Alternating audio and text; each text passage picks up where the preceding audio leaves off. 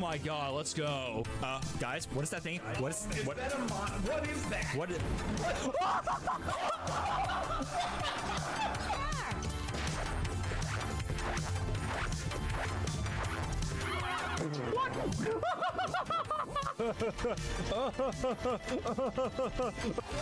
Why did I just go off course like that? Come on. I messed up because I turned. God damn it.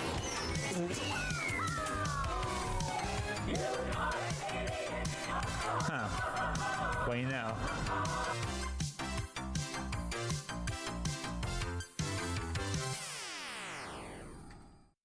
Yo, what's up, Pizza Party?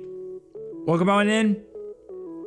How's everyone doing tonight? Welcome everyone in. Hope we're all doing fantastic. What's a good Pizza Party? Happy Friday, everyone. Hope we're all having a wonderful weekend. It's good to get started with this Pizza Party for the weekend right now. To end off the week right now out as we hopefully enjoy a wonderful time right now. We're going to get ready for the weekend. We're going to have some good times. So hope everyone's doing fantastic. Welcome everyone in. Celio, welcome on in, buddy. Thank you so much for that Alton Pizza, buddy. Appreciate you stopping by for that. Emmy, hello, hello. Carol, thank you for the follow. Thank you for joining the Pizza Party. Welcome everyone in. Hope we're all doing fabulous on this fine, wonderful Friday, guys. Ready to enjoy and get this Pizza Party started. Also, I hope for the best that I am talking pretty clearly better right now. I actually went through a little bit of some testing a little bit right now with my mic again because I wanted to adjust more my audio a bit more on headset, which I still got to do a little more work on, especially for all the different stuff in my OBS. But I also adjusted my mic audio again, so hopefully that I do come out still speaking in a good tone, don't sound too loud, too quiet, all that stuff. So hopefully everything will be pretty good right there. Shit, like I see that emo you're using right there. I mean, I see that. So hopefully we'll have a little better chance to kind of keep that all toned down a little bit, you know, kind of keep that in check in line. So hopefully the audio sounds pretty good because I wanted to keep on practicing a bit more to better practice using better my mic a little bit and stuff like that. So hopefully we won't have any issues, of course. But anyway, speaking of that, Sherlock right there. Yes, we're getting back to some Sherlock Holmes Crimes and Punishment. We're going to get back to that because we are getting close to the end of the week right here, so we might as well just enjoy that for the weekends, and we want to get back to some more fun little cases. We finished about, I think, 4 cases so far in this game, I believe. Yeah, I think we finished about 4 of them so far. I think we've done we've done the Black Peter case, the train case, the bloodbath case, and then we did the Abbey Grange case. Yeah, that's what we did. So 4 cases we done. I think it's like a few more left. I can't remember if it was like 2 or 3 again. It's been a while since I played this game, so I can't remember, of course. Yo, what's up, Big Red? So we got like I think, oh, there's 6 cases. Okay, so that means we got like 2 more after this, I believe, or yeah, we got 2 more, and then after that, when we're done with it, we pretty much got done with all the cases. But then we move on to some of the other Sherlock Holmes games later on, of course, which would be pretty cool. So we gotta sniff out those sussy bakas. Yes, we gotta sniff out those sussy bakas indeed, man. We gotta sniff them out. So we're gonna try to get ready to enjoy some more fun, awesome Sherlock Holmes. Have a good time with that. You ready to get rock and roll and ready for the next case? So I'm ready to get this party started. And I also hope, I want to make this also the stream kind of like a test on my mic again. So guys, please let me know how my chatter is like, especially how I talk loud or quiet. So if I sound like too loud or too quiet, just let me know, guys, because I've been practicing it today, so I want to see if I can kind of figure out how to balance it. And I think so far in testing, I think I balanced out pretty well with like my normal tone of voice, and when I talk very loud and high up. So I want to see how that kind of plays out. But if I sound too loud or at it completely, just let me know, guys, so I can at least adjust it, because I've been meaning to think about if I need to like go a little bit more and try to, you know, I can always adjust that later on, of course, but you know, just want to make sure at least kind of better it out. So all right, let's get ready for some Sherlock Holmes, guys. Let's get it. Let's get some more Sherlock Holmes, man. I'm ready for some more Sherlock Holmes.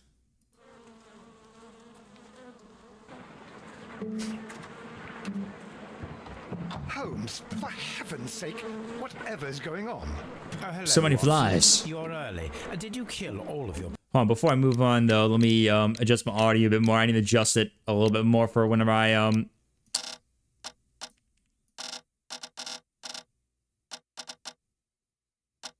There we go. Gotta adjust a bit more for myself a little bit more, because it's kind of loud on my end a little bit, because, you know, new headset, so I gotta adjust that. Patience? What?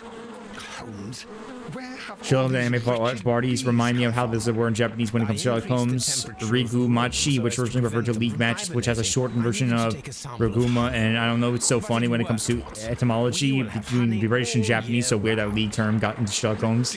Oh wait, let me find a similar term. They're domestic bees, Apis mellifera, such industrious workers. Anyway, Watson, I am sorry, but I must leave you. I'm in rather a hurry. You have any case? Yes, but nothing as thrilling as this experiment. Theft of plants. Oh, Google Royal Translate? Botanic- I can Google it real quick. I'll Google the I can try to, well, let me see if I can real quick. Alt tab. I can Google it real quick right there. I want to get on this game real quick, very quickly, because I want to enjoy this, because I'm ready for the next case, but we can translate real quick. Let me. Oh. Oh. Oh. Huh. Well, yeah. Bruh. Yes. Yeah, of course. You want me to translate that, and then it just turned to Regma balls.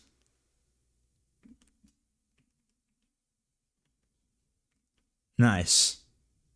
Nice.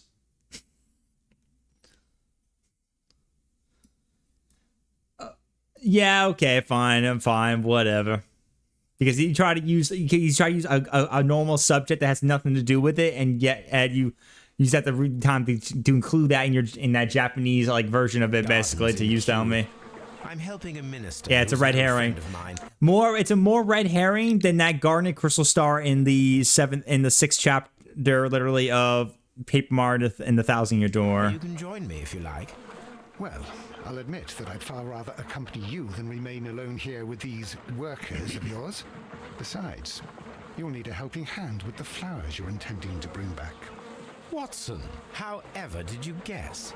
For the great Sherlock Holmes to bother with the theft of plants. Theft of plants? Come on, Stole your daisies, your admit that you're planning to pansies? spoil your little bees with some rare pollens.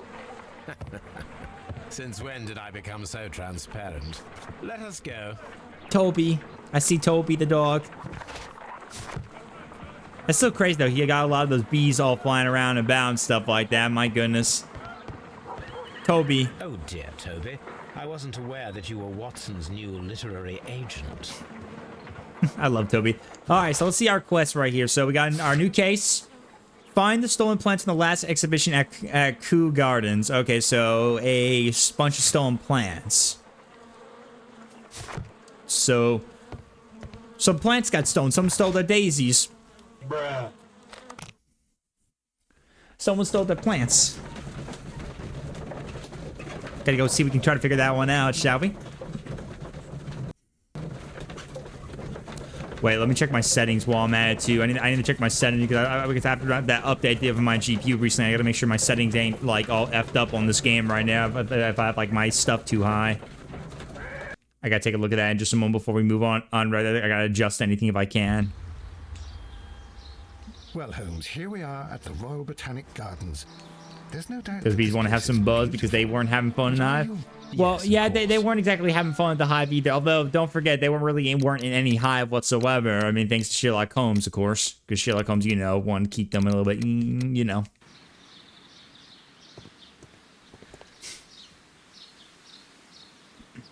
Don't touch anything else, is that clear? Just go and get a bucket of fertilizer. Those bees And without buzz, turning over buzz, this time- buzz. Buzz, buzz, buzz, buzz, Good buzz. day to you, Indeed. gentlemen. Buzz, buzz, How buzz. may I help you? If you are here All for the a visit, buzz. please do come back on Sunday. I am afraid that it cannot wait. My name is Sherlock Holmes, and this is my... Hold on, I got just the audio a little bit more. I gotta adjust like this audio a bit more just in case. Put it like the 60 for me a little bit. my friend and colleague, Dr. Watson. There you go. We are investigating the theft of plants that took place here 5 days ago. A remarkable collection, I Yeah, they're believe. being real So buzzy. you're the one in charge, eh? A small Unbelievable. favor for a friend. Now, to whom do I have the pleasure of speaking? I am Martin Hamish. I am the Deputy Director of Kew Gardens. And that fellow yonder is Albert. He works here. I am delighted to meet you. What can you tell us about the plants? They were rare and exceptional plants. We presented them at our last exhibition. We haven't removed the stand yet. It is still in the large glass house. We only learned of their disappearance the Albert evening after Wesker? the exhibition, and nobody saw anything. No doors Albert were Wesker in forced. another timeline where he was born within But I would the imagine that 19th for a century thief, it in would be Sherlock fairly Holmes easy to gain stories. entry, for there are no guards here. Well, if you don't mind, we will take a look. Now, you say that it is in the large glass house. Yes, the one just behind me. Just a second, since Albert has nothing else to do. Albert, show these gentlemen where the exhibition was held. How many people work here? Only myself, but occasionally 2 students, Albert, whom you have met, and Miss White. Miss White. Okay, we'll talk with Albert and Miss White, definitely. Here it is. This is the place where the stolen plants were exhibited. Thank you. Is there something the matter? Yes, there is. All right, the plants were valuable and rare, but it seems to me that the tragedy that took place here only 2 days ago has been entirely Wesker forgotten became a already. horticulturist and also tragedy are invited you Scarlet referring White. to? Exactly. The director of Kew Gardens, Mr. Montague Dunn, he died here just 2 days ago. We're very sorry. We were not aware. The 2 of you were good friends? He was my father. Ooh. Oh dear. Our condolences. We should not be troubling you. Please do excuse us for the intrusion. You say that he died here, in the large glass house. Holmes? Yes, Well, he's Sherlock Holmes is Near just the checking doors to of see the if for anything cranium about the reason, maybe. he suffered a heart attack. Just like that. So suddenly. It was terrible. Excuse me, gentlemen, but I cannot remain here. If you need me, I'll be in the reserve. That's the room next to the front of the large greenhouse. Okay. Of course, we understand. All right, let's go investigate about this. Let's take a look. So this is the exhibition booth. Not touch. Gotcha. The plants were here. All of them were stolen. All right, so all the plants were stolen here. They're gone.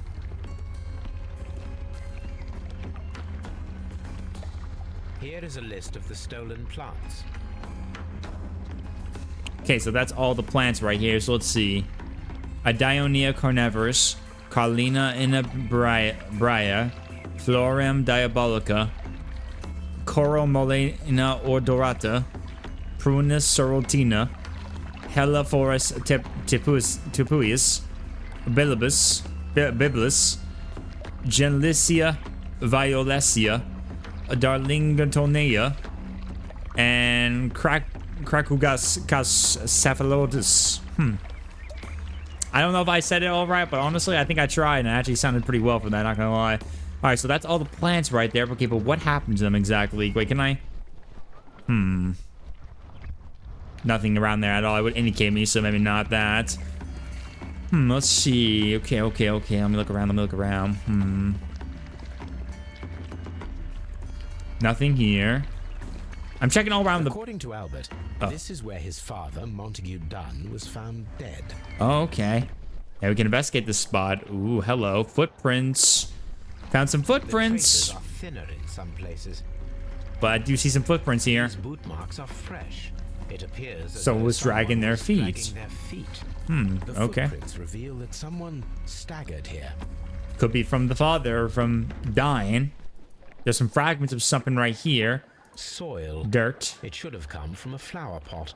Gotcha. And then there's dirt over Soil here. on the side of this flower Flower pot shelf fell. is the same as that on the ground. So flower fell right that way, of course. Gotcha. Fragments And there's of the a broken flower pot. pots. It fell down here. Okay. Gotcha. And, oh, hello. The door is cracked right here. Look at this. The door was smashed at shoulder height. Okay, so shoulder height. Someone smashed through the door. This door handle is new. It was recently changed. Recently changed door handle. Probably from the old one being broken for whoever was trying to bust it open. The esconsson was breached near the handle. Okay, the escutcheon right here got The door was breached. forced from the inside of the colonial collection room. The handle was changed afterwards. All I right. think we need to inspect the colonial collection room. Yes, we should do that indeed. This sign is broken. Something heavy was dropped upon it. Blood. Oh, blood. Someone fell violently against this sign, and they were injured in the clash. Most likely a head wound.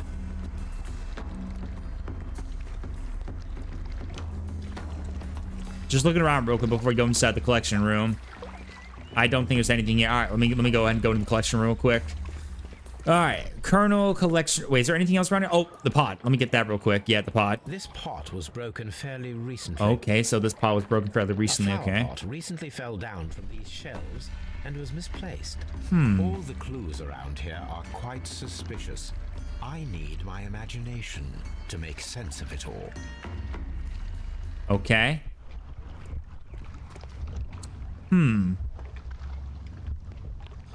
So let's think about this. My guess is that this guy most likely broke the door. He broke down the door. In the shambles of him, looks like he was pretty bad. In his troubles, he nearly knocked down the pots. I wouldn't do that. And after he tossed the floor, which then resulted in him hitting his head over the fence. Let's watch the sequence real quick. Yeah, he bust down the door. Knocked on the flower pot, I feel like it, and then fell and collapsed and hit his head over here where he died. And had a supposedly heart attack. This reconstruction reveals a disturbing fact. Montague Dunn damaged the door of the Colonial Collection Room. He was in a panic, or the door was locked. Was it an accident or a murder then? I wonder. I think we need to inspect the colonial poison. I'm kind of leaning towards that because, like, we need more evidence just in case. But if we discover anything that might be poison related, it could lead to the fact that he might have got poisoned in that room. Something happened to him, and in the shambles, he broke down the door, knocked the pot, and fall down and hit his head on the fence. In his escape to get out of the room to hopefully get help when he was poisoned, but then he succumbed to his death, and yeah. So, let's look around a bit more. Let's check inside the Colonel Collector room right here. Let's see if we can find anything. Let's see. Oh, look at These this. plants come from all the territories of the British Empire. Maybe it wasn't murdered but got poisoned.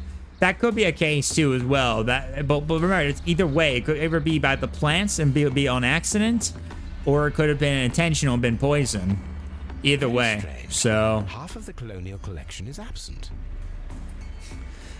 who knows? It could be possible that the death of him and the stolen plants could be connected, but we got to know what exactly that's the case and find evidence that there is a motivation for him to kill that guy just to get his plants. The smell is strong. It There's is detergent right here. detergent. Okay, detergent. This will be used to clean up something, get rid of any odor smell. Oh, stone chip. I found a stone chip right here, guys. Look, I found a stone chip.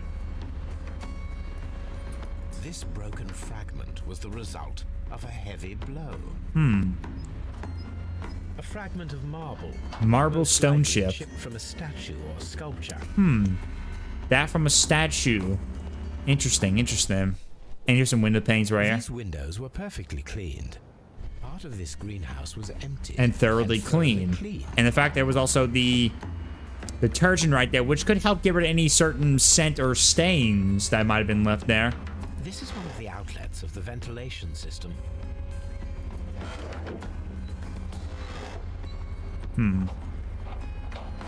No eating stone chips on the floor, Blaze. But I can't see it just... Oh, so good. Oh.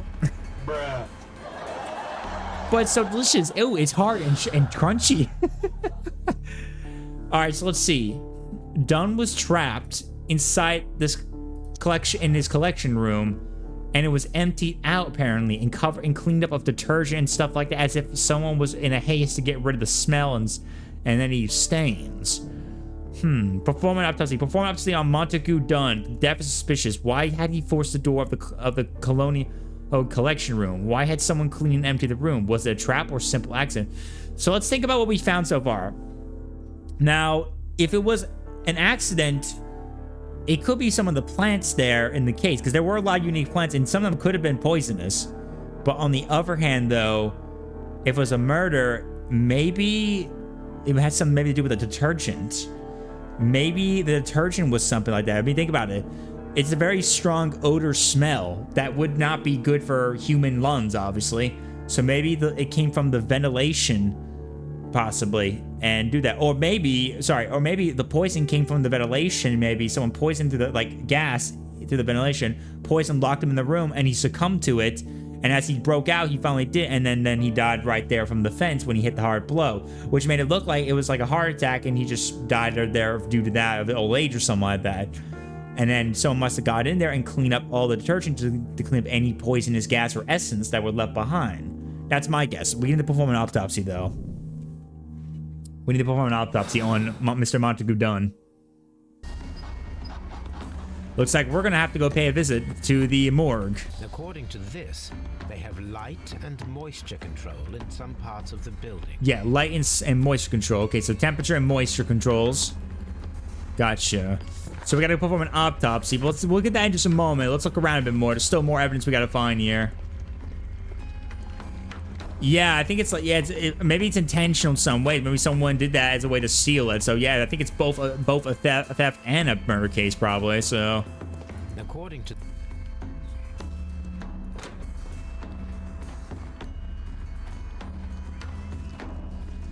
I'm looking around for anything that might be suspicious in these greenhouses.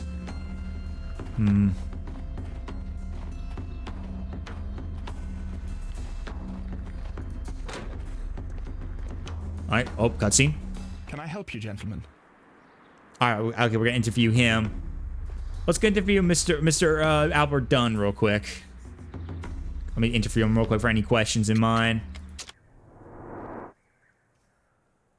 Yeah, rare. Maybe they could be expensive some ways. Alright, red eyes, wept recently, consumed by grief. Obviously for the death of his father, of course, or possible murder, maybe. Shaving cut. He cut himself while shaving. That's typical. Clean hands. Probably wash his hands every time when dealing with the plant stuff like that. Yeah, your hands get dirty. do you work here? Yes, but part-time only. For I'm also studying botany at the University of London. Okay, okay. Following in your father's footsteps, then, that is commendable. Well, even if botany is not my strongest suit, there are people who say that I could be a good manager. Okay. Thank you, young man. We shall see you again soon. Okay, so we'll ask more questions later. So, Mr. Dunn. He's a nervous and anxious young man, clearly evident by his bitter fingernails. He's used a quantity of detergent with which to clean his hands. Oh, actually, we gotta think about that. Which is a poor decision seeing as he handles plants and soil. His eyes are red and he has been weeping very recently. His age tells us that he is still at university. He's good looking, unmarried, and probably still lives with his mother. Interesting. Cleans his hands with detergent. We gotta look at that soon. Let's see. So, okay, so our evidence we got so far is we need to go do the autopsy about Mr. Dunn. Montague Dunn, about that detergent, probably the poison gas from the ventilation, maybe. We got 3 evidence. That door and the room. The reconstruction of Montague Dunn's death reveals a disturbing fact. He splintered the door of the colonel collection room. He was either consumed by panic or the door had been locked. If it was the latter, his death may have been a premeditated murder. There's also the fragment of from a statue that we found. Marble fragment picked up from the floor of the collection room. Judging by its form and refinement, it is probably part of a statue or a sculpture. And the stolen plant list we discovered, which we can look about. A list of exotic plants exhibited at Kew Gardens. Dionaea carnivorous, Carlina in Way to go, superstar! I knew you could do it.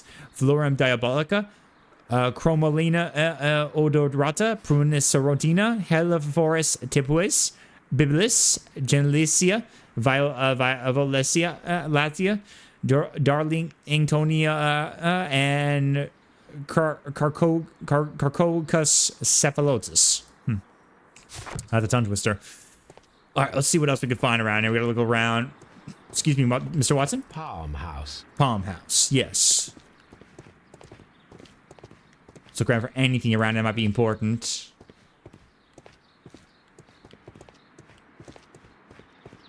Nothing in there. Nice garden, though, I gotta say.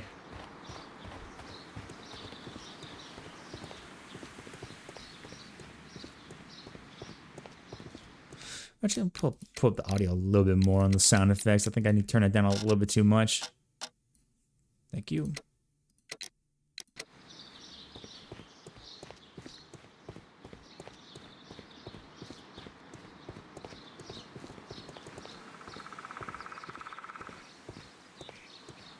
Nursery. Locked. Okay, that's locked. Ne- Okay, so the nursery room, but that's locked.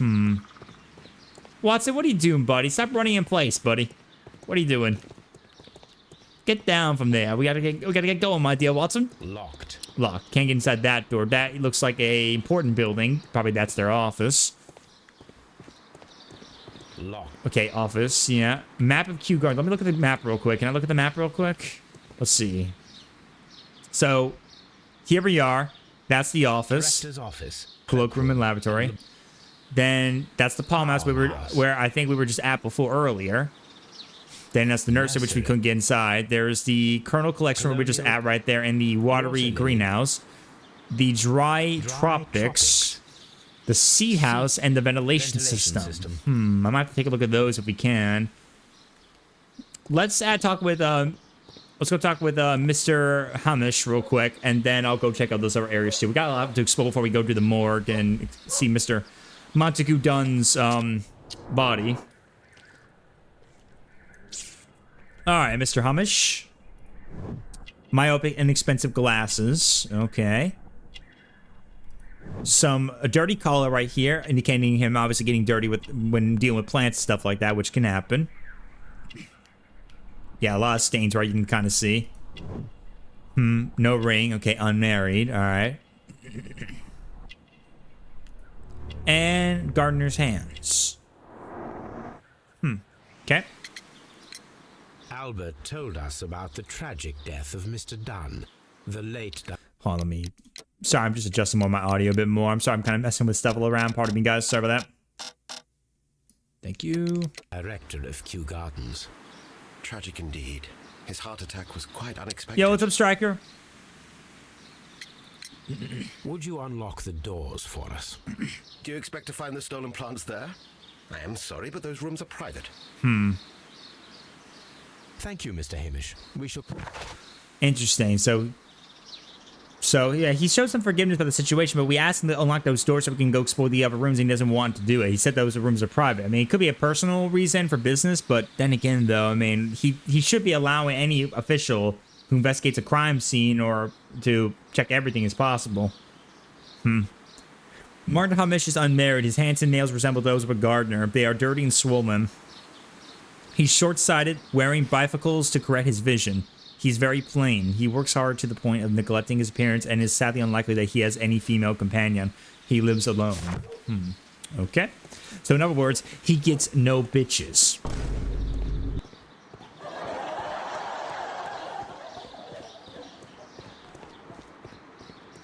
Alright, let's check out the other buildings right here. Can I check over here? Yep, we can. Okay, so the C... Just like me, for real. Yeah, same here, Emmy, same here. Amen, brother. For real, for real, for real. For real, for real. It is what it is.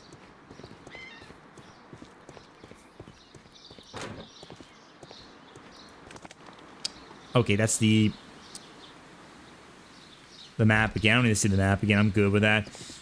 Alright, so the seed house is right here. And there's the nursery, which we can't get in, probably sure. Yeah, we can't get in the nursery, so we need to go to the seed house. Can we go in here, maybe? Locked. Locked. You can't, okay, so we can't go to the seed house. Most of these rooms are locked. There is a smell of burning. A smell of burning? Uh-oh. Hello. Time to investigate the burning smell. Let's take a look at the smell real quick. Let's go take care of it real quick. To the rescue. Da-da-da-da. Oh, it's a fireplace. A broken pot. Okay. Hello. The symbol is not from Kew Gardens. Looks like Japanese or something like that. A gas mask. A protective mask. Okay. Someone set it alight, but it did not burn. Yeah, it didn't burn. Oh, hello. Door handle? Why would anyone throw such a thing in the fire? The door handle to the Colonial Collection and that of the fireplace are made of the same material. Yeah, same material and design, like the door handle over in the collection. Huh, so why would their door handle of the same thing be burning in this area? Interesting. Alright, here's the symbol. Symbol on a broken flower pot found in the backyard. The symbol's not from Kew Gardens. This glyph means divine, if I'm not mistaken. Yeah. A broom handle was half burned. The remains of a picture frame. The plants were set alight fairly recently. Even plants set Some have alight. not completely burned. Okay. Interesting. Could be looking into that for sure.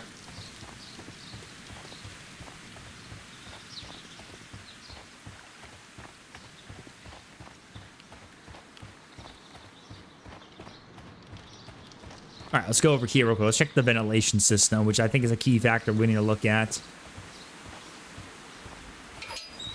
So this is what the ventilation system is. And a lot of pots here, too. A water tank. Okay, a water tank here. All right. A ventilation system. It should regulate the temperature of the staff buildings. Object interest. I've got to figure out some about this later on. So I guess we'll figure that out soon enough. Okay, so I guess we'll have to come back later when we have some better determination about exactly what we need to do. So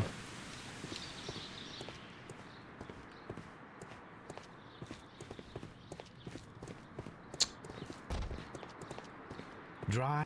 yeah, it's dry tropics again. Hello. These flower pots are beautiful. They are intended to be used for exhibition purposes. Hello. The symbol is Not from Kew Gardens. More non-related Kew Garden symbols on pots. And that one appears to be some kind of symbol. I don't know what that means. It could mean something. Looks, I mean, based on the design of the pot, it looks very Roman-like, romantic.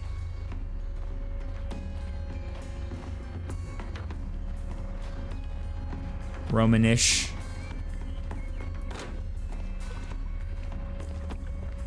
Let's go.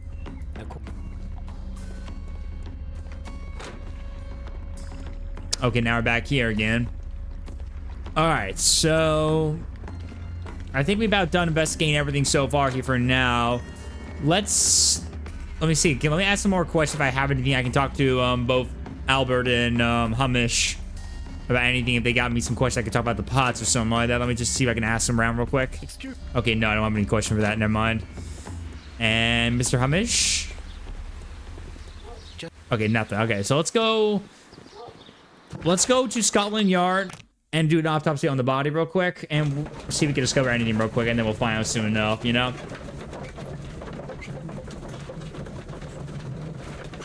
We got at least got to figure out something very soon. I asked Inspector Lestrade to take Montague Dunn's body to Scotland Yard. It's ready for autopsy then. Yeah, it's gonna be interesting to see where that kind of leads to. Gotta see how that kind of plays out a bit more. We gotta figure that one out.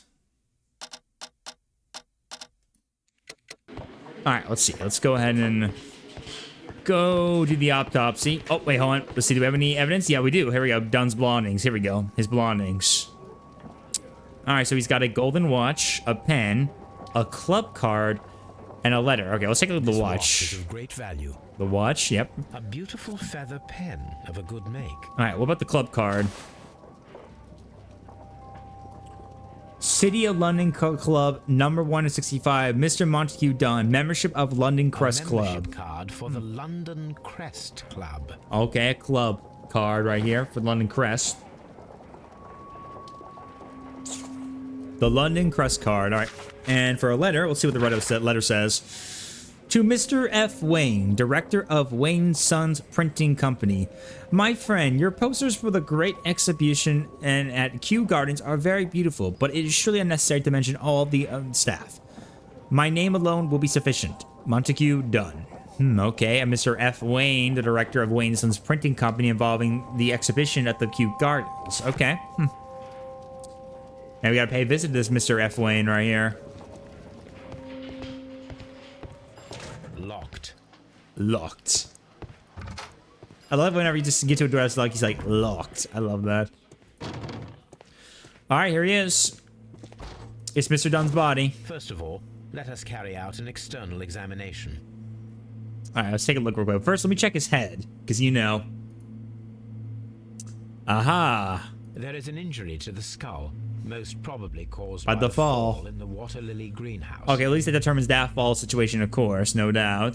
The vessels and the pupil of the eye appear quite normal. Okay, pupil and eye looks normal. The air from the lungs carries a faint floral aroma. Huh, yeah. Okay, same floor aroma, but it could be from the plants, that's for sure, but There are no suspicious marks upon the chest. nothing suspicious on the Let us chest. finish our external examination so that we can proceed with the autopsy. His right arm, No redness, stings or bruises. Okay, right arm's clear. Left arm? Nothing suspicious. Not here. suspicious of the left arm, okay. Now, let us examine the internal organs. Okay, here we go. Mr. Watson? Dr. Watson, if you will? Alright. Whew, wow. Alright, let's see what we got here. So, the lungs. The lungs are congested and edematous. Huh, okay. Lungs congested edemas. Oh.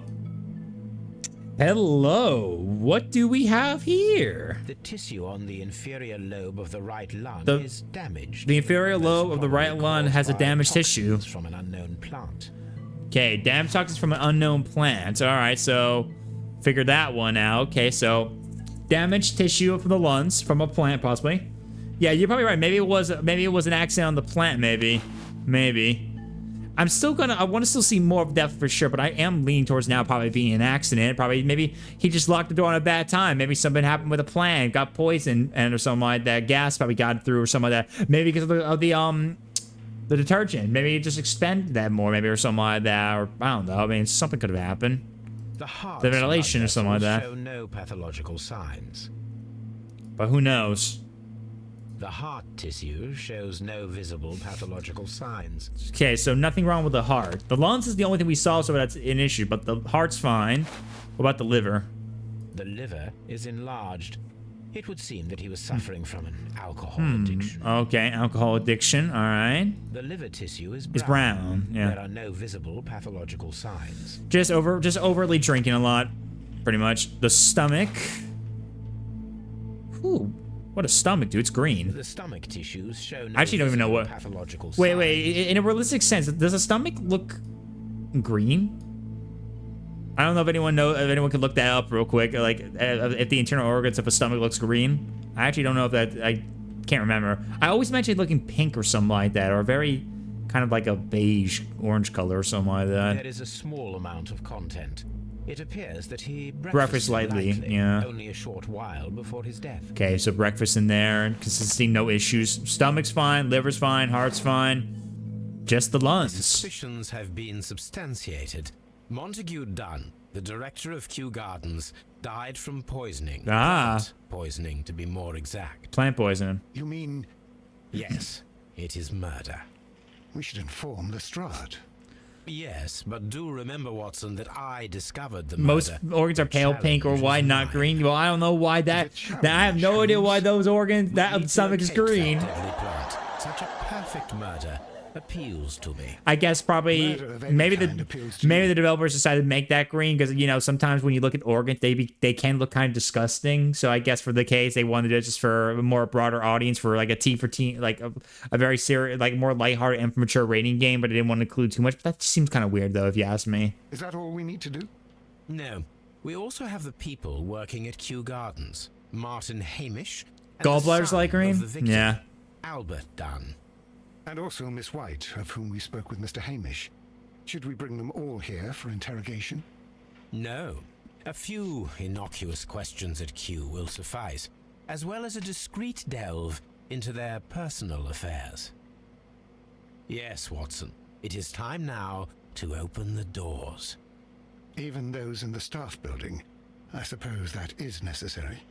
We should also be concerned with the victim himself. After all, we don't know very much about Montague Dunn. Yeah. You're enjoying this already, aren't you? He always.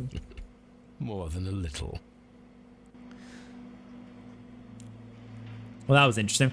All right, so so we come to the conclusion that based on the fact that Dunn was trapped in the room, and we found out that his right lung showed a very sign of poison, like a bad tissue, which represents poison, plant poison to be exact. This means that Mr. Dunn was poisoned that was intended to kill him. Now, we could say it's still like an accident, but it could actually be determined that it might have been a murder, maybe. Dunn was poisoned. After being trapped in the collection room by the killer, Montague Dunn was affected by inhaling a virulent vegetal poison.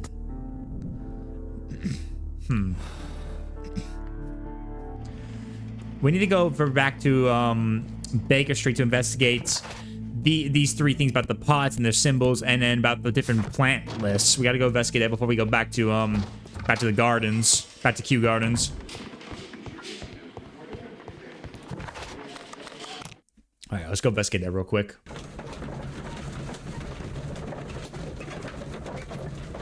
Yeah, I think it could have been a murder, probably, guys. It might have been a murder, but the question is, who did it? And why for the intention, especially maybe for the stolen plants in question. Okay, let's investigate this step. First, let's look at the plants in question. All right, so let's see. Okay, research. Chemistry. Poisons and toxins. Wounds, injuries, criminalistics, martial arts, marks and symbols. Let's see. Is there anything about biology in here? Newspapers. Encyclopedias. Textual. Economic science. Technology, history, medicine, botany.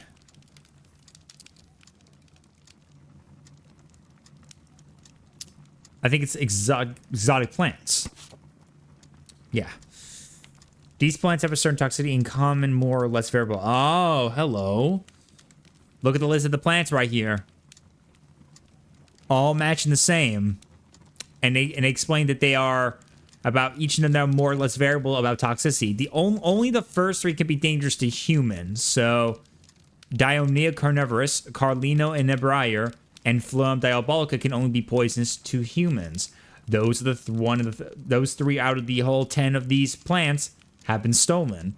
Particularly Phloem diabolica, but only under very specific conditions. The plant should react to a process of aggression against which it will issue deadly spores. A plant that can only cause itself to poison anything if it was aggressively attacked or something like that, or felt much aggression. Here it is. Alright, so a poison, and the fact that some plants that were stolen are marking them down, and 3 of them are actually poisons to humans. The killers may be those who stole the exotic plants, including the deadly species from the last exhibition at Kew Gardens. So it's both probably a theft and a murder in such ways. That is possible.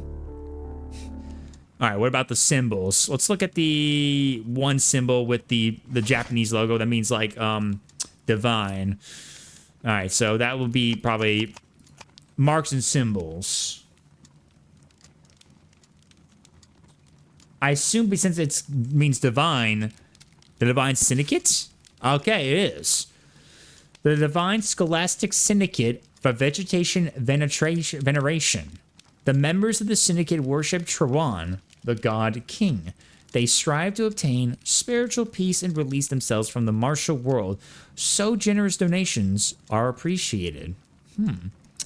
A symbol of a pot representing a known Divine Scholastic Syndicate for Vegetation, as it represents members of this who worship Trawan, the God King, and they strive to obtain peace and release them from the material world. Here it is. Interesting.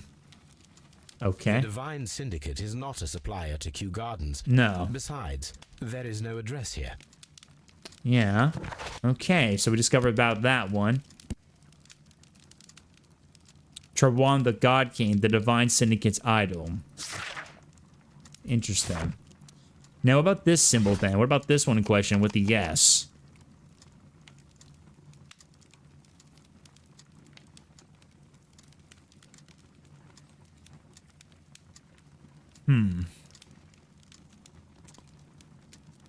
What do you guys think this symbol could represent? Do you think it could be just a religious symbol, maybe? I mean, it has an S of some sort, so it could mean something. But on the other hand, though, it is a symbol. I think it might have something to do with religious symbols. This looks very religious, and plus it's from like Roman culture, which had a lot of interesting stuff about that. Let's see. Let me take a look at the encyclopedias real quick. Art and architecture.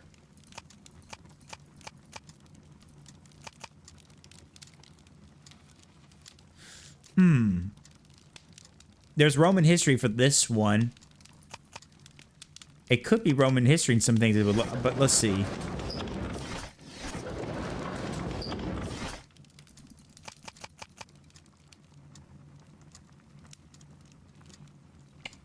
A symbol of what appears to be a very unique shaped S. A very unique shaped S. But what could it mean exactly? What could it mean?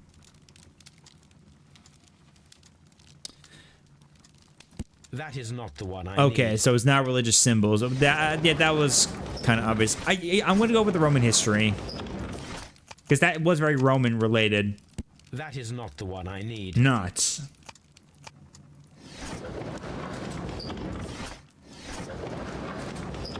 Maybe it is a symbol, of course, but it's not just symbols. It's not. It doesn't look like a skull. Try Greek. Yeah, actually, maybe actually it was kind of Greek. I mean, I get all mixed up with Greek and the whole thing because they're all within the same kind of stuff. So maybe it is Greek. That is not the one I need. Damn, not Greek. Okay, wait. I'm gonna try something. I wonder if it's a symbol for the rod of Asclepius. That is not the one I need. No. London Garden Supplies?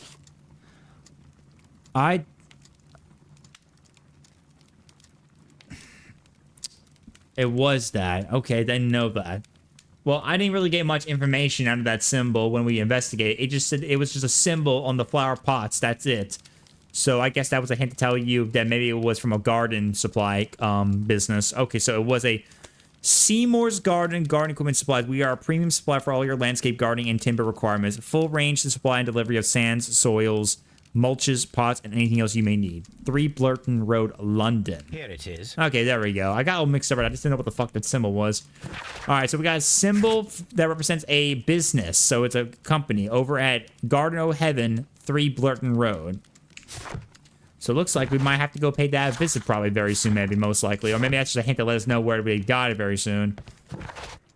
All right, so we discovered the 2 symbols in mine. So the symbol of that represents a known syndicate worshipping a god king, Trewan.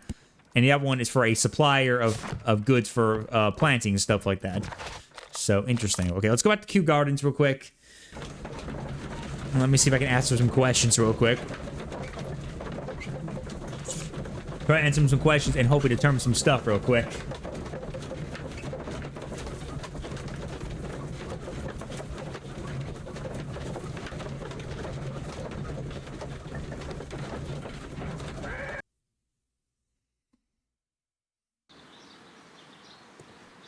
Alright, let's ask some questions, try to get around some of the buildings. Alright, Mr. Hamish, let me talk with you real quick. Alright. Let's talk back to the Colonel room. Mr. Hamish, can you explain to us what happened to the colonial collection? It seems somewhat depleted. But, most likely maintenance work, tidying up. You're not sure then? But you're the deputy director. Yeah. Well, I am busy. I cannot be everywhere at once. As deputy director, how was your relationship with Montague Dunn? To be honest with you, Mr. Holmes, it could have been better. You see, every Tuesday he would carry out his inspection of the gardens, but it was solely to make an impression, great pretense that he cared at all. He would give out absurd orders, ignoring anyone else's opinion. He would then disappear for the rest of the week. Okay. He was what some might call a man of action. I'd say rather he was overzealous and chaotic. So after all, it was no wonder, perhaps, that he ended up like that, if you take into consideration his kind of lifestyle. He didn't like him so much because of his lifestyle. that could be some of a motivation, some way to make an action, if possible, if you didn't like him. You mentioned that Mr. Dunn led a particular lifestyle. Well, it's no secret that he enjoyed, celebrating, shall we say? Celebrating. He was a member of the London Smart Set. The club. He was famous for it. That and And? he had an eye for the ladies, to put it mildly, Mr. Holmes. Ooh, her eye for the ladies. Interesting. Mr. Hamish, can you tell us who holds the keys to the locked greenhouses? That would be Albert, Mr. Dunn's son. Yes, Albert keeps all the keys, and one can only imagine why. What do you mean? Well, he was never interested in Kew Gardens before. And now all of a sudden he's trying to act as if he owns the place. I think he wants to take over the management here. He'd do better to leave that to me. He has no experience. No, none at all. So he was never interested in it, and yet he instantly do after his death? I mean, to me, I don't know if that's the case. That's interesting right there. I mean, he seemed like he was always been interested in trying to do it, at least. However, that if he can't do it, he can try to become a manager of some sort, but alright. What is your opinion of Albert as a student of botany? He's useless. I often tell him so. Oh. And I can only give him cleaning tasks. Botany is not his life's work. And his father well knew it. He was furious about it. He was? He was? Oh, yes. He forced his son to work here. And he never missed an opportunity to criticize him publicly. Are you Yeesh. able to elaborate on that? Well, for example, with our last exhibition here, Mr. Dunn had Albert make a presentation speech. But then, while the lad was speaking, Mr. Dunn interrupted him, asking him difficult questions, making him look like a failure. It was with the intention of making a fool of him, Mr. Holmes. That must have been terribly humiliating. Yes, he was crushed, and he had to leave. Everybody was making fun of poor Albert. That is, except for Miss Margaret White, who is such a nice lady and who always takes pity on Albert. So he very much voices his opinion about young Albert being into that stuff, and basically explains that how much that he's just not good at it, and even his father knew better well for that reason, and even tried to embarrass him in front of a lot of people. The only person who didn't treat him like that is Miss White, for at least him trying to do stuff completely. About You botany. mentioned a Miss White. Would you tell us more about her? She is a student who works here part-time. She is quite charming indeed. She possesses a great talent for botany. You should take a look at some of her experiments that she carried out in the laboratory. Ah, if only she were not so naive. Why naive? Why naive? The way she used to flutter around Mr. Montague Dunn. And he couldn't help but be flattered by all her attention. How could an intelligent woman such as Miss White not see through his game? I can only scratch my head and wonder.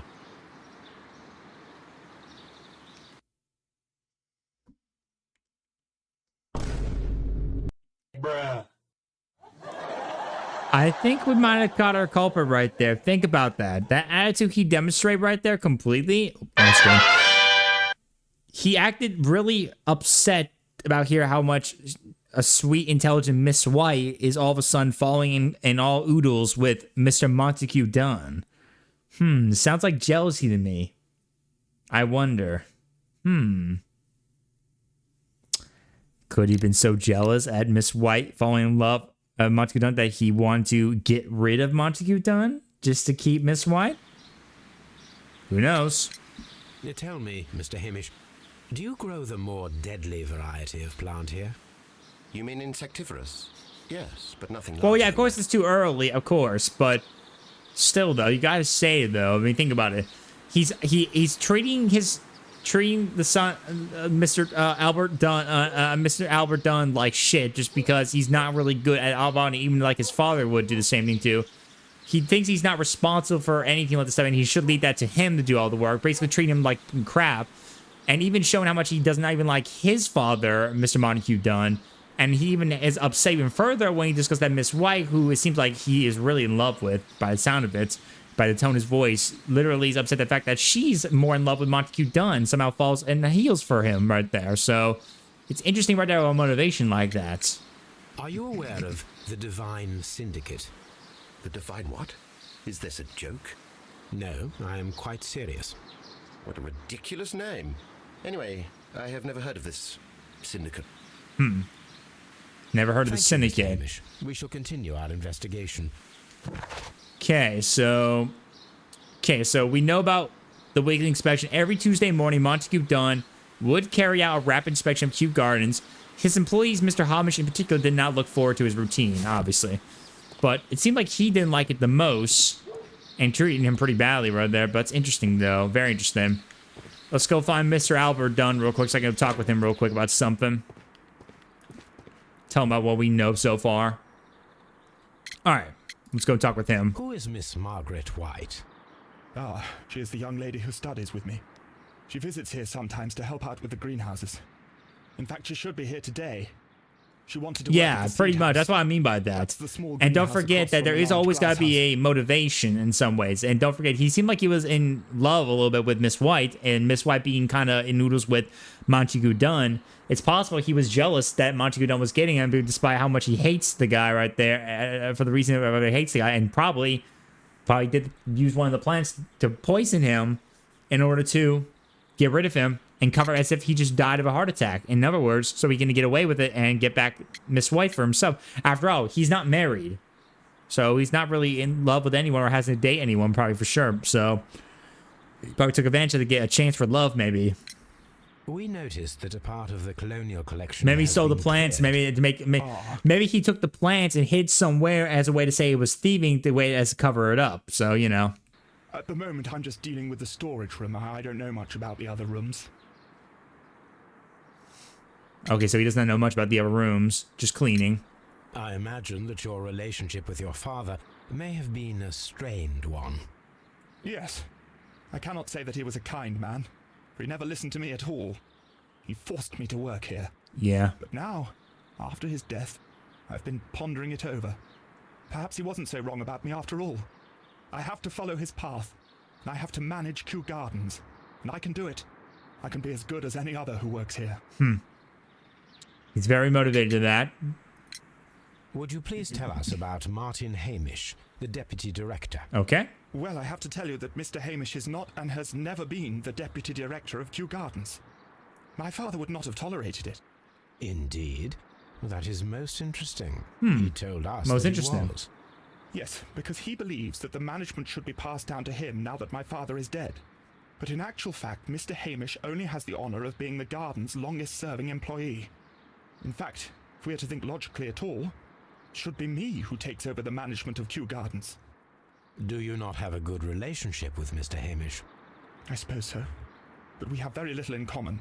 Mr. Hamish loves his plants and Kew Gardens, and I cannot say that I share his passion. I see.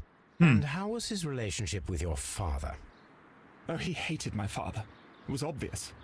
He would be furious whenever my father boasted of Kew Gardens in the newspapers or at conferences. He was convinced that my father was stealing all of the credit for himself. But my father treated Mr. Hamish in the same way as he treated anyone. Dismissively. With indifference. Yeah, so he knew about everything that was going on between him and between his father and Mr. Hamish. He's grieving too much to be the killer. Yeah, I like he's really grieving a lot. And plus he's a young lad. I don't know. I just can't see him really being that. Like, I really think it's just Mr. Hamish probably or something like that. Maybe. We got to see about it more. But yeah, I mean, I don't think the kid's doing it. Why would the kid want to murder his own father? It just doesn't seem like. I mean, sure, he had issues with his father, treating him like shit, but he said as much as that he feels motivated by it. He really does. Tell me, have you ever heard of the Divine Syndicate? No, I cannot say that I have. Okay, never heard of the syndicate. Same thing how Mr. Hamish was like. Although, he sounded very confident saying that. Mr. Hamish sounded a little bit like, Do you hold the keys to all of these locked doors? Yes, you can have them. But I cannot give you the keys to the cloakroom. The employees' effects are private. I am sure you understand.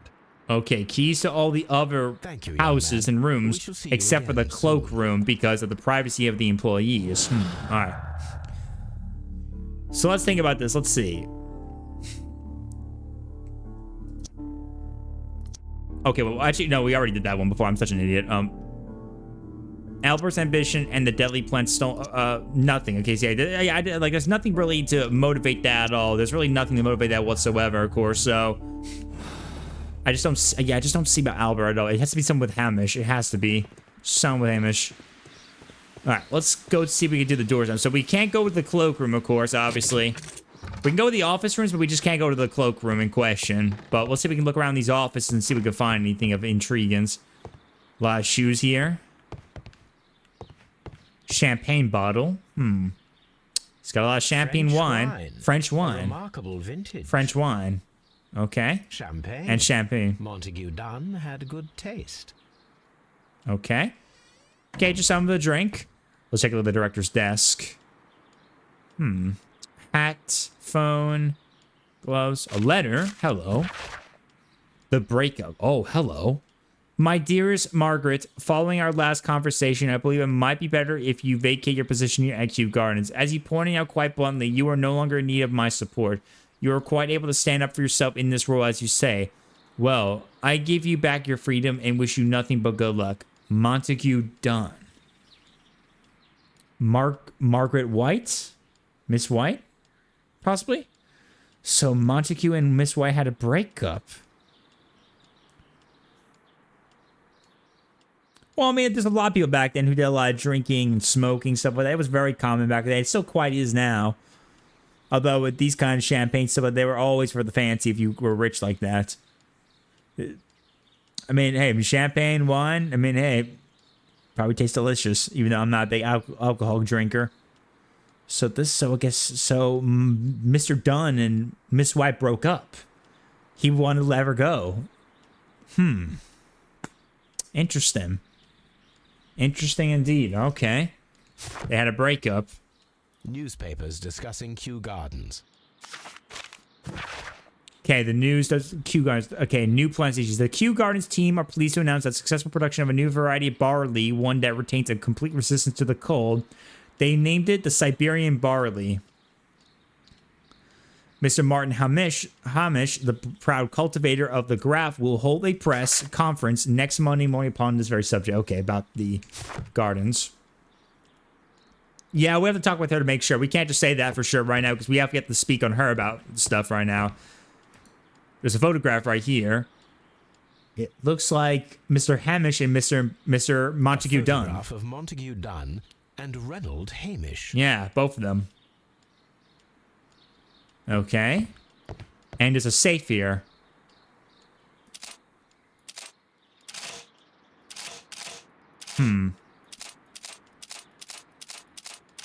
Okay, I gotta solve it like...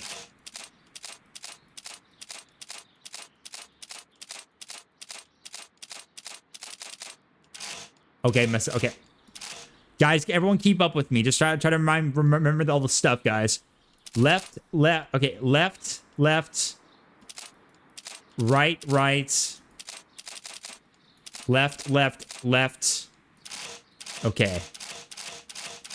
Left. Right. Left. Okay, sorry, I messed up again. Okay, let me... Left. Okay, let's see. Left. Right. Left.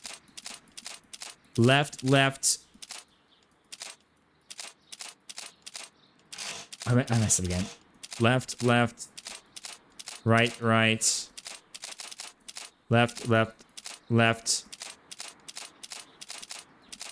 Right. Okay, so 2 lefts, 2 rights, 3 lefts, 3 rights, 2, 2, 3, 3,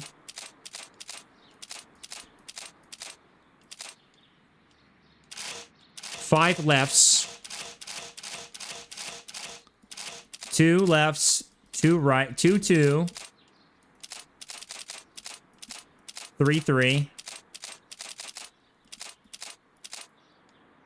5,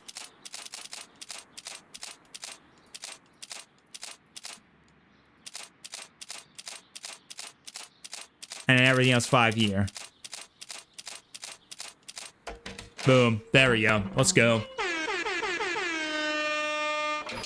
Figure out my mind, baby. 2 lefts, 2 right, 3 lefts, 3 rights, 5 lefts, 5 rights. There we go. 2, 2, 3, 3, 5, 5. Okay, what do we got here? So we got a letter right here. My dearest friend. Oh, it's for lawyer's help.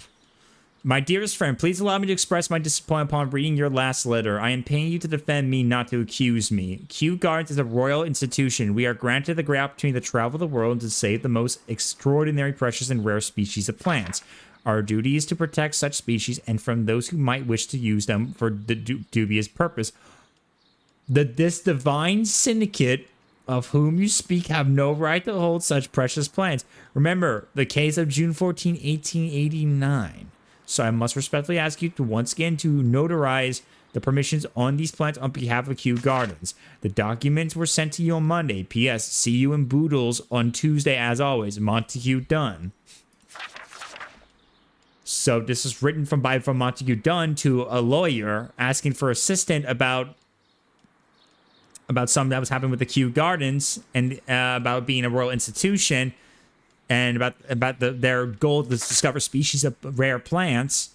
And it mentioned that the divine syndicate of whom they speak have no right to hold such precious plants in general. Something about the divine syndicate involved with this. See you in Boodles on Tuesday. Interesting. Another letter of complaint. Mr. Dunn. Okay, this is the divine syndicate symbol. Mr. Dunn, we must ask you for the last time for the return of our dear sisters. You do not have any right to hold them in prison. They do not belong to you. Your so-called permissions are wholly false. You are hiding behind lies. The lie we need not elaborate. That was reported in the press as the case of June 14, 1889. What have you done is quite abhorrent. Be very sure that we shall never abandon our family members. We trusted you and regret having done so. The divine syndicate. You know, I wonder if this is something to do probably with the divine syndicate. I wonder if this case might have been something because of the divine syndicate. Maybe these plants that they got for the exhibition might have not been owned by them.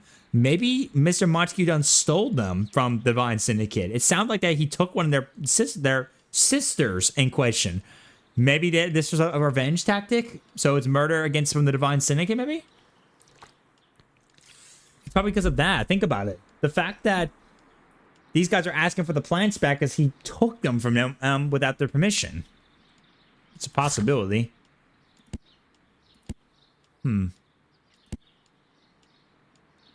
Yeah, member of the Divine Syndicate pressed a complaint against Kew Gardens and mentioned an old case that had been published in the newspaper as a case of June 14, 1889. We gotta take a look at that very soon. All right, last letter. I suggest that we don't tell Miss Margaret White about this document. Why? What do you mean don't tell? Why about personal loan? Debt of Miss Margaret White to Mr. Montague Dunn. Adept. Rental of a suite of rooms at Oxford Street. An educational scholarship at the London University. Credits open at Hamilton. Radican House, Taylor's, and at Barton Sons. Luxury jewelry. Jesus. Holy shit. Ooh, personal loan. Interesting. So what do we discover? So let's see. So what did we discover so far? So we found about White and Dunn, but the money that Montague Dunn regularly gave to Miss White far exceeded the needs of a student. So a loan. And White's expulsion. Maybe that's what happened. Maybe White's expulsion was a form of being fired. She was fired by Mr. Montague Dunn because of her using all that money for more than just simply as a student loan. I feel like that could be a possibility right there. That is interesting right there. Very interesting. Dragonfire, thank you for the follow. Thank you for joining the pizza party, my friend. Welcome on in.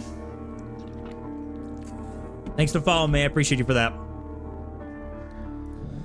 Okay, so there was a disagreement between Mr. White and Mr. Dunn had a recent disagreement. Montague Dunn was planning to release Miss White from her position at Kew Gardens.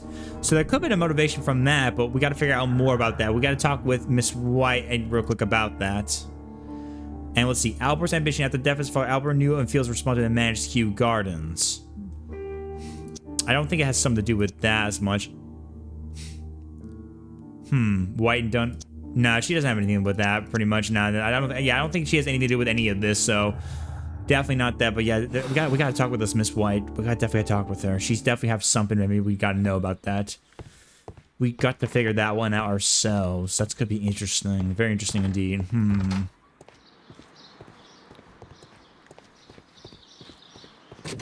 Lock. There you go. Oh, hello. Let's see. What do we got here? Laboratory table, wet bottle trace.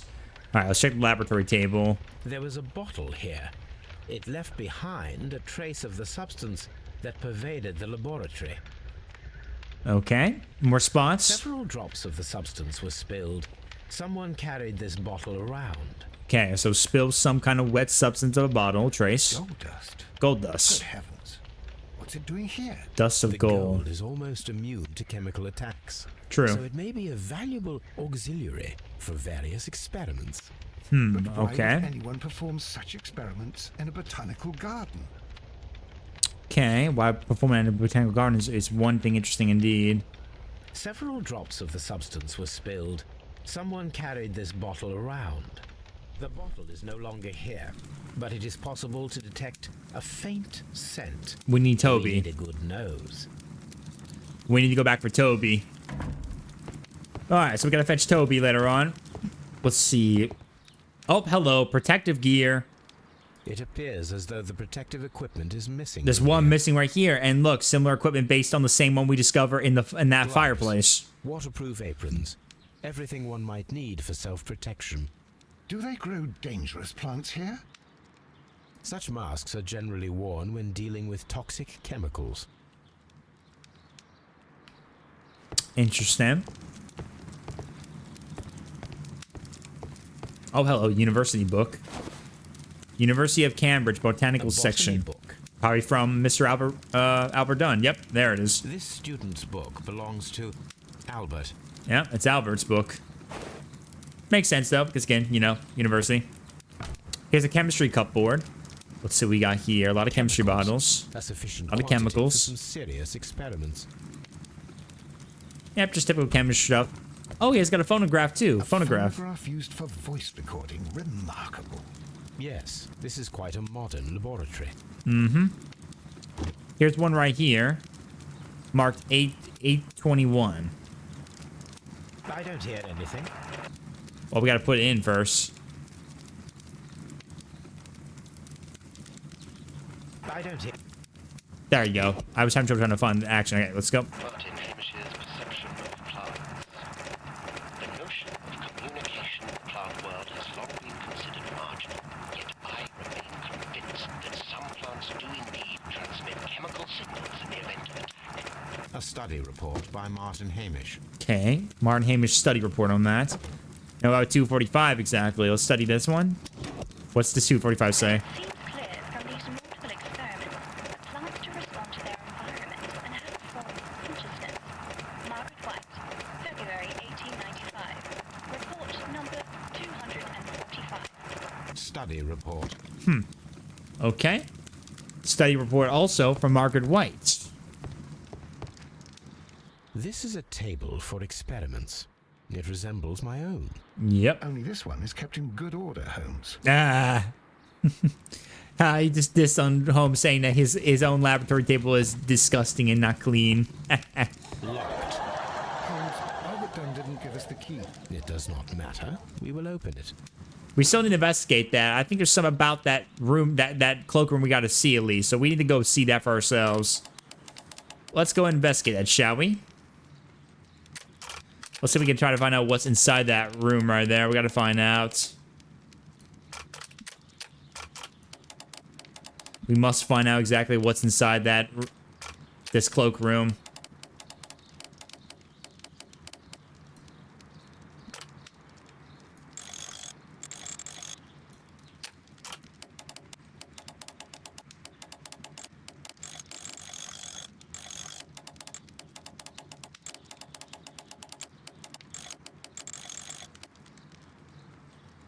There we go.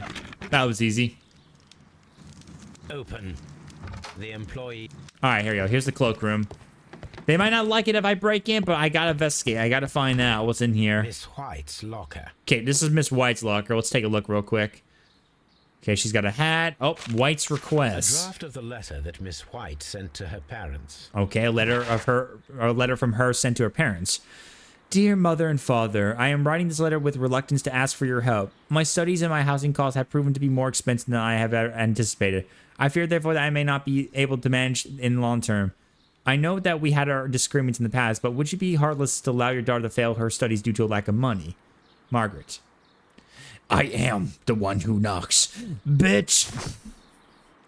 Oh, diploma. Apparently, Miss White is a capable student. She is a capable student, huh? Interesting. She has a note asking for the assistant because she needs money right there, but yet she's a capable student in that situation. Because wait, look at the note. The note said right here that she asked because she doesn't believe because of the expensive she might not make it the long term, and their disagreements and her failure is due to lack of money. But yet she says to be capable. Apparently, Miss White. It says she's capable. I mean, I feel like she's still able to do it. I mean, she's got the diploma. Here's her purse. A vanity purse. It is of high quality.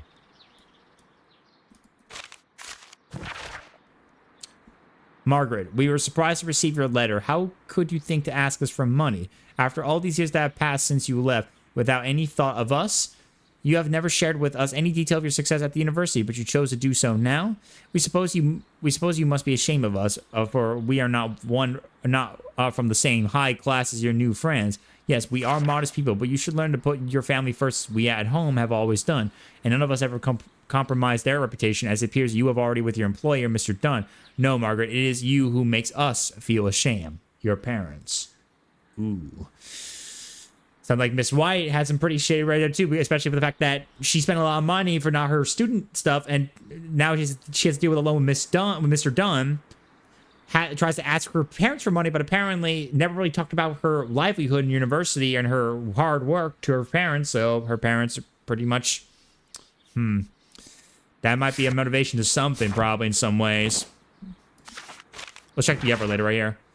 Dear Margaret, I know how your financial troubles are overwhelming you at this present time. Please let me reassure you that I could not permit you to remain in such a dilemma. I was born of a wealthy family. I would consider it an honor if you might accept my help. Your devoted servant, Albert.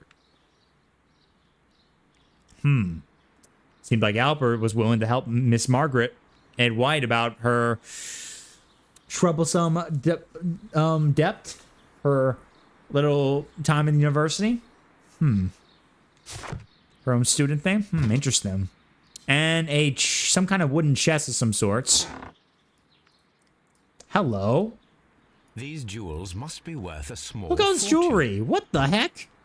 She's got a lot of jewelry, man. My goodness. She's spending all that, man. Okay, let's see Martin Hamish's gear. Hamish's locker. Okay, his locker, hat, a photograph. Who is that? Okay, that's him. That's Mr. Hamish. But who's this? Is that Albert? Looks like Albert. Father and I. Oh, Kew father and I. Gardens. Oh, wait. So that's his.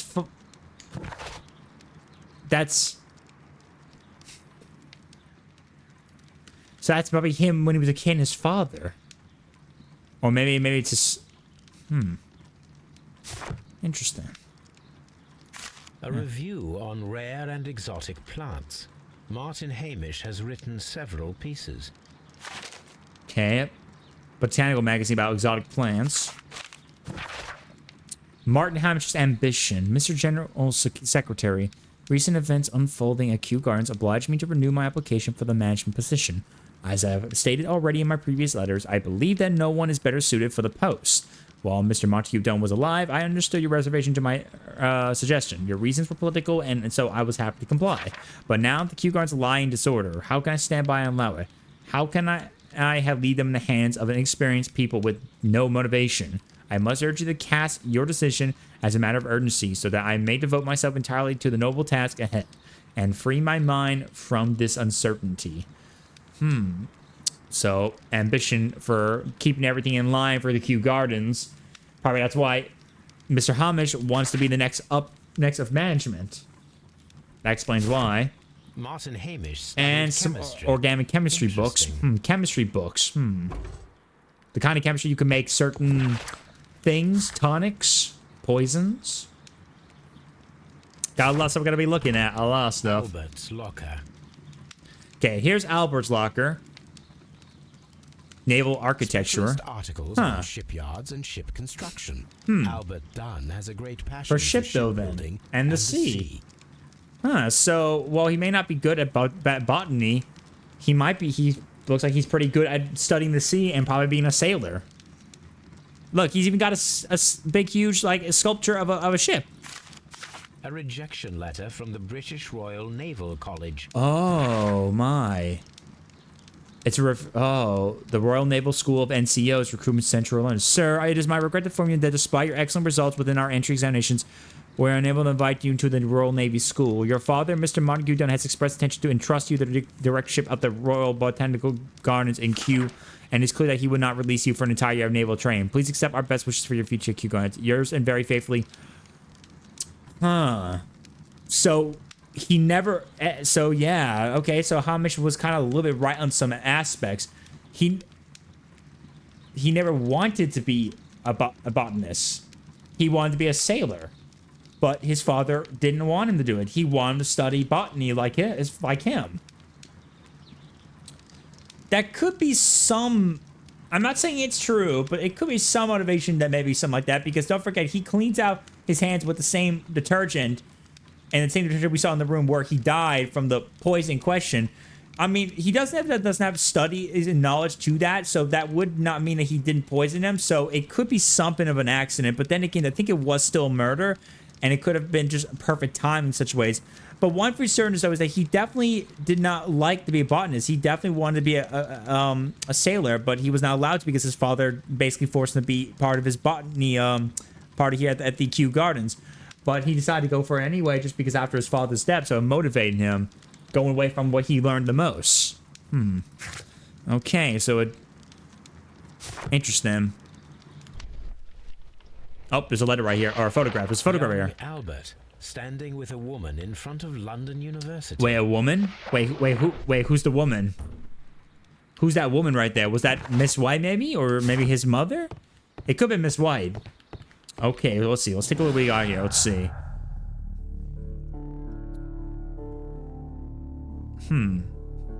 So Albert's ambition, we know, he wanted to be the responsibility, but we then discovered about that earlier. Okay, White studies, Miss Margaret White studies biology at the university. She enjoys the work and has a talent for it. Her specialty in exotic plants. That is true. And there could be for some about the poison, maybe. No, the Punstone, no.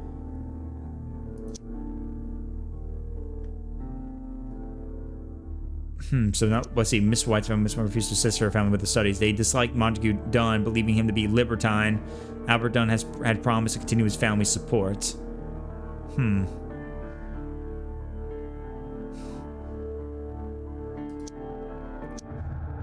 Yeah, Albert. Yeah, Albert and White right there, Dunn. That gave us something right there. Margaret White's studies in social institution were completely dependent upon Montague Dunn's wealth. That is true. That is something about that. Nothing about Albert's ambition, nothing. Okay, so there's nothing about that there at all.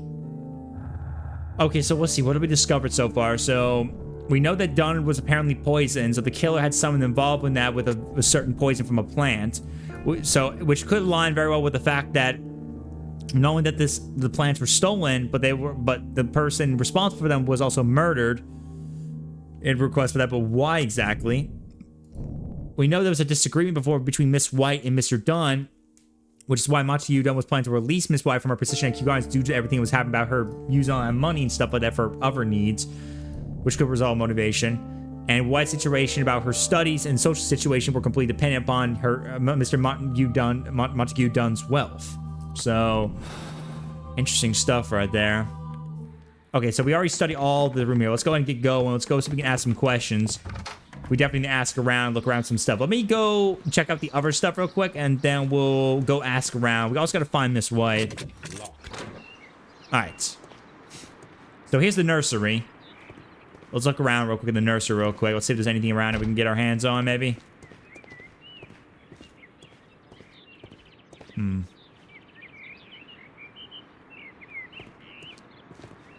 Welcome on in, Dragonfire. Welcome on in. Thank you for the follow, man. Again, dude. Appreciate you, brother. Yeah, this is Sherlock Holmes Crimes and Punishment. It's a really fun video game. I played this before back on Xbox. It's a really good game. I had never played the newer ones that came out years ago, and there's a new one that came out, The Awakened, like I think last year. So I wanted to give this a try and play this game again and play some of the other ones, The Devil's Daughter, Chapter 1, The Awakened. So they're really fun games. They're really fun so far. At least this one I know I could say for Crimes and Punishment. Really fun games indeed. Oh, there's a glass case. Glasses case. It is empty. Okay, so a glasses case of some sorts. A thesis written by Martin Hamish. Okay. This area serves as Martin Hamish's office. All right, so this is his office right here. A thesis and his glass case. That makes sense. He does wear glasses, so that fits very well. This poster is for an exhibition that Martin Hamish was directing. But it had nothing to do with Kew Gardens. No, it had something about Oxford right there. Oxford. Oh, a horticulture competition. The winner, Martin Hamish. To Martin Hamish. For winning. He won a horticultural competition. He won a competition from that. Okay. Oh, I was trying to click the window right there. The window's kind of pretty... We can see the interior of the Colonial Collection Room. From this window. Yeah, we can see from that view right there. Yeah, we got a lot of stuff we're going to have to look into very soon. Oh, there's a diploma right here. There's a lot of diplomas. An award presented to Martin Grower Hamish of the Year from Martin Hamish. Okay, grower. And here's a certificate of the outstanding botanical research. A master's degree A master's degree. It belongs to Martin Hamish. Okay, a master's degree. All right.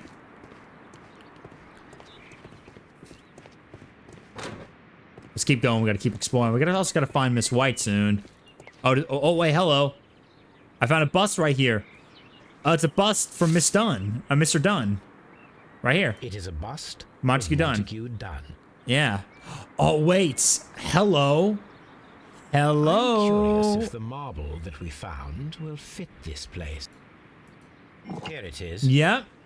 We found the piece. The marble fragment that we found in the Colonial Collection Room is what they have in common. Interesting. So a piece of a bust from Mr. Montague Dunn is inside this area, and the piece was inside that room. I wonder why. Interesting. The seeds of plant species are stored here. Very interesting. Very interesting indeed, honestly.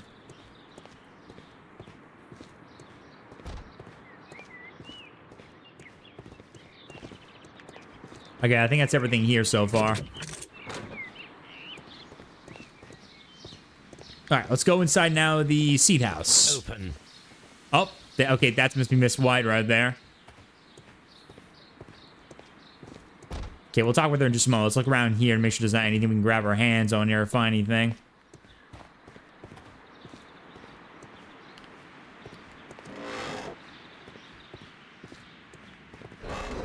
Okay, here's the work list. This must be hers, probably. Or... Actually, this is Albert's. There's some naval and university right there. A book about ships. Nothing at all to do with This is plants. Albert Dunn's place. This is Albert Dunn's desk. These leather gloves are new and of good quality.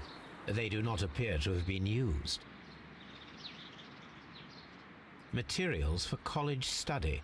They belong to Albert. Yep. This place serves as Albert's office. That's Albert's office. Okay.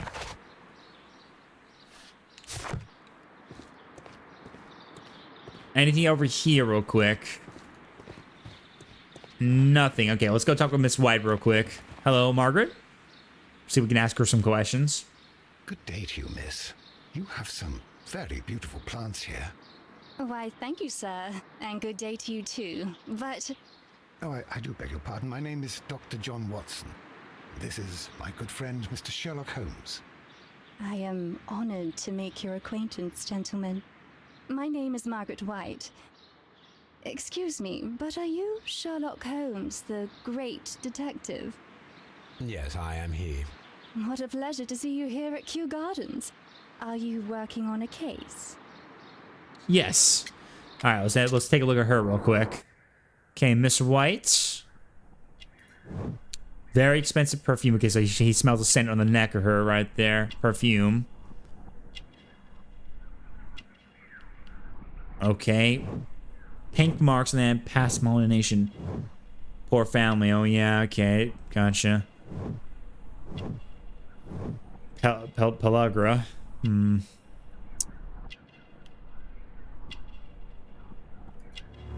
And no ring means she's not married either of herself, too, of course. Interesting, interesting. All right, let's ask her some questions. Yes, a theft of plants that took place here a few days ago after their most recent exhibition. Oh, yes, of course. I quite forgot about that. Okay, she quite forgot about that. All right. Oh, it's quite understandable that you might forget about the theft of the plants, miss, after the tragedy that took place here. Yes. The director was a truly good man. Okay, okay. It is such a terrible misfortune. She didn't seem so freaked out by that. Very calm. Would you happen to know why part of the colonial collection was cleared? No, I have never been there. Okay, never been in there. All right. Do you work here? Part-time only. I am a biology student at the London University. Yeah, she's awfully I distant. attend the same classes as the son of Mr. Montague Dunn. That That is makes how sense, I yeah. found my chance to work here for part of my thesis, you see. Gotcha. It is a great honor. Okay, gotcha. That makes sense how she got involved here. All right, let's see. Relationships with the director. How well did you know Mr. Montague Dunn? He was a master, a great leader. I saw him almost as a spiritual father. He had an exceptional nature? Oh, yes, indeed. He was always so active and so optimistic and very nice to me. Although he could behave harshly towards his son. Why so?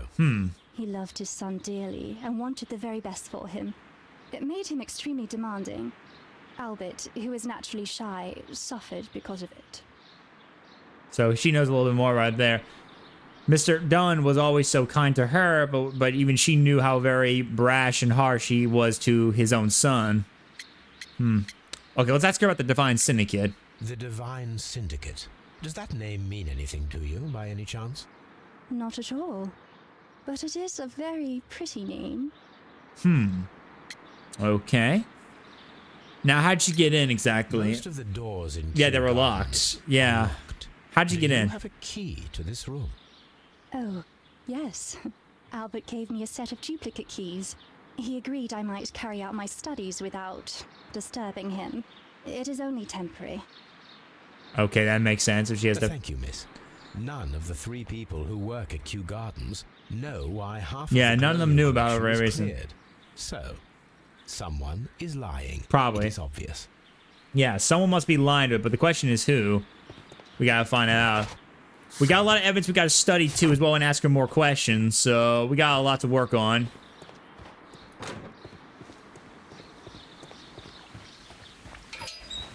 Can we do anything around here maybe? Okay, we don't have it just yet. I know we haven't got to that point yet. Let me go back and talk with Hamish and Albert real quick. Let me see if I can give him like, some more questions to answer about some of the other stuff real quick. We definitely gotta ask him around for that completely. See if we can ask him around. Alright. We also go back and get Toby soon. Alright, let's ask him about the Kew Gardens. Mr. Hamish, was someone from your family connected with Kew Gardens? Family? No. I'm the only one with a passion for botany. That seems a little iffy, I should say.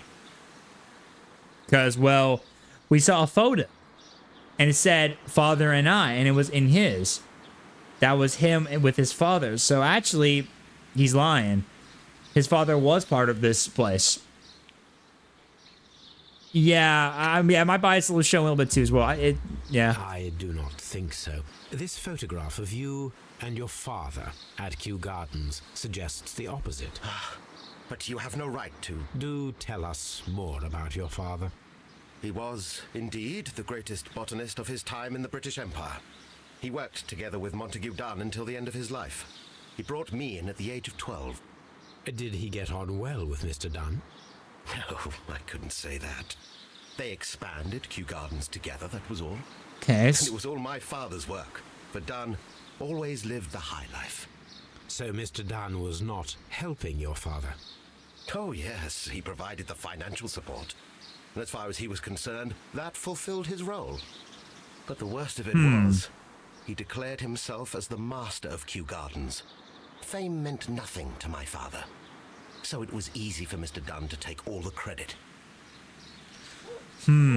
Sounds like a sort of jealousy, again, further. Not probably just because of the love of Miss White now when I think about it too. Maybe, but that he might have, but maybe also for the fact that he's jealous that he does not become the master of this place because he wanted to take over. His father was, well, that were working together with Mr. Dunn for the financial support, but he took all the fame, but his father did not care for as much.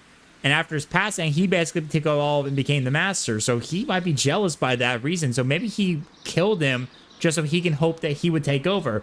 Maybe he's now upset by the fact that his son is trying to do the same to continue with the legacy. That just seems suspicious to me in that way.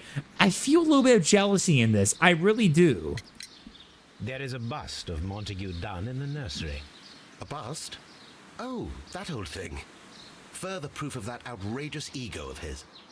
But why in that room in particular? Oh, I don't know. It has always been there.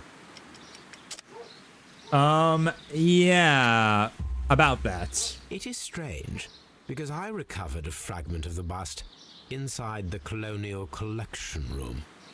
Really? Oh, well, so I am mistaken. It ought to have been removed during the cleanup. This room is so small. Do you know who moved it? I have no idea.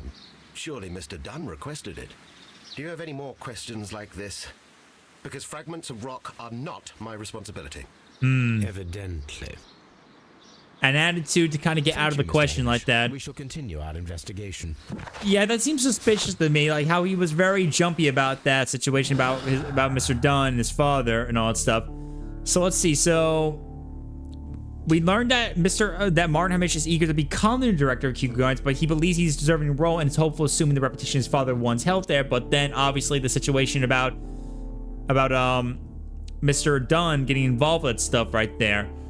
Yeah, and how much anger. Martin Hamish hated Montague Dunn, a man who he believed did a little work but received all the praise because of Kew Gardens. I think Pete's the killer.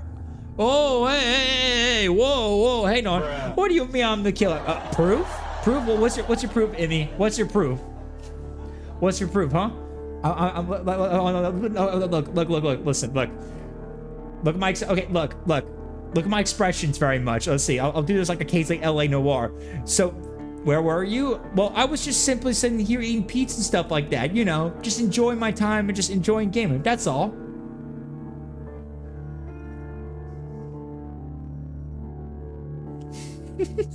I'm just doing the expression right there, pretty much. Alright, so how much more? Martin Hamish, guilty? Fuck. Martin Hamish had a motive to believe that he and his father's lives had been ruined by Dunn, who had taken credit of all their work. Hamish wished to take over the directorship of Kew Gardens, but he knew that it would not be possible with Dunn still alive. That is a possibility. I am leaning towards that right there. I really am leaning towards that very much for sure. It definitely seems like it to me. I think Hamish had something to do with it. Like, okay, look, Albert, despite the fact, had issues with his father, especially trying to make him force him to get involved with Bonnie instead of go be a naval sailor. He still was willing to do it after his father's death and was willing to continue the legacy for his father, at least, even after his death, pretty much. And while Miss White has abused that money she was getting and basically was about to get fired because of that, and try to even borrow the money from her parents, despite the fact that she never really talked about her life very much. She could have a motivation in such a way, but I don't really think it was that bad in such a serious situation. After all, that Mr. Dunn was very much kind to her a lot. So I don't think it might matter. I think it's Hamish and jealousy for the fact that not only for, like, you know, taking that legacy and that fame from him and his father of the Kew Gardens. I just think that that's the case. I think so. I perceive that you are passionate about the Royal Navy. Passionate? No, not really. I like ships, that is all. Are you quite sure? You do not seem to be so interested in plants. It's difficult, that's all. My future is here. It has never been about anything else. Yeah, you got to talk about the fact that your hopes, you know? And yet I know that the Royal Naval College Rejected your application. Ah, you truly are as clever as they say. Yes, that's correct. And in fact, my father was strongly against the idea. He did his best to ruin my plans, although I almost did succeed. But my dreams were shattered, Mr. Holmes. Thank you, young man. Well, yeah, he was definitely upset by that for sure. He was definitely upset by pretty much completely with that, which could have led to a motivation there too.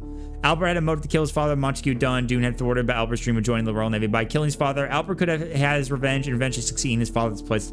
Yeah, but I just don't think that, I don't think the kid did it. I really don't know. I mean, there's still more I gotta look into a bit more, but I just don't know if really the kid would have done that. For being like, I mean, like he was upset about it, but he said he was still motivated to continue unless he's just lying about that, so.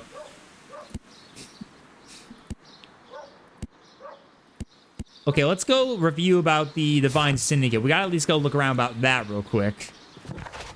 Let's go back to Baker Street and look about that real quick. Also, I want to go probably get a snack real quick, guys. So I'm going to take a quick intermission break so I can go get a snack if you guys don't mind. And get a refill of my drink with some, maybe an energy drink or something like that. So I'm going to take a quick little intermission break if you guys don't mind real quick. All right, BRB, folks. I'm going to give you guys with some music real quick to enjoy. So, BRB.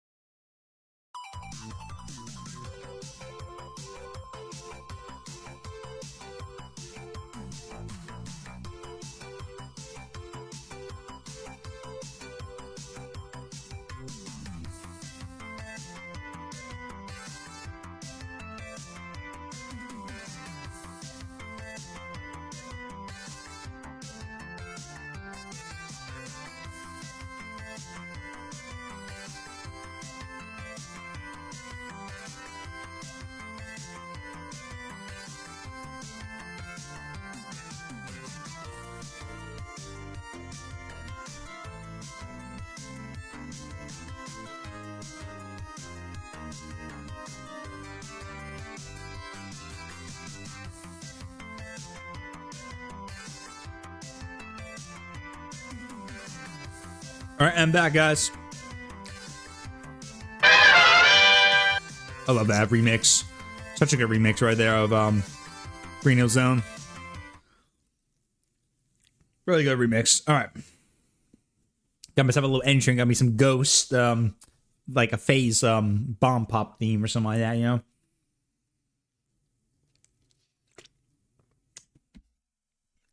That's delicious. Refreshing. All right, okay.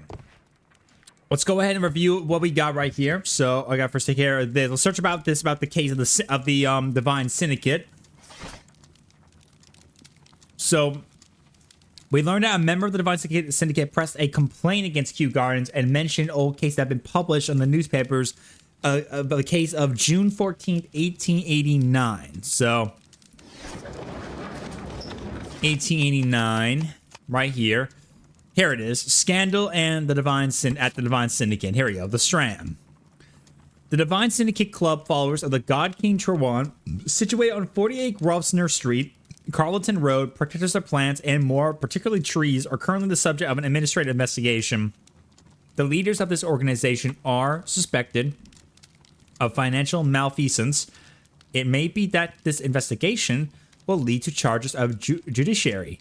Meanwhile, many voices have risen high against this inspection, denouncing the state. In fact, this private organization, which has given as its goal the defense and protection of nature and which incorporates many persons of influence, including political representatives of the opposition party. Here it is. All right. And here is the Divine Syndicate's address. Perfect. It is time to find out what they have against Montague Dunn. Yeah, we gotta find out about that very much in some way. Still, that was interesting about that note right there, so we got that pretty much. But first, we need to get Toby real quick. We gotta take Toby with us real quick, so let's go ahead and get Toby with us. Toby, my boy. Toby. We have some work for you to do. Come on, Toby. Let us go to Kew Gardens. Toby's so adorable. Toby's so very cute. Alright, we'll take Toby with us. Let him do this little sniffer. The sniff of that little watered down bottle where it went at that little tiny office. And then maybe we'll then go see the Syndicate and see if we can ask them a question about what they have against our boy Kew Gardens. Yes, Toby's a good boy. Look at Toby. He's so adorable. Look at this guy. Such a good boy. Toby's such Let us take Toby to the laboratory. He will pick up the scent of this mysterious substance. Search, Toby. Search. Good boy, Toby. Good boy.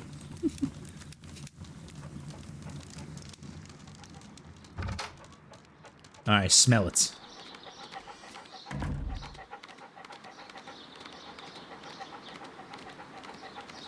Okay, what you gonna find, boy? That's it, boy. There you go. What you smelling, boy? Okay, he's going to the garden right over here.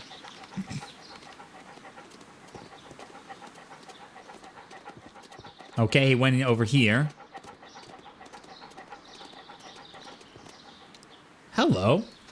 He found something over here. Okay, Toby found something right here. Good boy. Congratulations, Toby. Now let us see what you have found. Ah, the bottle. There it is. This is the bottle that was used in the laboratory. It was buried here. Huh. What is that? There is still some liquid remaining. Remaining chemical with the gold flask. Gold flakes. Yeah, the gold flakes. Gold flakes. Not surprising to see one in a garden, but at the bottom of a bottle. Okay. So we found a bottle of the chemical in question with the golden flakes. Looks like we're gonna have to analyze and see what that's all about then. Let's go do that before we go talk with the Divine Syndicate, shall we? Yeah, very, very, very interesting right there. Very interesting if I do say so myself. The question is, what is that chemical exactly? It might be the poison, maybe, that we're looking for. Maybe it's the poison. Well, let's find out. Let us determine just what we have found here. All right. Let us pour liquid from the bottle into a test tube to perform an analysis. Okay, liquid. Okay, so we gotta pour some liquid. Okay, so here's the the bottle. Found hidden at Kew Gardens. Let us use a pipette to take a sample of the liquid and fill a test. Okay, pipettes. There you go.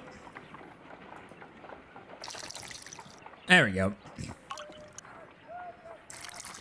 Okay, there we go. Now, let's see. A colorless, water-based liquid. Very colorless, and it looks very water-based for sure. Inhale. Okay, I thought I was gonna be like. Quite a strong. I was gonna never. I mean, okay. Inhale was some very. He's gonna taste it. Oh my god! I think I forgot he was gonna do that. Bruh. I'm a little bit nervous if he tastes it. I'm not even joking. Holmes, what are you doing? It has a bitter taste. What if it's poisonous? Yeah, what if it's Did you poisonous? ever see poison stored in enormous jars like that? Anyway, there is a doctor nearby. So what do you think it is? It is some kind of organic compound. Let us vaporize. He the just liquid knew and it was see not what poison, so he happens. was careful to drink that shit.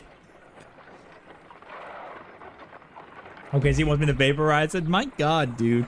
I was gonna say, he said inhale, I was like thinking, oh shit, he's gonna drink it. And he sniffed it, was like, okay, thank god. And then it said drink it, like, ah, fuck. Alright, here we go, vaporize it. Hello. Small colorless crystals. Colorless crystals right there, okay. Colorless, tiny crystals that are soluble in water, with a floral smell and a bitter taste. Watson, could you pass me that small bottle, please? Of course. Here you are. Holmes, do you know what it is? Wagner's reagent. There was a label on the bottle that you passed to me.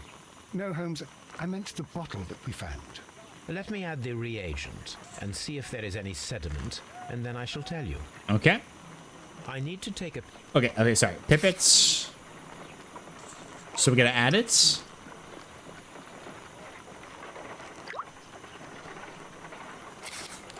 Hello. It's red now. red sediment. It's red sediment. Just as I suspected. Okay, red. This liquid is of organic origin. It contains some alkaloid. Most likely it is unstable, and that is why there is a quantity of Gold dust to to prevent contamination. This mixture is probably a fertilizer. Okay, so it's a Someone was fertilizer. carrying out unusual experiments in the garden's laboratory.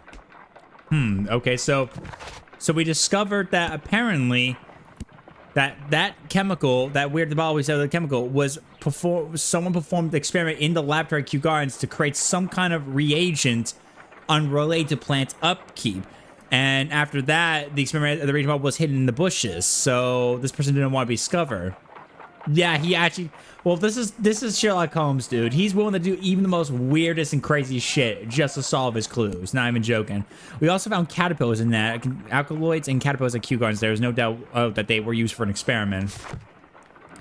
He's literally just that crazy, man. But that's Sherlock Holmes, man. That's Sherlock Holmes. Okay, so they were working on some kind of type of reagent for something that's not usual to the typical fertilizer or plant stuff basis. So the question is, what was it intentionally for and why? This place is beautiful, Holmes. Its atmosphere is remarkably soothing. Ooh, this is cool. Let us find someone who could help us. Ooh.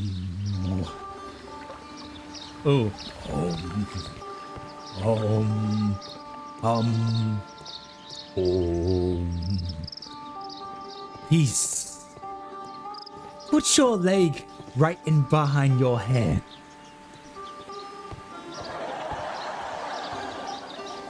Yeah, he's doing some Tai Chi. He is. Alright, let's see. Good day to you, sir. My name is Sherlock. I am exalting the sap. A while can you wait? From the trace of elements and moreover from the quality of the ambient geotropism it depends. Therefore, please, mind my gravitropism. Its balance. Do not disturb. Disturbed is most definitely the word. There. Completed is the symbiosis. Welcomed you are To introduce myself, I shall. I am the Green Grand Mystic. Okay. The Green Grand Mystic. Himself. This Who is that? Who am I speaking to? We are two gentlemen who are extremely interested in the vegetation philosophy that is advocated by this establishment. Listening to you, I am. Okay, let's look at this guy real quick.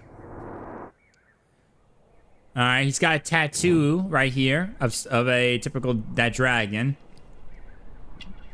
Speaking like Yoda, I do. Fingertip he's got callus. He's got callus right there on his fingertips.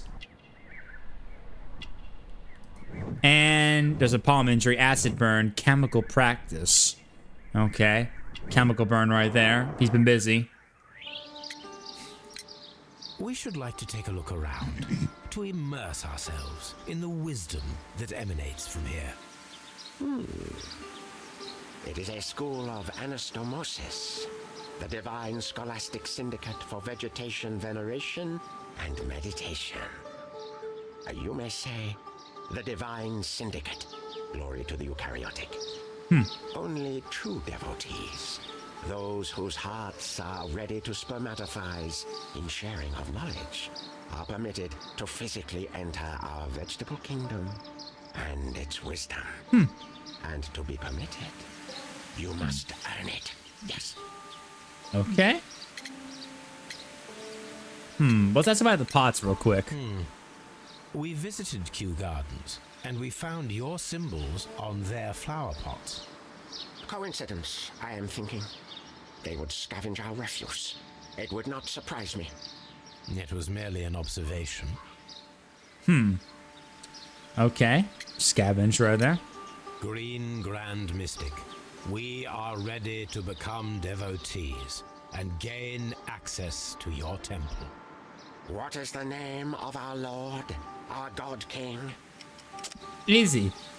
Trewon, the God King. Our God King's name is Trewan, Green Grand Mystic. Oh la, good, I like you. Here is the holy key to the wisdom place. Holy donation can you make whenever you so wish. Thank you so much. That was quick right there.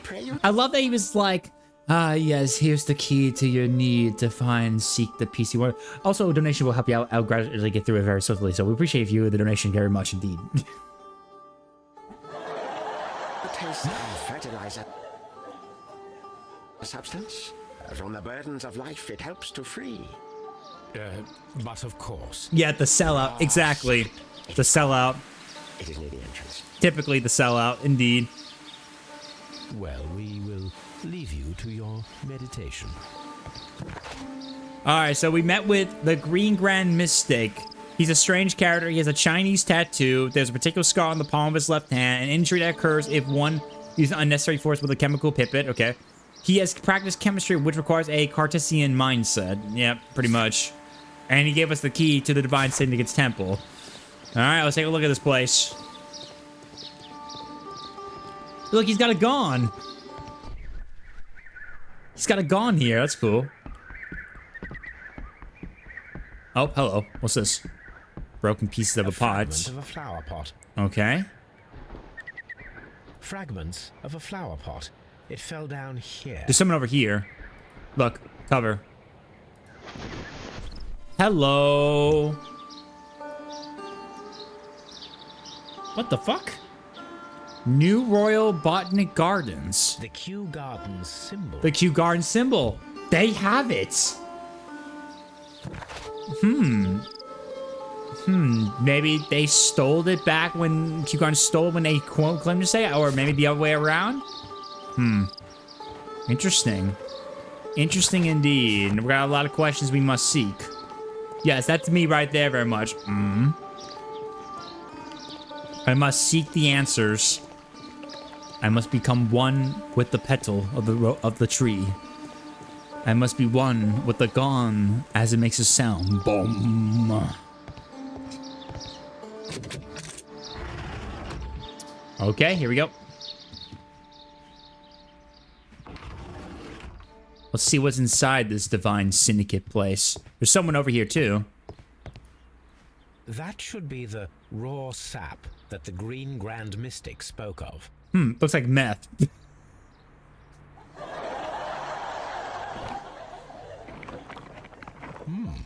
is rather delicious, and of an excellent quality. My word, Holmes. Their sap is like a form of cocaine. It's cocaine.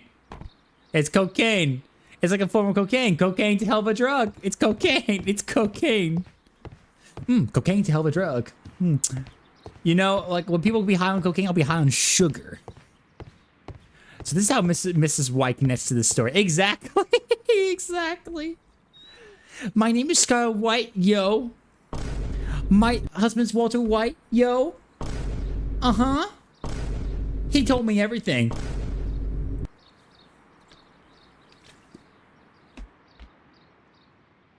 The list of plant friends and benefactors. Lawyers, well-known manufacturers, political leaders. Okay. A list of many known names for benefactors. Yes, everything.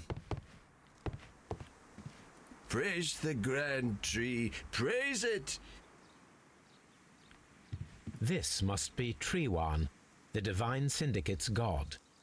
Interesting. We'll check inside here real quick.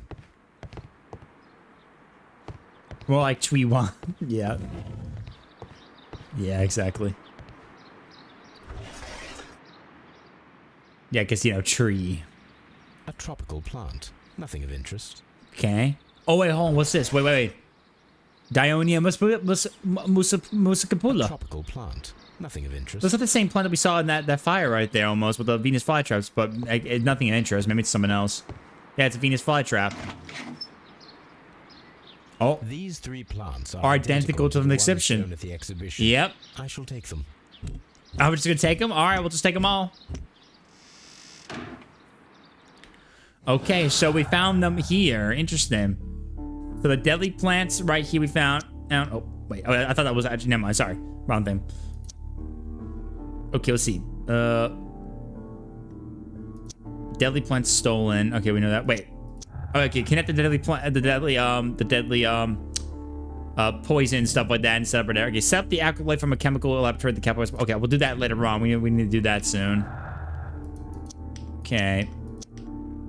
Okay, so gotta set up an experiment with that later on. Okay, so they might have stole the plant. So these guys stole it. At least, maybe so, pretty much. Or technically, unless maybe it was owned by them and maybe Mr. Dunn took them? A tropical plant. Nothing of interest. Maybe, who knows? There's a lot of interesting stuff we gotta kind of figure out, you know?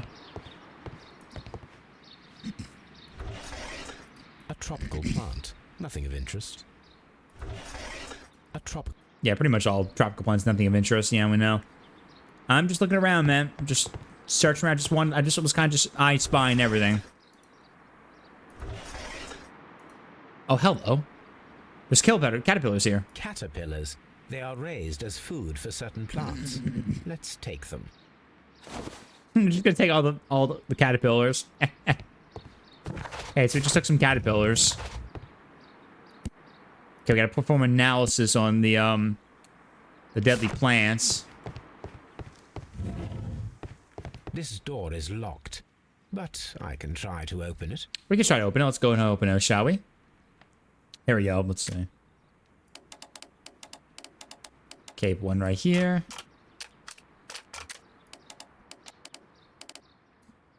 Holmes calmly committing trespass. Exactly. Well, that's Holmes, I tell you, man. That's Holmes.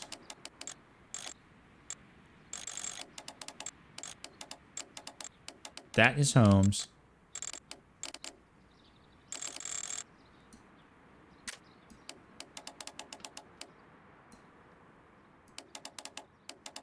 No warrant, no nothing, just lockpicking, exactly.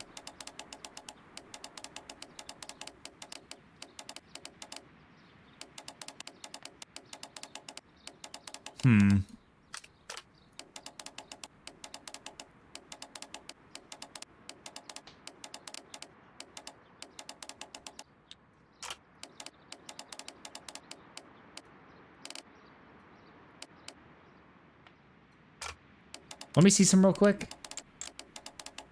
Okay, that just spun around.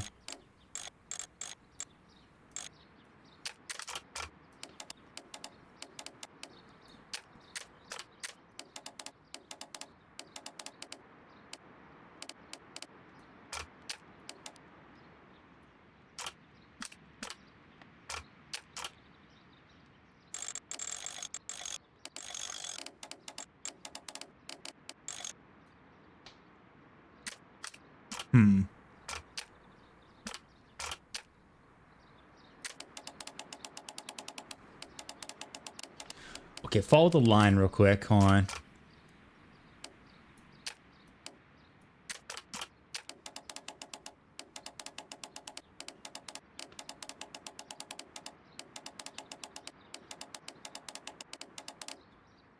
Cuts off right here.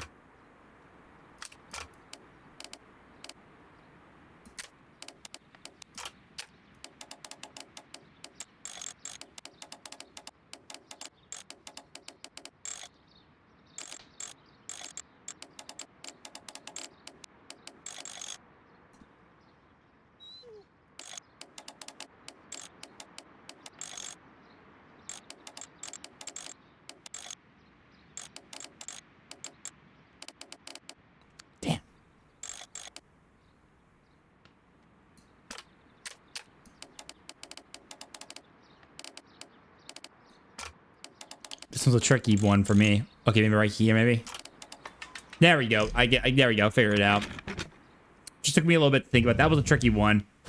Compared to the other ones, that was kind of tricky for a minute there. A lot of different other ones to solve right here. Ooh la la. What do I got here? These instruments are used for smoking opium. Smoking some opium? Yep. This must be his own private room. Look at this place. He can make a lot of stuff here, man. You can make a lot of stuff with this kind of chemistry. Let's see what we got. Alkaloid. This substance is an alkaloid. Alkaloid, yeah. The same as in the bottle we found in the bushes. Yep, same one. Gardens. Perfect, Watson. We can begin our experiment. So we know that for sure. This cabinet is full of chemicals. They are the same as the ones we found in the laboratory at Kew Gardens. Okay, so we found that. That would be enough to perform the most difficult of chemical experiments. Yeah, a lot of that right there, I can see. A vast amount of opium. A lot of opium. Okay, that seems to be everything here. Alright, so now we can go do our experiments bit. So we need to go ask more questions about this symbol right here. We gotta go ask that guy up there. And then we also gotta see if we can do our little deadly plants experiment. So let's see if we can go do that real quick, shall we?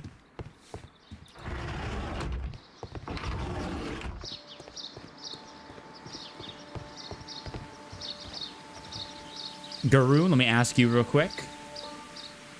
Do you know the Kew Gardens? Do you have friends at Kew Gardens?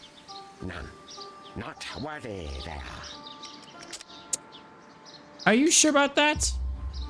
Nevertheless, we have seen Kew Gardens flower pots in your yard. How could they happen to be there? What? Our sacred place you permitted yourself to search. Sacrilege. No, really now. There was a theft of plants at Kew Gardens a matter of days ago, and we believe the pots we found here may be connected with it. Please tell us, were you involved? No, those plants were ours. They had stolen them from us. How so? Their director, Dump, I believe. Done. Yes, that's what I said.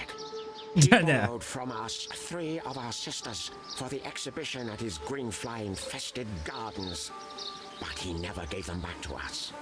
Excuses and imbecility. So we went in and saved them. I see. So if you stole those rare plants from them, then it means... Ah, I get it. Bravo, Holmes. I think the case is solved. No, we did not steal. We saved. Well, as a matter of fact, we were unable to find our 3 plants. I beg your pardon. And yet you took all of the exotic plants from the stand. They had disappeared. It was the least we could do. They stole our sisters, and so we stole theirs. Well, we will... Okay, so So they did. So we found the puppets, which connects that they were involved. So they stole their plants. They did, but it was because they believe that they said that they stole theirs, took it without giving it back. So I'm about to steal it back, and when they went to go try to find the previous one, they couldn't find it. So they just stole a copy of theirs. So 3 of those plants that were out of those plants that were gone were basically replacements for the ones that they lost from that were stolen by Kew Gardens. But if that's the case, then so where does that lead to exactly? So we got 2 options right here. The Divine Syndicate stole all the plants of expedition, including the deadly species. They could have used them in order to murder Montague Dunn. And partial, the Divine Syndicate stole all but the deadly plants. Well, I think that it is probably based on the evidence, based on that kind of related information. I think it was a partial theft right there, because he said that they couldn't find those 3 of those related plants in question. They couldn't find it, so they just took those instead and replacement. So they stole all but those exact plants right there completely. I think it might lead to something like that, because it just feels kind of odd to me why it would be all the plants. Like, that just seems kind of like iffy, but I guess, like, I mean, sure, it would lead to the fact that the Syndicate could have killed Dunn, but I don't know. It's just like I don't see that they would actually have killed Dunn. I don't see that. And there's still more evidence we gotta look at real quick. So I don't think they killed Dunn. I don't think they're very sure they stole back from them, but I don't think they have any motivation wanting to kill him very much sure. Plus, they don't probably want to get in trouble like that besides thievery. And plus, they lost theirs to Mr. Dunn anyway, so let's go experiment with the other stuff. We have to find out about that chemical and maybe the poison. And it might lead to some actual ideas in mind that we probably can come up with, probably.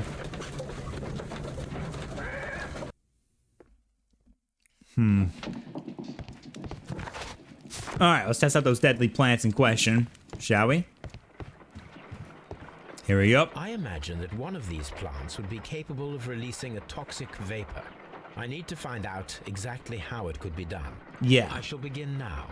Watson, if you are at all optimistic to have dinner this evening, then I'd recommend that you put on the gas mask. Huh.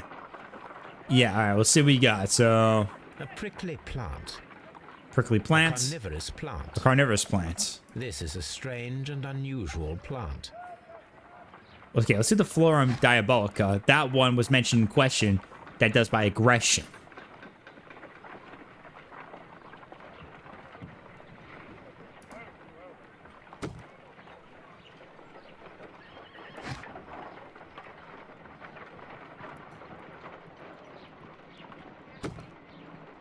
Okay, I don't know what I just did. Just kind of put them all back.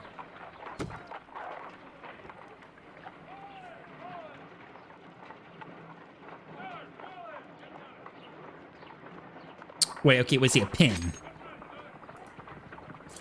No reaction. Okay, no reaction from that. Oh. He didn't like that. It appears to have fallen inactive after being disturbed. Yeah. Alright. I guess we're testing out all the senses. Oh, hello. My word. It shot a spike at me after I stabbed it with a pin. Yeah. I imagined that its reaction would be ferocious if I increased the strength of my attack.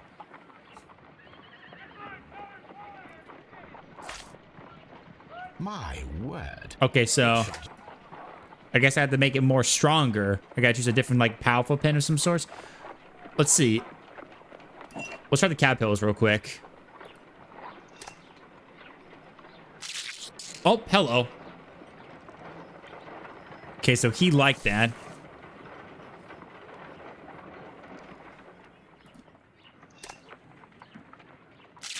Alright. How interesting. What a strong and effective defensive mechanism. That worked. Okay, so he reacted that based on that situation right there. Okay, now what about the alkaloid?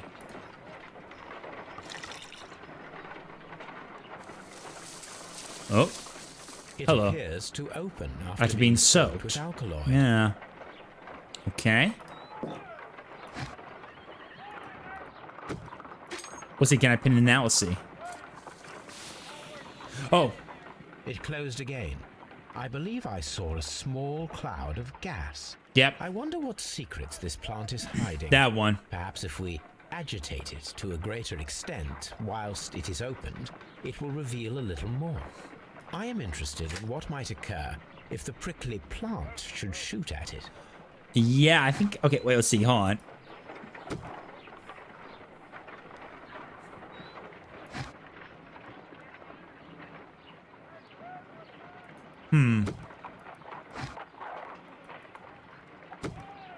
Okay, first pour the alkaloid to wake it up. It appeared. And then put a cat pill right here. Here we go. Better get ready. How interesting. I am interested. Okay, I gotta move its...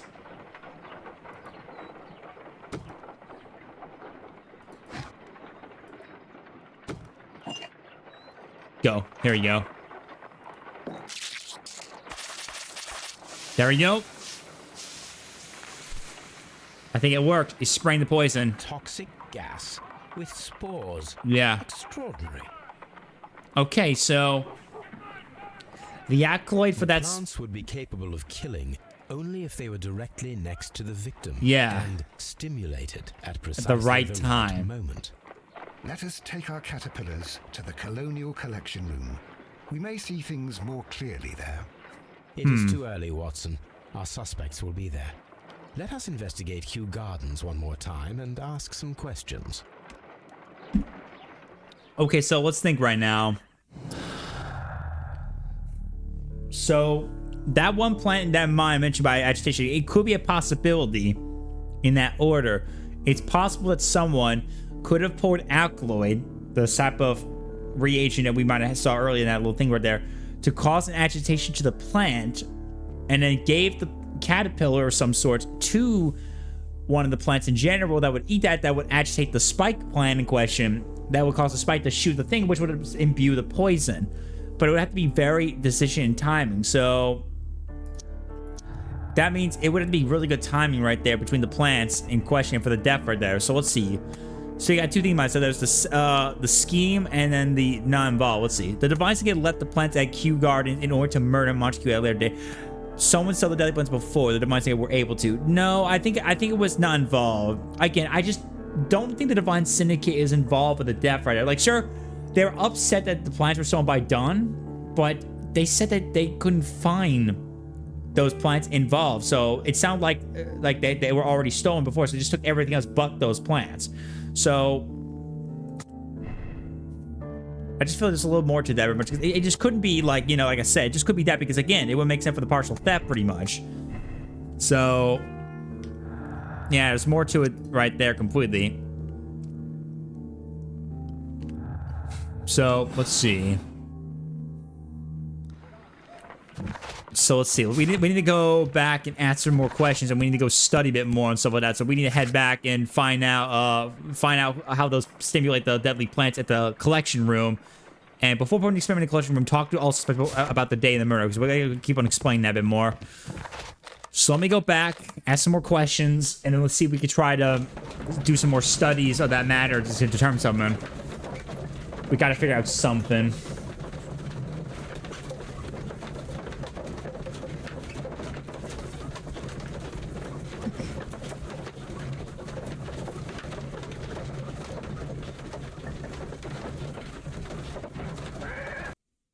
There's something about that, I just think. I just don't think the Divine Syndicate would have anything involved in it, but I gotta figure it out a bit more. Alright, let me ask Mr. Hamish about this. Alright, before Dunn's death. Can you tell me if you saw Mr. Montague Dunn on the day of his death? Yes, of course. I met him, and we went to see Albert, his son, at around 9:30. He appeared quite calm. Okay, appeared quite calm. What were you doing on the morning of the accident? After paying multiple visits to Albert, I had a little talk with Miss White. Then I returned to my desk to complete some paperwork. Suddenly, I observed that Mr. Dunn was not feeling well, so I ran immediately to fetch Albert. I clearly remember that it was around 10:30, for I was late that morning. Interesting. Thank you, Mr. Hamish. We shall continue our investigation. Hamish said he saw him pretty much look ill and ran around to get to Albert. That's interesting. Wait, how would he know if he felt very ill unless, of course... Like, how would he know that so early on, so easy? I'm just wondering, that's all. Like, why would he know that so early on already, just by the fact that we saw that he could have... Maybe, unless there could have been some sign of it or something like that. Who knows? Interesting. Let's go talk with Miss White real quick. Miss White? The day of the death? Let's see. Can you tell me what Mr. Dunn was doing upon the day of his death? I can, but there is nothing very special to say. I was in the laboratory when I saw Mr. Dunn heading towards me. Gotcha. Tuesday is the day of his weekly visit. It was supposed to be at 9, but he was 10 minutes late, as usual. And then? Well, he came in to say good morning. Then I saw him spend 2 or 3 minutes by the plants outside the laboratory. After that, he ran out in the direction of the nursery, where Mr. Hamish was working. Okay, Mr. Hamish. He was always in a rush during the inspection, you see. I would pity anyone who stood in his way. Okay, and the time of death. And that was the last time you saw him? Yes. I stayed in the laboratory until 20 minutes to 11, when I heard the cries of Albert and Mr. Hamish from the large glass house. I joined them as soon as I could, for I knew that something must be very wrong. What exactly were you doing in the laboratory? I was recording an experiment for my thesis. I only stopped my work once when Mr. Hamish visited me briefly around 10 o'clock. Okay, The records? But you say you were recording experiment when the tragedy occurred. Yeah, the phonograph. Listen to the roll? Certainly. Please do. You will find it in the laboratory. It is number 320. 320, laboratory, okay. Thank you, miss. So we got to see that for ourselves a little bit. Got to see that. So she was busy doing her own little thing, experiment when the incident happened, she says. So, So she wasn't close by, so to speak. Let's head to the laboratory real quick. Let's see if we can listen to that phonograph real quick. All right. So it's over here somewhere. 320. Where is it? It's somewhere in the laboratory. I gotta find it. Oh, wait. Oh, here we go. Here it is. 320. There it is. Found it.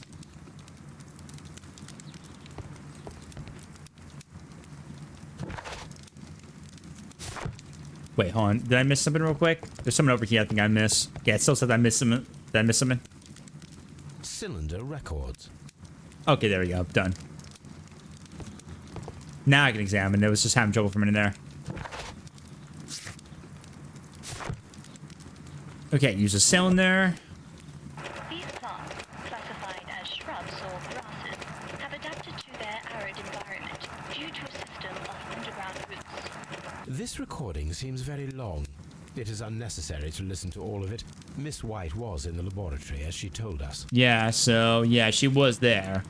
So she wasn't even nearby by that. Okay, so that just shows that she was definitely remaining in the laboratory almost during the day of the crime. Okay, then. Now we need to go see, quickly, Mr. Albert, and let him know, and let's see if we can answer any more questions from him about some stuff. So let's take a look real quick. Okay, Albert, and then after we talk with him, then we'll have to go see that experiment with the plants. Your father's death does seem highly suspicious. What were your movements here on that day?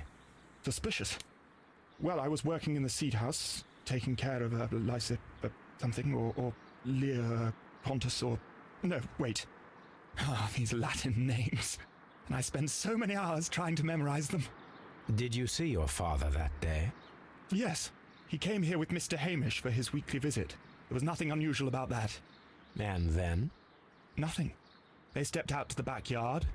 It was perhaps 20 minutes before 10 o'clock. 20 minutes before and o'clock? About 10 minutes later, I saw my father heading for the dry tropics room while Mr. Hamish returned here. Alright. And Mr. Hamish and Miss White, what were they both doing that morning? Mr. Hamish visited me a couple of times. I also saw him returning from talking with Miss White. That's correct. And that was at 10 minutes past 10. Okay. But then he ran back here to me to tell me that my father was feeling unwell. Yeah. We hurried across to the water lily room, and I found my father lying dead on the floor. Okay. Oh my God. Yeah, but there could have been something about that very soon, about the fact that he said he saw his father and came running back later. So it's just interesting Everyone has to me. gone, Holmes. The way is clear. Okay, so now it's time to experiment with this. So let's think about this clearly, guys. We got to think.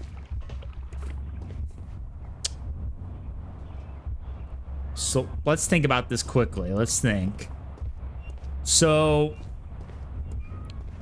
obviously, based on the evidence I can see here, I can assume that very much, obviously, he inhaled those spores at some point. Something happened that caused that irritation right there. So we'll see how that goes. Hey, what's up, Colin? Which then led him to knock down the bus right here. He ran to the door to escape, and he had trouble for a minute there.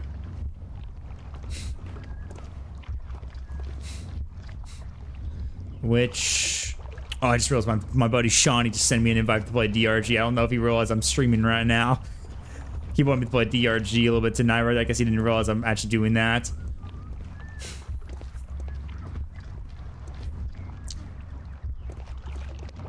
Let's see. Let me watch the sequence. Yeah. Somehow with the plants right there, which then he ran out of there and got out of there quickly he could. He was pretty woozy from the plants right there. The door was locked up for a moment. He had trouble trying to bust it open. And then eventually, he finally got through, and then everything else happened from there by the looks of it. So... When Montague Dunn was standing close by the plants, the caterpillars were released and caused the deadly spores to activate. Panicking, and likely already half asphyxiated, Montague Dunn started back and knocked over the bust. He rushed to the door, but it was locked. He had to force it open with his shoulder. We already know the outcome.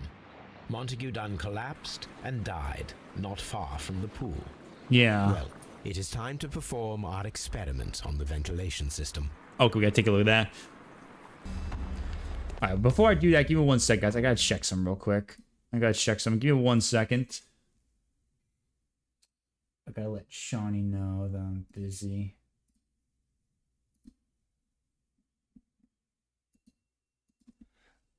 Oh, sorry, Shawnee. I can't at the moment. I'm streaming right now. I should have told you earlier. My bad. If you are still on late tonight, we can try and get some DRG games tomorrow. No, I'll be free. I'll be free on the weekend. Yeah, sorry guys. One of my furry friends is like messaging me wanting to play it, but I think I forgot to tell him I was streaming, so I probably should have told him right there. So let me let him know. Flash or Superman?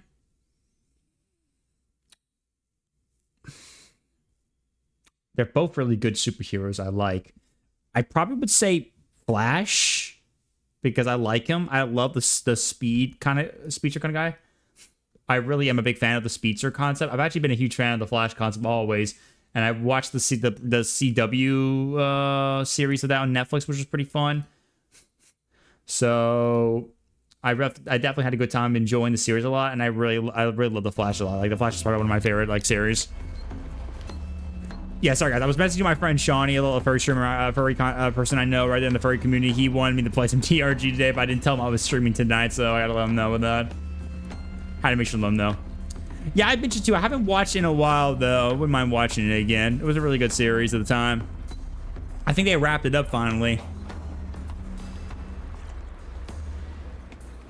I said DRG, aka Deep Rock Galactic. It's a game. It's a dwarven mining type of game. I play that a lot and stream a lot with some friends of mine here and there.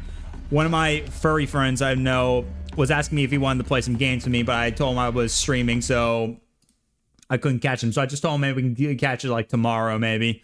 I told him we can like try because I'm free for the weekend. So I didn't tell him I was streaming for that part, so my bad. The caterpillars could only fall from the ventilation duct. Yeah, I haven't watched in a while, so I haven't watched the final season. I haven't watched in a hot minute. We don't even have Netflix anymore. I think I've watched up to at least like the 5th season and stuff, but then I can't stop watching for a little bit. But around that time, I actually enjoyed the series. It was really good for me at the time. I don't know what it was like afterwards mostly, but I definitely enjoyed I'll activate the ventilation quite a lot of the series. So that they fall down.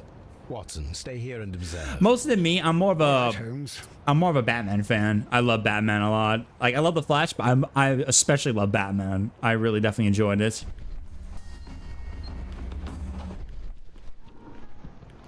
Okay, so I gotta follow the ventilations.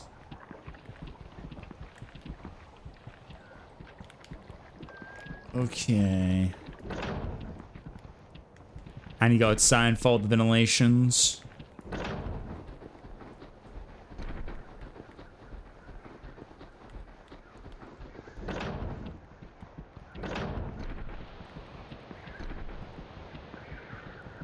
Alright, let's go see what that ventilation goes to. Do you ever get sent games to remote, if you don't mind me asking? If you mean like if people gift me games, there has been a couple of my supporters and viewers here at the Pizza Party, my party guests, who have gifted me some games on Steam to stream and even on my Switch. I have gotten never much, or recommended me some games too. I've got quite a lot of games that people have gifted me or recommend me, anyone like free, or just recommend me that I can get on my wish list at some point. I got a lot of games. Yeah, you got a lot of interesting meme games, which I'm not going to stream obviously because some of them are very interesting. But obviously, there's quite a few games in mind that I definitely I do have planned to stream or have streamed previously before. I do plan on a few of those. Like I got a lot of like my wish list is like, or my whole entire Steam library is so filled with a lot of games that I got so much I got to do. So, but yes, I do sometimes take requests. So if you have a game you gift me or you recommended me that's available on Steam or the Switch that I'm playing right now, yeah, I mean, I can look it up right now and add it to my wish list and think about it if I want to. It depends on how I feel very much, if it's my intrigue game, but I will usually add those to my wish list to make a note for in the future. But yeah, I do take game requests. Yes, I do, dude. Well, that's why I kept telling you, dude, like before previously, that if you want, if you have the time, let me know and I'll stream that for you for any time of the week right there. But you didn't get back to me because you were so busy with life and stuff, especially what was going on. So I was mostly also trying to put in polls eventually later on for it. But I mean, dude, if you ever say so, just let me know, dude. Because like I said, I mean, I'll do a one dedicated stream for it. You just gotta say so to me and me. Just say, hey, can you do it next week? And I will do it. Hey, see, said it. Yep, I'll do it. Sure, next week. What day do you want to be preferable? Remember, Monday through Friday. You need like want to make sure at least you have a good day you can be there for the sure. Any day? Okay, then we'll do it on the first star of the day. So Monday. We'll do it on Monday. We'll do it on the first star of the stream. There you go. Boom. You just gotta say it, man. There's a lot of the games where I'm serious for the votes and polls, but for that game, for how short it is, I definitely wanted to make sure I do that for sure for you, but you know. What does leveling up mean? It's just some fun thing that's part of bot breaks. It's basically something that like many certain bots on Discord and other stuff have like that, something like that. It's just a fun thing to kind of level up. So every time people chat in the chat room, they'll like level up and you can keep an eye on your level. I just have that there because bot breaks has that. So I thought it'd be kind of cool thing that you guys can level up on the Kick chat and just see who has the most activity. So the more you're active, the more XP you get, the more you level up, and it will show people how much active you are. I think there's a command for it. I don't know if it's ! level or something like that. I can't remember, but I know bot breaks is some connection to that. I can always check for that later. But yeah.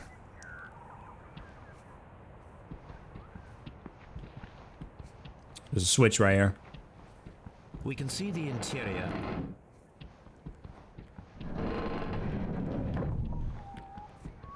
But yeah, because I know how short Doki Doki Literature Club is, so I wanted to get around to that soon. So yeah, definitely we can at least get it done for Monday at least, and that won't be there, and then we can get that done at least, so we don't have to do a poll next time for it. I can just remove that and just enjoy the game for sure for you.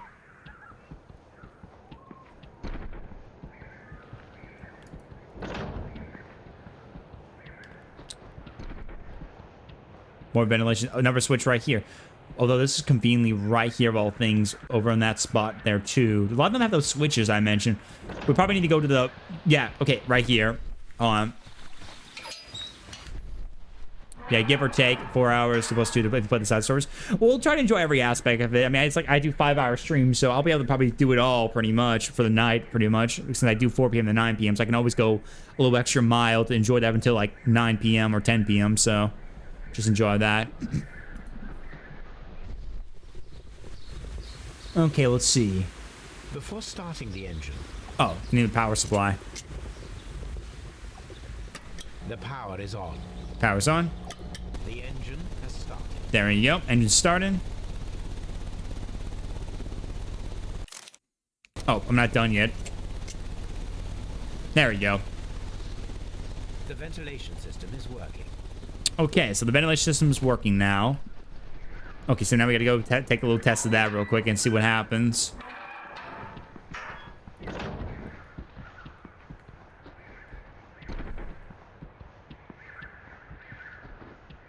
Okay, so the ventilation's right here. So the switch Before I right. activate the fan, I need to check if the interior of the Colonial Collection Room can be seen from here. Oh, okay, I know which one it is. It's the other side one. Gotcha. No, I actually have not been on Hogwarts Legacy since after finishing the game back in 2022. I really need to get back on it to get for all the achievements and just replay it again. I kind of just like lost my interest to play the game for a while just because I was just playing other games, and with everything that was happening at that time, you know, the whole boycott and stuff like that, it kind of made me lose my interest a little bit after time, even though I enjoyed the game personally. But I will, of course, get back on the game for the achievements and just to replay it again, because I still think the game was fucking fun as hell. But I will definitely do so at some day in the future, get 100% and get those achievement stuff like that. This ventilation fan Yeah, this is the one where you see the view of the see if I can activate the other one. the collection room. Okay, so now I have to activate the okay, so I have to activate the other one now. All right, I gotta activate the other one. Gotta go down to the other side now and get that one. Before I activate the fan, I need to Oh, wait. From here, we are unable to see the Yeah, we can't see it from there. Perfect. Now I just need to find Watson to check the result. Okay. It works perfectly, Holmes. Bravo. Now, if you could just help me to get rid of these caterpillars. Perfect. Now we know how the murder of Montague Dunn was carried out. Yeah. Activating both Albert's and Mr. Hamish's fans. But only from Mr. Hamish's workplace would it be possible to see when Montague Dunn entered the collection room. Is that, Hamish's office. Okay, so now we gotta determine this situation right here. Let's go ahead and put on the evidence. So the ventilation was used to shoot the caterpillars, which probably was the cause of deadly precision, because if we think about it, the main plant of these spikes was right probably under it, the spiky plant, which caused the Venus flytrap plant to eat it, which caused the eruption after a mine. And then only that, after the timing of the alkaloid, probably that was used by Mr. Dunn, most likely on the other plant, which caused the precision in that mine. So, yeah. Martin Hamish had the opportunity to stimulate the deadly plants in the Colonial Collection Room. As a biologist, he would have understood the technicality of how to do it, because he is smart for that. So that would make sense in some aspects. I don't think there's anything about these at all, in my opinion, though, so I just don't think there's anything much about those guys. Yeah, I think it determines everything. Hamish guilty. Martin Hamish could be the killer. He had the opportunity to steal the Divine Syndicate's plants and stimulate them from his workplace directly after he had locked Montague Dunn inside the Colonial Collection Room. Okay, yeah, I guess let's think about everything we know about so far about this case. First of all, we do know that Albert had wanted to be a Navy sailor, but his father didn't want him to do it. He wanted to be a botanist, just like himself, which probably angered him very much for that reason. But however, though, despite the problems he had, he was still upset about his father's death and was willing to still put away that side and continue that legacy for sure, or to follow in his father. So it just seems like he didn't want to do that for a reason. Not to mention the fact that Miss White, even though had some good friendship with Mr. Dunn, and even used a lot of the money he was using to buy all that good jewelry and stuff like that, she was still upset at some moments about Mr. Dunn, especially when she was about to be fired by Mr. Dunn for those reasons. But then again, though, it didn't seem like she would have a motivation like that. I mean, sure, she was upset by that reason she couldn't get the money for her studies at the university, especially meeting with Albert, which gave him the chance to take that part-time job until she paid off for that reason. But there was definitely some reasons to that too, which doesn't seem connected very well.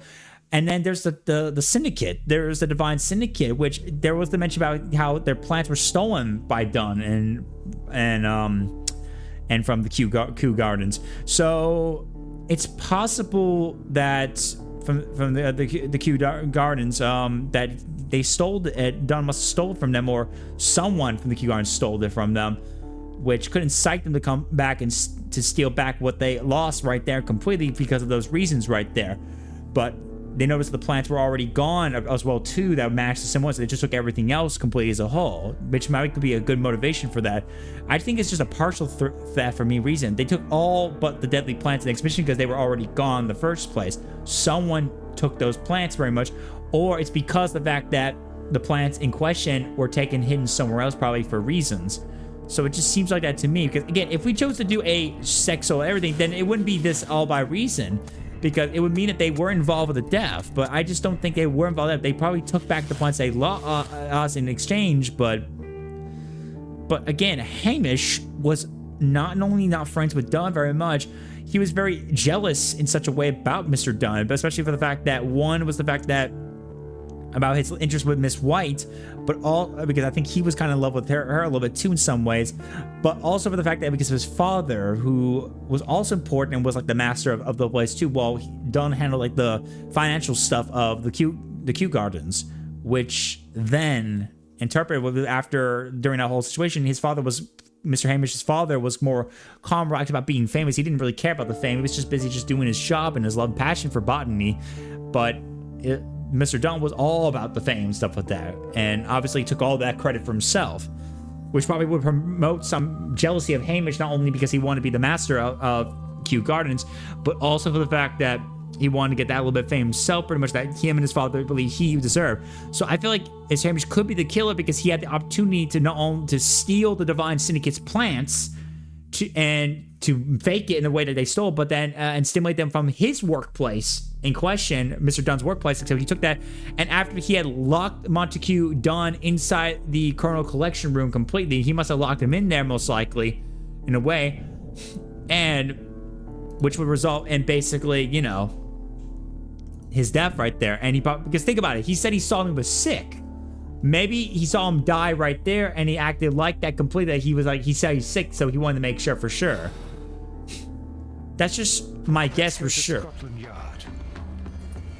That's just my guess for sure. I just think that it must be the possibility right there. It just seems like it to me completely. I really think that Martin Hamish must have something to do with this. That's just my guess for sure. Because think about it, everything that leads up to him definitely shows that he could be the case. We need to go arrest Hamish right now for that. I think it was him. What do you guys think? You guys think Hamish is the culprit behind the reason? Because I really do think that by all means, I think he was responsible for the death of Mr. Dunn right there. I think he actually did kill him in jealousy for that being the master of the entirety of the garden, this whole entire place. I think he is responsible for that completely. Because think about it, he's got a good view of where the collection room is. He's got a view where it is completely. He was Mr. White. Walter, put your dick away, Walter. Walter, stop using the dart gun, on Walter. I am the one who heals, Walter. The enemy team's pushing, and the point, Walter. Just hold it. What's that? We're losing the game, Walter. The enemy team is moving its base, Walter.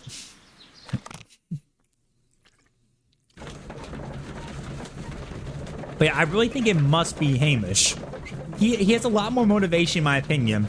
Albert, despite having a little upset by his father, I don't think he would be motivated to do something like that to his father. And he doesn't have as much botany knowledge.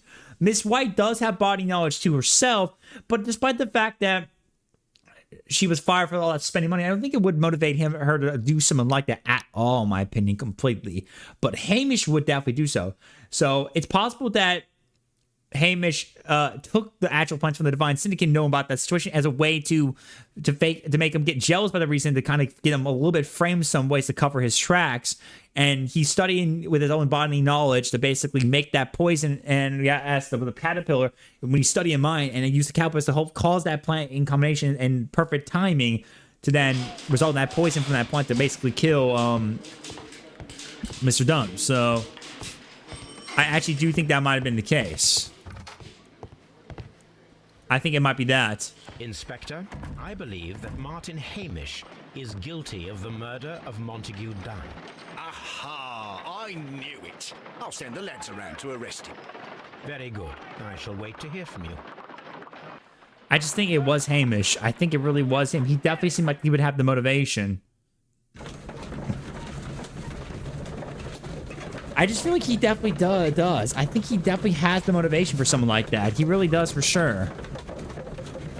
He's been upset by Dunn taking all the fame and credit from him and his father. He wanted to be the master, but he decided to become it instead. And he thought maybe he could probably get him out of the way so that he could take it. And now his son's on the way, so who knows if he might want to do the same to his son. Or we find a way to get him out of the way for sure, too. So in some way, without killing him. I came here as quickly as I could. Martin Hamish is in the large glass house. There's no need to hurry. Why is that? No need to hurry? What do you mean there's no need to hurry? Is he just waiting there or something? Let's see. So he's in the glass house? Oh, I missed him right here. A task list for Albert, compiled by Martin Hamish. Sweep out the palm house, scrub the toilets, clean the storage shed. Okay, that's like the to-do list that he was supposed to do and stuff like that. Anyway. Holmes, my God. Oh my God. Yes, we found him like that. Our messing around with the ventilation system didn't go unnoticed. Mr. Hamish realized that... Yeah, I guess he found out. Inspector, could you arrange the body, please? I should like to examine it. I guess he found out. I guess he found out that we were doing it. I guess he... Yeah, no need to hurry at all. My God. So he realized he was getting caught, and he realized, fuck it. And Jesus Christ, man. Jesus.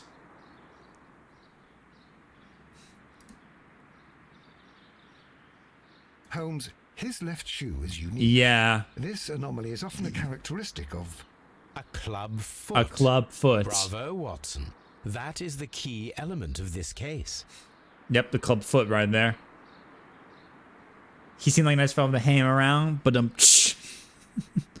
mark around the neck is very visible. He died instantly.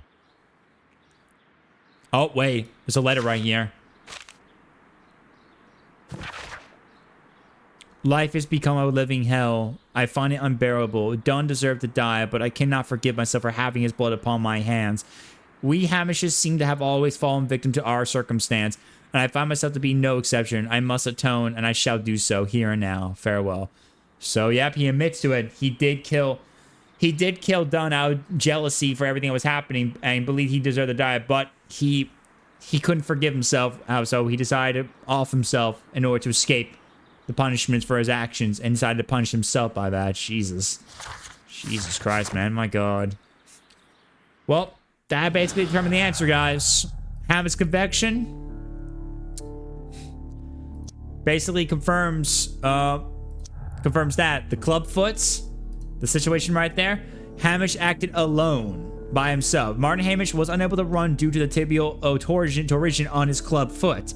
Therefore, we should find out that if he had sufficient time to lock the door of the current collection room and activate the ventilation, did he have an accomplice? So let's see. Let's take a look about this in question. So let's see. Discuss with Lestrade the possible impact of nucleus found in the body of Martin Hamish. So the note does mention that in question, though. Okay, so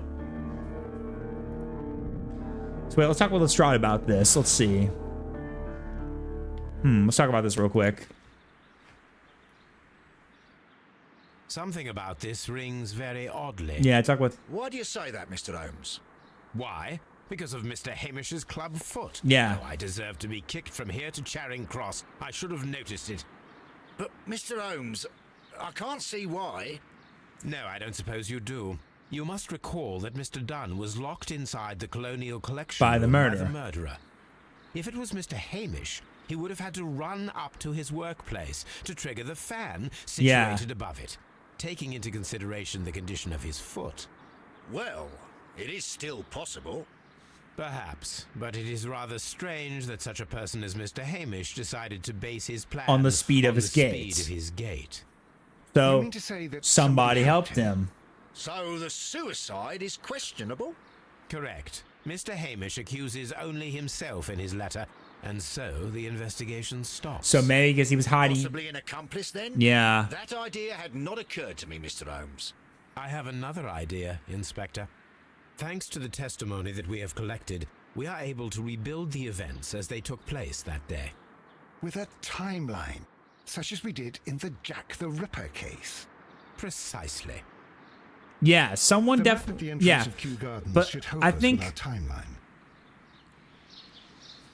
I think... Let us analyze the facts and statements so that we may recreate the events of that morning.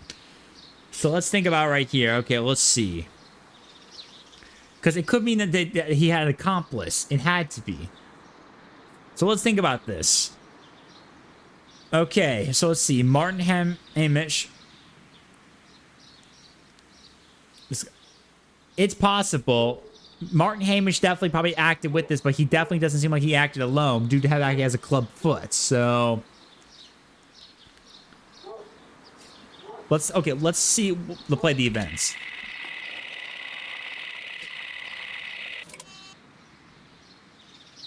Okay, let's see. So there's Martin Hamish, or sorry, Mr. Dunn went to visit. Okay, let's see.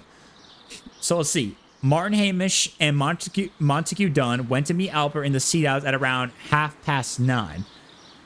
So that would be this one. So that would mean this one right here. So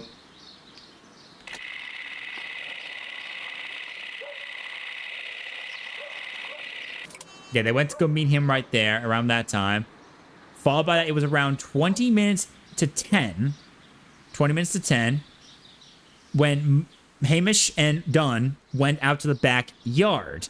Dunn recommended his suspension and entered the dry tropics room, and Hamish returned to the Seed House. Okay, so let's see. Okay, so they went to the backyard right here.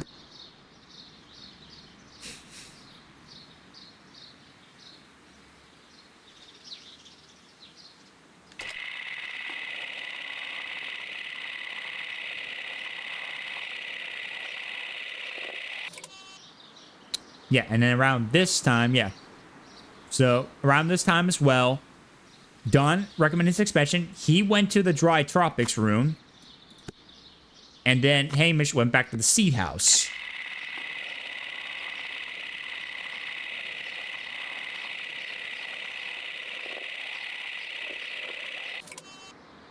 There we go. After this, Martin Hamish had a conversation with Miss White at 10 o'clock. So, both Miss White and Hamish at a laboratory.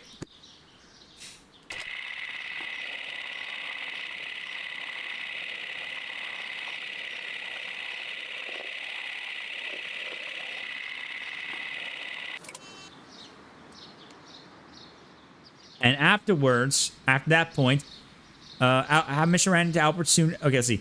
Martin Hamish went into the laboratory until 10:40 when she went out in the water greenhouse and joined him there. Hamish ran to the... let's see. Hamish went... Albert was in the Seed House the entire morning. He observed Hamish returning from visiting Miss White at 10 past. Okay, so Hamish was... Albert was at the Seed House. He observed Hamish returning from the White House. Sorry, he observed Hamish returning from visiting Miss White at 10 past. Okay.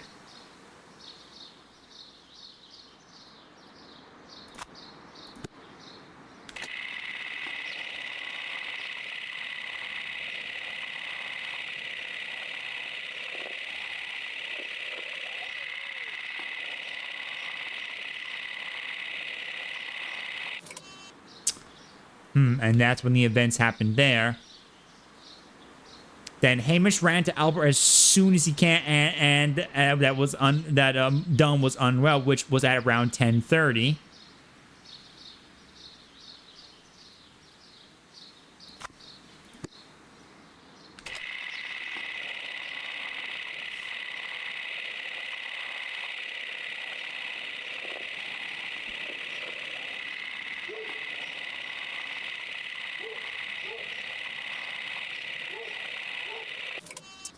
Huh, interesting.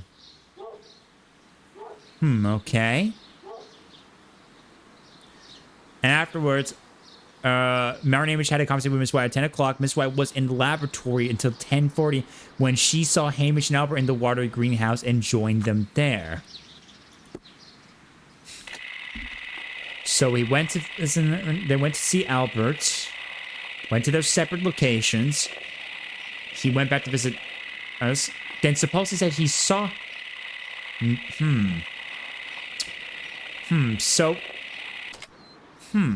Let us summarize. Montague Dunn was poisoned inside the collection room. Colonial collection room. He forced open the door, which means that someone locked him inside at 10:20. At 10:20. Martin Hamish was last seen at 10:10. 10:10. This means that he has approximately 10 minutes to lock the door of the Colonial Collection room. Given that he was club-footed, it is doubtful. Albert also has 10 minutes to lock the door of the Colonial Collection room, which is quite enough time. Miss White was last seen at 10 o'clock. 20 minutes to lock the door, more than enough time. To lock the door, more than enough time. Perfect, Watson. Now, let us ascertain who assisted Martin Hamish in killing Montague Dunn. Let's see. Let's think about this. So, due to the fact that they were time, obviously because he's clubfoot, it would definitely show that reason for sure. Jesse Pinkman, Jesus, shut up, Amy, shut up.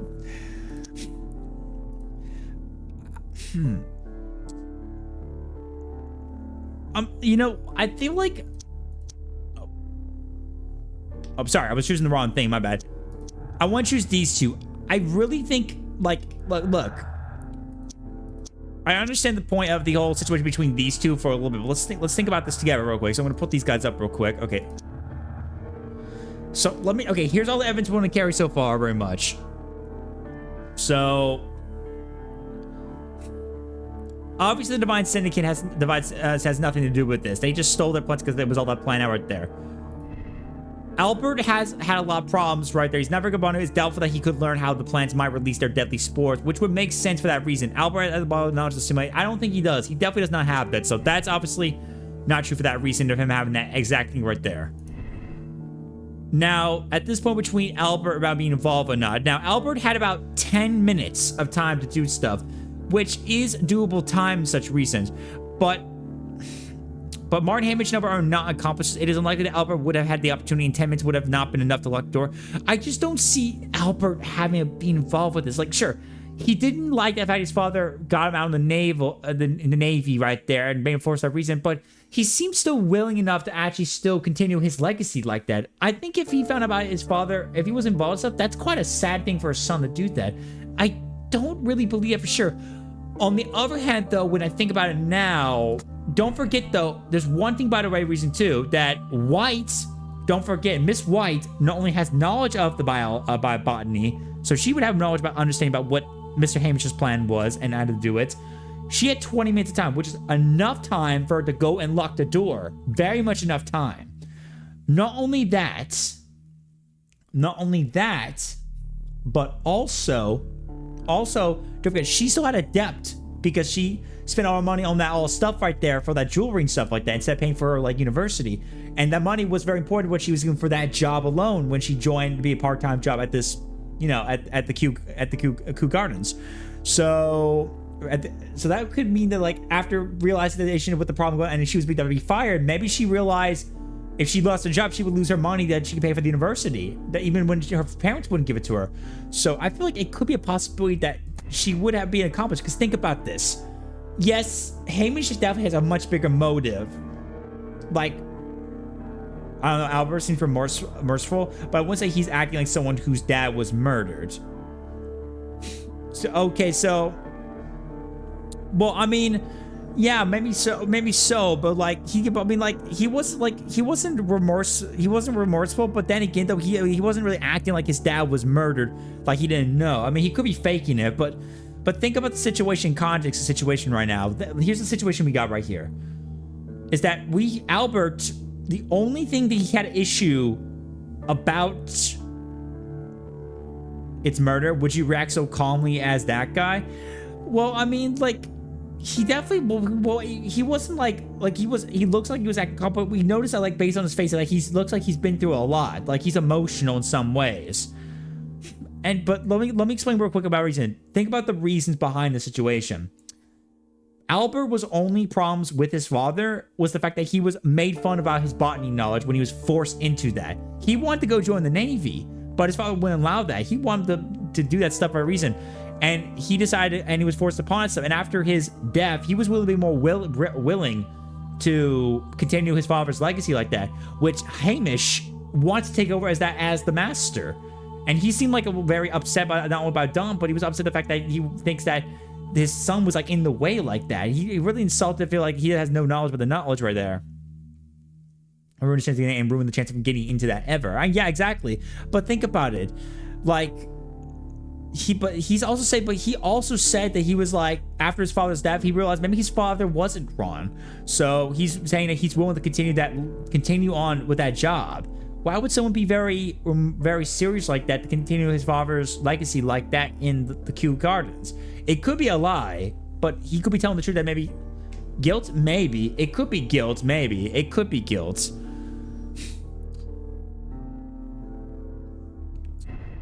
We have to think, but John C.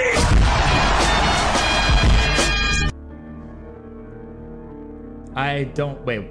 Who just played that? I didn't see the command go off right there. That was weird. Hey, what's up, Krog? Oh, that was Krog. I couldn't see the command for some reason. I didn't see the chat popped up for that. It's my. There it is. It just popped up delayed as hell right there. That was weird. What's up, Krognius? It's less of me saying Albert was a murderer and more of not seeing White as a murderer. Well, that's what I'm kind of saying though, because like that's the point I'm trying to say though, because like the thing is though is that look is that Albert had 10 minutes of time to respond to that, which would give him a solid amount of time, but Miss White had 20 minutes of time to lock the door, which gives her much enough time to reason. And don't forget, she had much knowledge of the botany stuff, and the situation about her involvement is that she had a chance to get all the money and was friends with, like, Dunn a lot, very much indeed. And it's possible that after about to be fired by Mr. Dunn, with everything he was spending money and realizing that she was not probably doing her job well, or maybe like she was spending the money that she had on like more jewelry stuff and not focusing on her university stuff like that, probably. I guess maybe Mr. Dunn found that after quitting, maybe probably would have given her like, it probably would have given her like, you know, a very serious motivation like that to, you know. I just think it's something like that very much. Now I arrive, I must go, or as Commander Shepard would say, I should go. I should go, my people need me.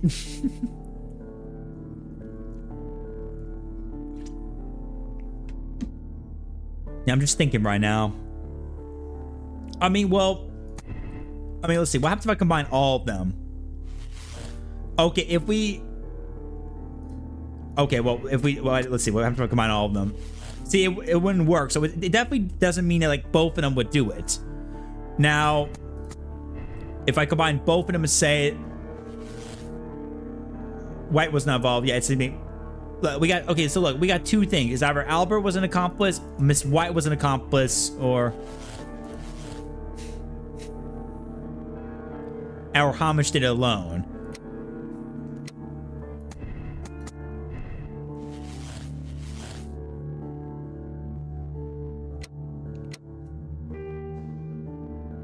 Let's see all the conclusions real quick. So, look, these are all the conclusions we got right here. So, You're 90% sure Albert was accomplice? Well, okay, let me read all of them real quick. Hamish did it alone. Martin Hamish committed the murder alone. He loathed Montague Dunn because of his treatment of Hamish's father.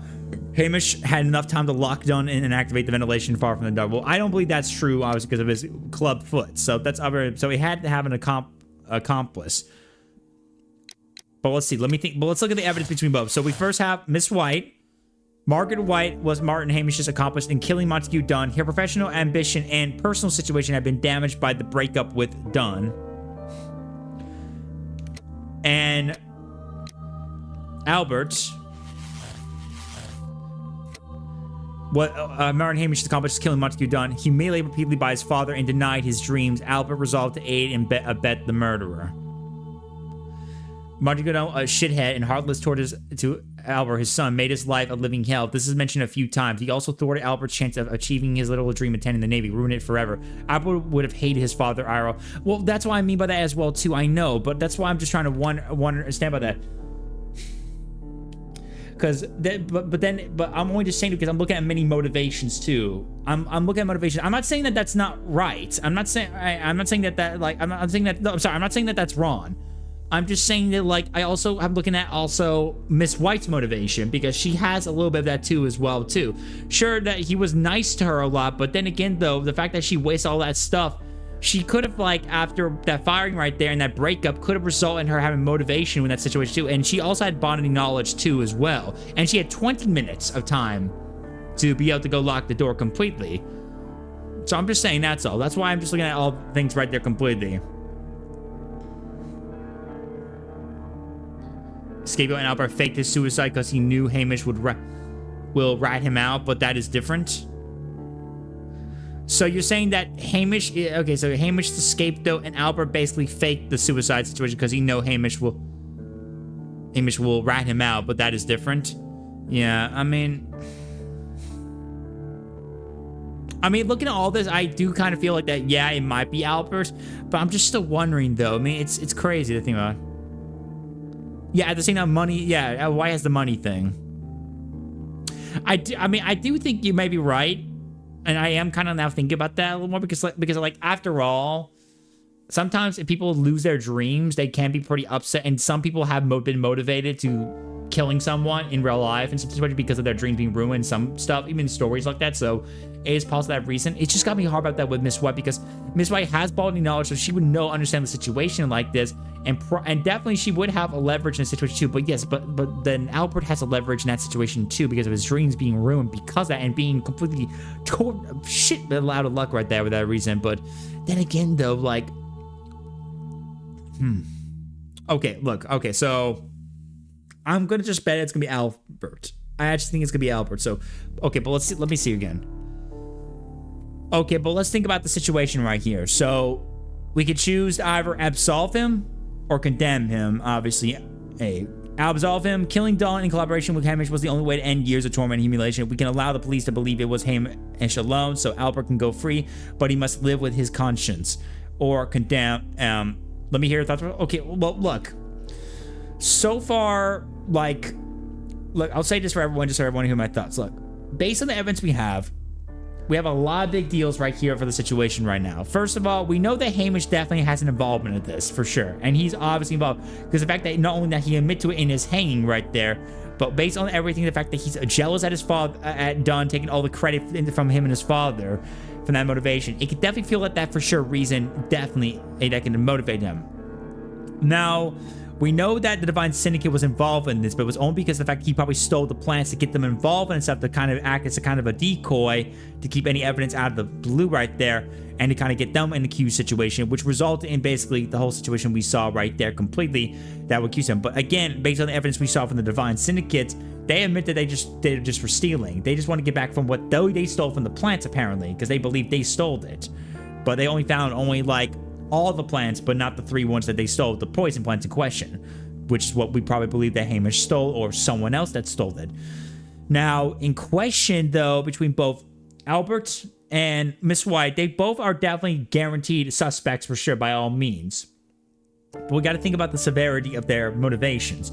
Now, when I think about it a little more further, I do agree. Albert definitely has a lot more motivation, in my opinion, though, because after all, He is a son of this guy. He's been pretty much shit out of luck of losing his dream, and has been humiliated by his father constantly for his time trying to get in Botany and his struggles. So it could lead to a motivation like that. That's why I can kind of now lean towards a little bit more about Albert's being accomplished. However, though, I still feel a little bit more about Miss White, though, because Miss White found her way into this because she met Albert in the university. They were studying botany, and it's possible that. And again, they were kind of friends to each other a lot and had a motivation because she believed she got the money and she could use that university, but she decided to spend it all on that jewelry and stuff like that. So she got greedy on that stuff and realized her mistake and tried to get money back for her parents right there, completely to hopefully make up for that. But they realized, but her parents didn't do it because she didn't talk about most of her life in university, so she felt separated from them. So they didn't give her anything. And when she was about to get fired by Dunn right there, completely, I thought maybe she probably would have got jealous that she knows she would have lose her opportunity to continue her botany studies. So I figured that, but that reason, her and Hamish, who both kind of see each other eye to eye, would have had something with that too. To be fair, I do think White was also in a bid, but that is a headcanon LML for White. Albert doing the bidding was a win-win for her. Yeah.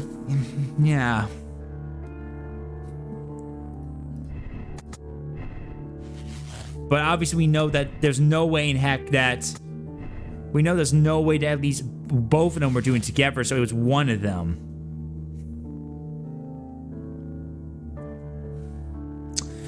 You know, I actually...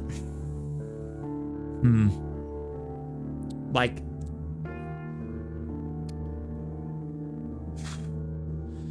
Okay, just for the sake of it, I'm probably going to say it is probably Albert, because even despite the fact that Miss White might have been jealous about the fact she was going to lose her chance to get more money and was getting fired by Mr. Dunn, I do think it might be Albert because, again, he's been in a lot more severity, and again, for that kind of shit he dealt with a lot, especially losing his dream, it would feel that. So I think it was Albert probably then when I think about it, after some time thinking a little bit.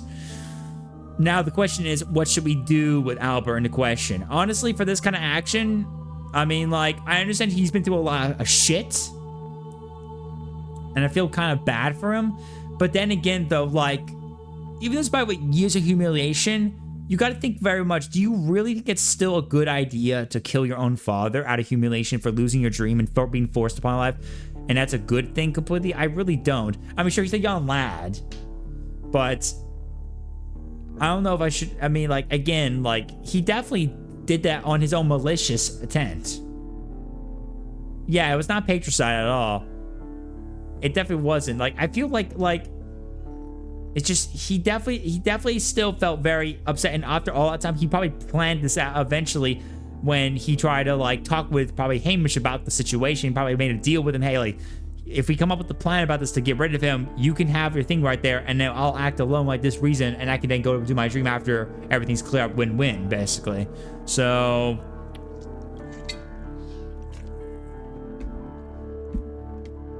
But chat, what do you guys think we should do? Should we absolve Albert for his crimes?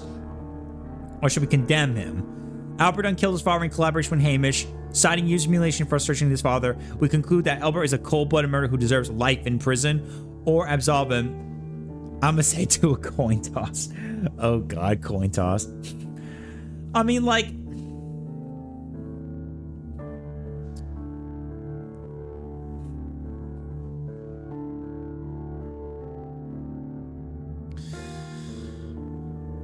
I mean, I feel bad for him because he's been through a lot of shit. And he's just a young kid. He's just a young lad. Yeah, I'm not so sure either. I'm thinking really hard about this too. Because like the situation, okay, look, the situation about is that like, he's just a very young lad. He's just a kid. And he's been through a lot of shit completely. And like, I just don't think he deserves like prison for sure. I really don't think so. But he still acted within this. And he probably got with Hamish about this due to his anger about hating Dunn. And probably joined with that and probably helped him out with coming up with the plan and thought about the idea. I feel like we should absolve in my opinion. I feel like that in my opinion. Like, sure, he acted on this in collaboration with Hamish. But I just don't think he deserves life in prison. He's just a young kid. Like, you really want to give a young kid life in prison? Sure, it's fucked up what he did and still, but like, still, he's been through a lot of shit and he's still a young kid, man. So I think He definitely was accomplice with this, with Hamish. He was involved in this because of his anger. I think we should absolve him. So I'm going to choose that for now. So we're going to go with that. I'm going to go with that for now. I'm going to go with that. We'll always look about we can actually always, after we finish this game, we can always look about the answer we want to in the future. But I'm gonna absolve him for this. He definitely Albert who assisted Martin Hamish with the murder of his father, Montague Dunn. An act of desperation to end years of misery and humiliation. Poor boy. You're right, Holmes. He was also a victim. He'll live the rest of his life with the death of his father on his conscience. And that is enough. The case is closed, Watson. We can say officially that Martin Hamish acted alone.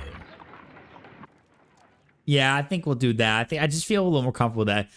Albert Dunn was humiliated by his father, who crushed the dreams he had of entering the Navy. He was the one who locked the door of the Colonel Collection Room directly after Hamish released the caterpillars. The murder plan with Hamish was a desperate act to free himself from the tyranny. Now he can go free, but he must live with his conscience. I just feel like that's a fair decision, in my opinion. He definitely was jealous of the reason, but now he has to live with it on his own. I don't want him to go to prison, but I think he should face down for that completion. So I think we'll accept the decision and go from there. You're about to finish this case. The save files this case will be removed. Press no if you want. All right. So I think we'll go with that, guys. I'm choosing that. Sympathizing. Yep, I got sympathizing. Nice. And I got 2 achievements. Deadly Five. Finish the Kew Gardens case, and an ominous reader receive 3 messages from those whom you condemn or absolve. Okay, so I got some messages we can read. Not bad though. Not bad. Let's go, guys. All right, I think we got time to do another case, so let's see if we can keep going, guys. We still got more cases to do, shall we? Where are you going, Holmes? Have you been invited somewhere?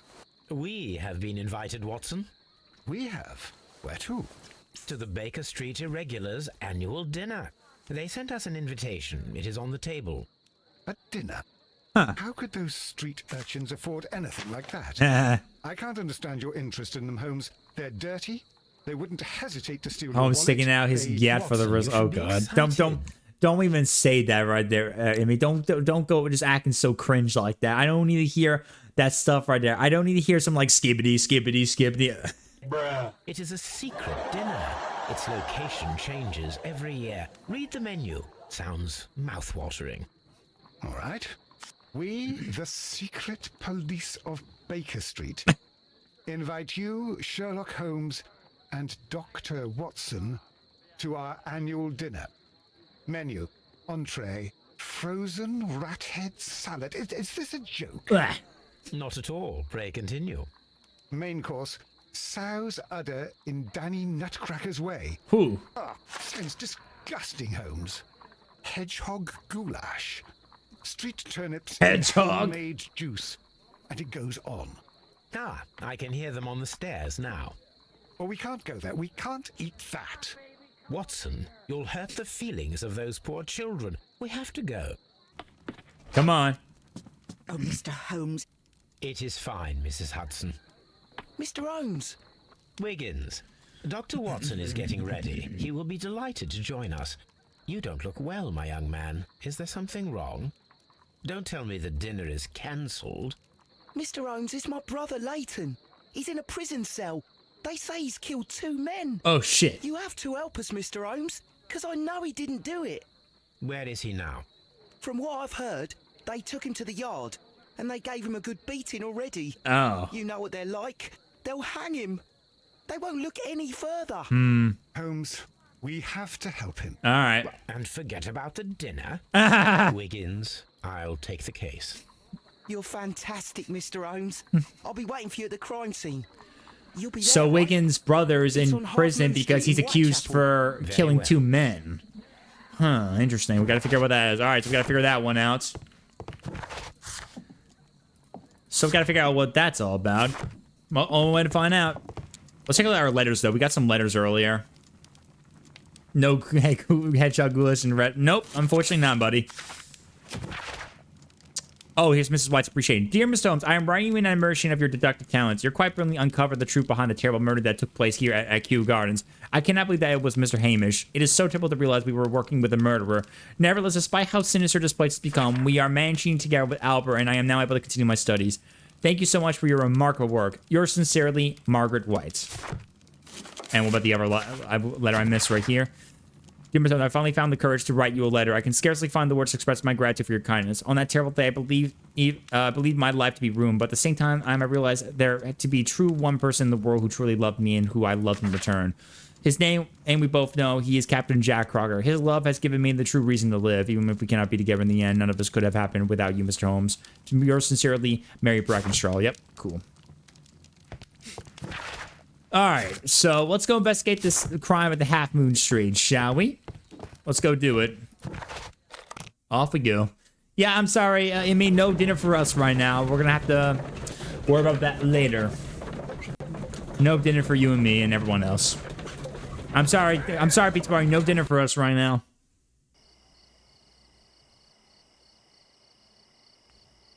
Alright, let me check something real quick before.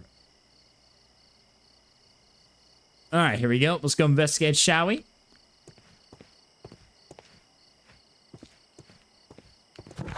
Oh, I'm going the wrong direction. My bad. I didn't know which way is which. Oh, this way? There you go. And down the other way.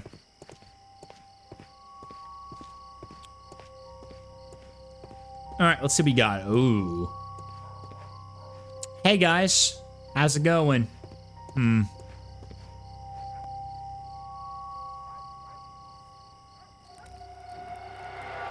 Please, gentlemen, leave the scene now.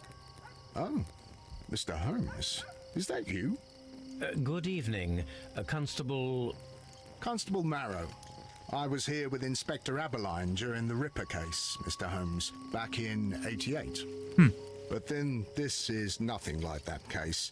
With this one, we've got the murderer, the weapon, and the statements, which speak for themselves. Of course, Marrow. But you know that appearances can sometimes be deceiving. Alright, let's talk about this reason. Okay. Who were the victims? The two men here, both shot.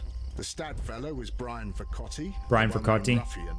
The other, Kenneth Butler. Kenneth Butler. A jeweler by trade. A jeweler. Okay. You spoke of statements. Witnesses? You have witnesses? Well, I was there, so I gave my own statement. And then there were two other witnesses who said they saw the killer Chapman. Mr. Turner, Mr. a Turner. gentleman who lives in that flat over there. Okay. And Polly Powell. Polly the Powell. flower seller, who was over Flower on the seller. far side of the street. Okay. So, Constable Marrow, I should be delighted to hear your testimony. I was standing at the north side of Half Moon Street. That was the side that you came from. Yeah. But you would have been unable to observe this part of the street, where we are standing now. That is correct. But I saw the two victims slowly enter Half Moon Street, and then shortly after, the fireworks started. A few minutes after that, the fellow Chapman rushed towards me and ran into Half Moon Street. Please continue. Okay. I didn't pay attention, but suddenly I heard a woman's cries and police whistles on the other side of Half Moon Street. I rushed over there and I saw the two dead bodies on the ground. When I reached Whitechapel Street, I saw Leighton Chapman. He'd been caught by two police constables. Okay, gotcha. Hold on, guys. I'll be quick for a second. I gotta use the bathroom real quick. BRB, guys. I'm gonna be quick.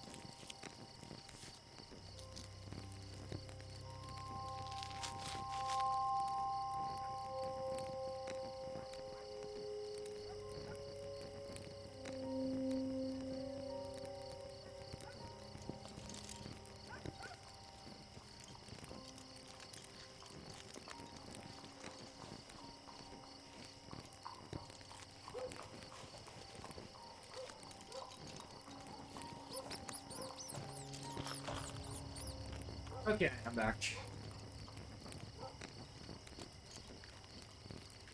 I had to use it, man. Had to use the bathroom. Okay.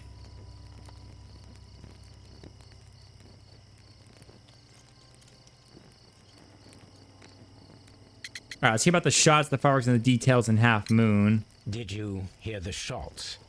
I didn't hear any shots. The fireworks were all over the sky. They were so loud I couldn't hear anything else. Okay, so you didn't get the fireworks going off, yeah? What were the fireworks in honor of, Constable? Well, today's Queen Victoria's birthday, Mr. Holmes. Okay. Yes, I appear to have lost track of the days. It is May now, of course. Yep, Queen Victoria's birthday. Okay. Constable Marrow, what else caught your attention while you were running through Half Moon Street? I saw nothing but rats, and I took the time to light every corner with my lamp. Okay. Did you happen to look up at Mr. Turner's window when you were on Half Moon Street at that time? Yes, I saw that the window was open, but no one was there. It was dark in the room. Okay. Constable, your statements have been of great value to me. Okay, so there was a lot. Okay, so let's go over real quick the notes, what he said. So let's see. So everything you said so far we learned. Let's see. Let's take a look. So we asked him about who the victims were. He talked about the victims. Their names were Brian Vercardi, who was a well-known ruffian, and Kenneth Butler, a jeweler by trade. We mentioned about the witnesses, that his own statement witness that saw the killer Chapman in question. He also mentioned Mr. Turner, a gentleman who lives in that flat up on that window above, and Polly Powell, who's a flower seller across the side of the street. We also asked the constable about hearing his testimony, and we heard everything he said. He explained that he was standing at the north side of Half Moon Street, which is the side we came from. And that he was, of course, when Sherlock Holmes asked him that if he was unable to observe the part of the street where he was standing now, he said that was correct, but he saw the two victims slowly enter the Half Moon Street, and then shortly after the fireworks started. He said a few minutes after that, the fellow Chapman rushed towards him and ran to Half Moon Street. Afterwards, he then said he didn't pay attention, but suddenly he heard women's cries and police whistles on the upper side of the Half Moon Street, which probably prompted that reason. He rushed over, saw the two dead bodies, and when he reached Whitechapel, he saw Chapman and that he'd been caught by two police constables. Sherlock asked if he heard the shots. The constable said, "I didn't hear any shots. The fireworks were all over the sky. They were so I couldn't hear anything else." Sherlock Holmes explained about about the fireworks that were for Queen Victoria's birthday, of course. And he asked if Constable Marrow, what else that he caught that his attention while he was running through Half Moon Street. He said that he saw nothing but rats. He took the time to light every corner with his lamp. And Sherlock Holmes explained that if he happened to look up at Mr. Turner's window and saw when he was at Half Moon Street at the time, he explained that yes, he saw that the window was open, but no one was there, and it was dark in the room. All right, let's look at the dead victims right here. He tried to stop the bleeding with his hand. Death was not instant. Okay, yeah, not instant. The bullet penetrated his stomach. Shot him right there. So, a gun. There's some tattoo on him. A tattoo from Westgate Prison. Vercotti must have done some time there. Okay.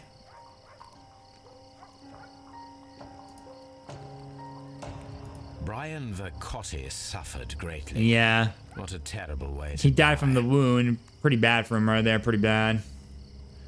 Okay, that's for Cody. Now what about the other victim? Kenneth Butler. I see some right here. Wait. Plates. Stuck object. A piece of wood. A piece of wood that is stuck between the cobblestones. A piece of wood. Let us take a closer look. Okay, a piece of wood. This shard of wood is quite new. Okay, interesting. Alright, what's that all about? Ooh, bullet shot to the head. The bullet struck his head. This man didn't stand a chance. Instant death right there for him. Instant death. Oh, a key in his left pocket. This is an ordinary key. I wonder what kind of door it opens. Guess we'll find out. Maybe we'll figure it out later. Okay, so... got a key that can unlock something. We gotta figure out what that is and find out about this piece of wood. A piece of wood that was pretty brand new, and it was found stuck between the cobblestone near the dead body of Kenneth Butler. We gotta figure out what that's all about. Mr. Holmes. Okay, let's talk with Ryan Turner. Good evening, Mr. Turner. I heard Constable Barrow reply to you as Mr. Holmes. Are you that detective, gentleman? I've heard of you. And well, I know things about this evening. Excellent. Might we hear your story? All right, let's take a look at this guy. Mr. Turner. We'll see about you real quick. Pretty old lad right here. Oh, hello. He's got a medal class, Balaclava, Crimean War. Okay, so he's a war veteran during the Crimean War, Balaclava. Okay, war veteran. Oh, wait. He's missing a button. Poor life, so he's not really a rich fella. Much. Weak leg, limping, so he's kind of limping a little bit, so he definitely... probably injured during the war, probably. Injured his leg. Alright. Could you tell us everything that you may have seen or heard? Hey, Vanillite! Yo, Vanillite, thank you for the 100 pizza party tokens for that, dude. And thank you for completing my bit goal for this month. Thank you so much, man. Appreciate you for that. How you doing, Vanillite? Thank you so much for that. You cute. No, you, Vanillite. No, you. You cute. Hope your night's going well, Vanillite. Thank you so much, man. The fireworks started. A few moments after, I clearly heard 2 gunshots from outside. Please. No, he used the no you emote. No.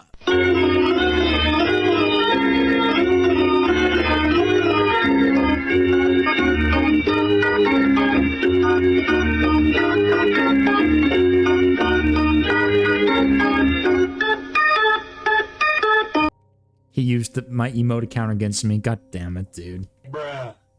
Let's continue. I quickly got up and I grabbed a lamp from my nightstand and I rushed towards the window. I looked down and I saw 2 bodies. And there was a man with a gun who was standing nearby. It was a man with a gun standing nearby. A man. Near this body. Did he notice you? I don't think so. He rushed towards Whitechapel Street without looking around. So he saw a man with a gun. But he said it was a man. I mean, this brother of Wiggins, he could be just a kid, like around maybe his age, maybe a little bit older, maybe, but maybe not a man. Mr. Turner, did you see anyone else in the street? No, I saw no one but that man, the murderer, the fellow they caught. All right. Were the 2 shots you heard consecutive? Yes, there was a very short pause between them, and they sounded different somehow. It seemed to me that the second shot was louder than the first. That is an interesting comment. The second shot was louder than the first. Maybe it was timing because of the fireworks, maybe. Mr. Turner, what were your actions after you stepped up to the window? I was afraid that the man with a gun might return, so I stayed close to the window till I saw the policeman coming in a half moon from Whitechapel. Then I walked out to tell them everything I saw. Interesting. You have helped us a great deal, Mr. Turner. All right, so Mr. Turner, he's around 60 years of age. He's a veteran of the Crimean War, and a fact of which he's proud. His leg was most likely injured during the war, and he's been limping since then. Mr. Turner lives a poor life. He's a weak leg, which makes him walk like a limp. So, which is interesting, though, because that means how did he get down so quickly eventually? But, I mean, that probably is not being relevant. So let's see. Let's look at the evidence we have. So we got 4 things. Different shots. Mr. Turner heard 2 different consecutive shots. The second shot was louder than the first. The 2 victims, Brian Vercotti and Kenneth Butler, were both found shot in the dark and narrow Half Moon Street, which is located between Great Alley and Whitechapel High Street. Mr. Turner stated that he remained near his window until Lighton was caught by the police, who came from the direction of the Whitechapel Street and the dark window. Constable Merrill paid attention to Mr. Turner's window while he was running past the dead bodies. He did not observe anyone next to the window, and it was dark. Wait. So Turner, okay, wait. Mr. Turner said that he remained near the window until Layton was caught by the police, who came from the direction of the Whitechapel High Street window, but yet But yet, Constable Merrill paid attention to Mr. Turner's window while he's running and passed away. And he said he didn't observe anyone near the window. Something's odd about that. Yeah, hold on. Mr. Turner said that he remained at the window of his flat until the police arrived, but this conflicts with Merrill's statement as the constable did not see anyone in the window. Something's odd about that one. I feel a little suspicious about that one completely. Yeah, there's nothing about that one, of course. I figured there was nothing wrong. I just wanted to check that. So I actually need to, like, see about that in just a moment. Let's go talk with Paul Lee over here. And then we'll go talk with the constable and... Let's see. Where's Paul Lee? Right here? Paul Lee? Wait, oh wait. I'm in the wrong... This might be the wrong alleyway. I meant to go over this way, probably.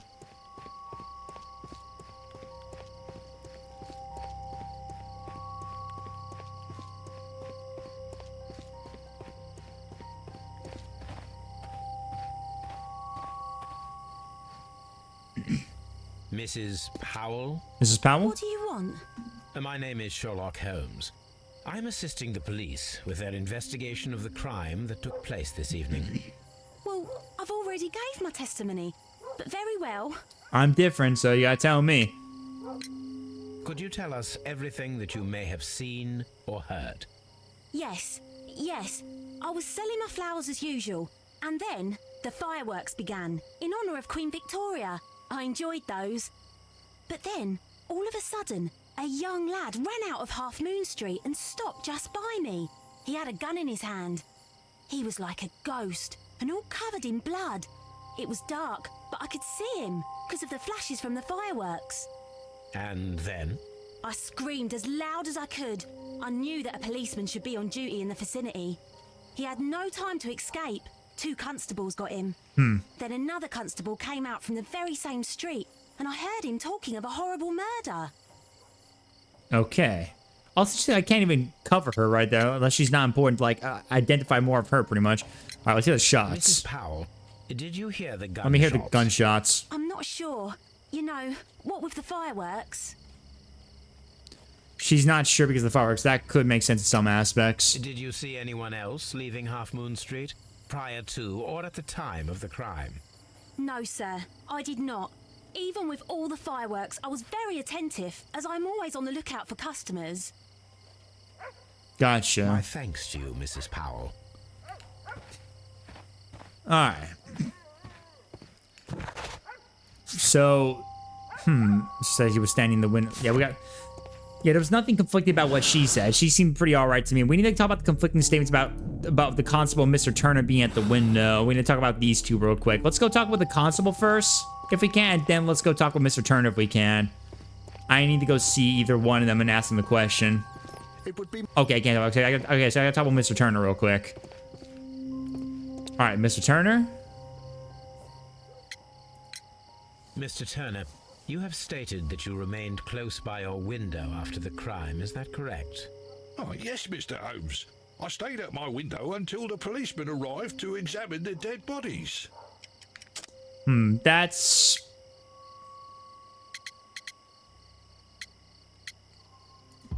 Yeah. That is very interesting, Mr. Turner. Constable Marrow stated he did not see anyone at the window when he was running through Half Moon Street. Well, I think Constable Marrow and me, we might have been distracted by the whistles and shouts coming from Whitechapel. We could have missed each other somehow. You understand what I mean? It was a bit of a stressful moment, to tell you the truth, sir. Allow me to form my own theories, Mr. Turner. Would you mind showing me the view that you had from your window? Not at all, Mr. Holmes. Please, follow me. There's that limb. Mr. Turner appears to live very modestly. Let's take a look at that window in question. We definitely got to see that for sure. He definitely lives modestly here. Alright, so this is the window right here. So, that's the view Mr. Turner had when he opened the window. Yeah. There's Kenneth Butler. Dead body. And there's Brian Vercotti. Brian Vercotti's contorted corpse. Mr. Turner had a perfect view of the crime scene. He saw the bodies clearly, and Leighton Chapman standing over them. Alright. Let's see. What's the kitchen table? Let me see. There's a knife right here. This kitchen knife it's is a quite knife. Sharp. Kitchen table, sweepings, and a shredded paper. Wait, shredded paper. There are pieces of shredded paper scattered over the table. Holy moly, okay. The knife Was was to used cut to paper. cut the paper. Huh, cut some paper? That's interesting. Okay. But why, though? Well, why would he be shredding some paper, exactly? Was there something important about that paper, or just nothing? Let's see. Oh, check the bookshelves. Is there anything on here, maybe? I'm checking everything. Hello. He has a walking stick right here. Hold on. Hello. Hold on. This walking stick is broken. It was placed here. A perfect match. So, Mr. Turner broke his stick when it became stuck between the cobblestones. He did not mention that he was That's near why to the victims. But wait. Hold on for a second. If he said that he heard one shot, the second shot was louder than the first shot. Holy fucking shit. I think I've already figured out the answer. I think he did it. The books on this shelf I think he are did it, in guys. there. It looks as though Mr. He's Turner lying. was trying to find something in a He's hurry the there, he's a the short one. He's while the ago. culprit. He's gotta be. Why would he hear the second shot? The fact that a piece of wood from his cane, it was between the cobblestones next to one of the dead bodies. Like, come on. Oh, there's only one way. The only possible way he could have heard up close and that second shot and the fact the piece of wood right there was probably because he was there witnessing the crime. He's the murderer. Mr. Turner was roused from his bed by the sound of gunshots. He had to be, most likely. He has to be. I mean, I just feel like that to me, honestly. Maybe. I mean, like, still, it just seems kind of... It just seems kind of suspicious to me. This fire is dying out. It was last tended to over an hour ago. Fire, the ashes, and burnt... Well, there's a burnt paper right here. Found the paper. The papers are almost entirely burned. I am unable to see what's written here. Yeah. These words are illegible. The papers were thrown into the fire just a short while ago. But the question is because paper being important for something. Oh, we're going to recreate this thing? Okay, let's see. So we got to figure out an order.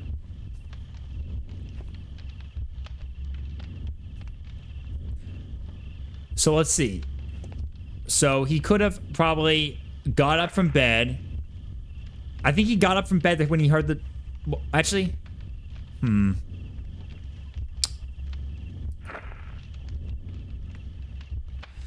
I think he got up to bed. Probably went open the window to see what was going on. I think he... Okay. Actually... Approached the body. Took some... Okay, so maybe he wasn't, but maybe he was up, maybe he didn't murder, maybe he didn't kill, but maybe he saw up close because he was there. Then he apprehended the body. Oh, no, he was there by the body and took something, which probably was the paper maybe then. Then he cut the piece of paper and then threw it in the fire. I think he, Actually, wait, sorry. Then he burst the broken stick, then cut the piece of paper body, then threw in the fire. Okay, so I think the order went like this. I think it went like... He must have... He must have woke up, probably supposedly heard the shots, went to check the window, and saw and heard the shots going off, probably. Went to go check the body, and took something, probably those pieces of paper, put the broken stick in place, cut the paper, and then threw... I think that's what it is. Let's recreate it just in case. Let me kind of get an idea first.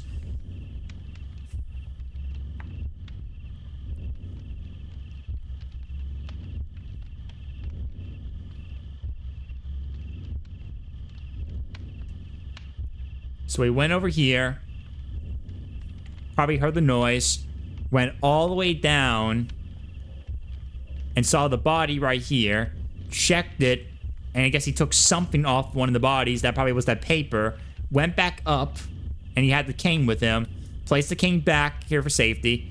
Went ahead and took out the papers, cut into pieces of paper, probably after reading or something like that, and threw in the fire. That's just my guess. So Mr. Turner used a book to hide an object that he found on Kenneth Butler's Yeah, he body. hit something over there. The question is, what did he find? Yeah, what did he find exactly? I think he wasn't. I mean, maybe it was something important. Probably he wanted to keep for himself. Maybe. I mean, I don't know. He was. If he was heard the noise, he could have been up close and could have been involved. I can see prints from greasy fingers upon the cover of this book. Yeah. Let's take a closer look. Check it real quick. Check it. It's Moby Dick. Well, now, what a find! Huh? A precious jewel. Oh, so that's what he found. Sealed inside a book. In case they found a jewel. Okay. A bracelet with a unique ram's head design, a distinctive feature of ancient Grecian artifacts, probably of the Hellenistic era. All right. So we found a jewel, which probably would make sense because the jewelry, that's where he took it off the body. So let's think right there. Okay, well, maybe he didn't commit the crime in question, but maybe he just decided to go over to investigate when he heard the shots. Maybe he got there. Maybe he, on the first shot he heard, and it might have been a pause maybe, and when he went down, maybe the second shot took place, and then that's when he ran off. He went to go check the body, got the thing off of that right there, and he cut some papers, which probably are not as important, but yeah. Well, let's talk with him real quick. Let's talk about the jewelry and stuff like that. Let's talk with him real quick. Mr. Turner, how would it be possible for a man of advanced years, such as yourself, to rush from his bed to the window in a matter of seconds, as you have stated? Well, I'm able to move very quickly, despite my age. And when the situation requires it, Mr. Holmes. Yeah, I doubt that, dude. Dude, you're literally limping, dude, from your war injury. I highly doubt that, Mr. Turner. I observe that you suffer a severe limp due to your injured right leg.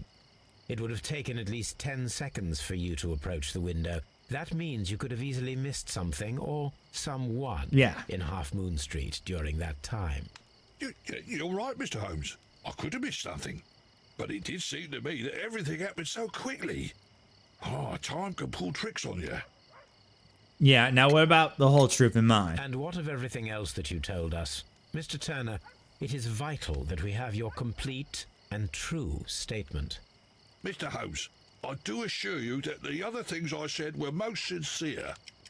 Okay, can you care to explain the bracelets? Mr. Turner, you were not sincere with me. Not then, and not now. But Mr. Holmes... This, Mr. Turner, does not look like anything that a poor man might possess. Yeah? It is worth more than the home that you live in. I can explain. No, merely correct me if I am wrong. You saw Leighton Chapman through the window, but you also noticed a glittering object on the ground. This precious jewel. You walked down and took the bracelet from the body of Kenneth Butler. And when you heard the whistles, you hurried away. Yeah. That broke your walking stick. It caught fast between the cobbles. Constable Marrow was unable to see you in the window as you were climbing up the stairs on your way back That's to your why. flat. Yeah. Upon returning home, you hid the precious jewel inside a book. Which is why he cut the papers. Mr. Holmes, yeah. please don't From the send me book. to prison. I didn't do anything bad. I'm just a poor man. When I chanced upon the bracelet, I saw it as an opportunity to make a little money. I was desperate. I only took the bracelet, that's all, I swear. You made a mistake by lying to me. Yeah. But you are not a criminal. I believe that. Although I must return this bracelet to its rightful owner. Alright. So, yeah, I don't think he was the murderer. I thought at first right there, but yeah, after seeing that, I kind of just come to conclusion. So, he definitely heard the shots, but I don't think he was completely sincere about the shots completely. He probably just heard the two shots after that, went down, saw other dead bodies, took the bricks because he was kind of getting a little greedy for stuff, came back up here, cut the book into pieces so he can put the bracelet in there, and then put it inside the book, and then threw away the paper just thinking that nothing will happen, stuff like that from Moby Dick. So, yeah. Yeah, he definitely was trying to get greedy, but he's definitely not a criminal or something like that, but he definitely was probably not responsible for it. Stuff. He's summing up with that for sure.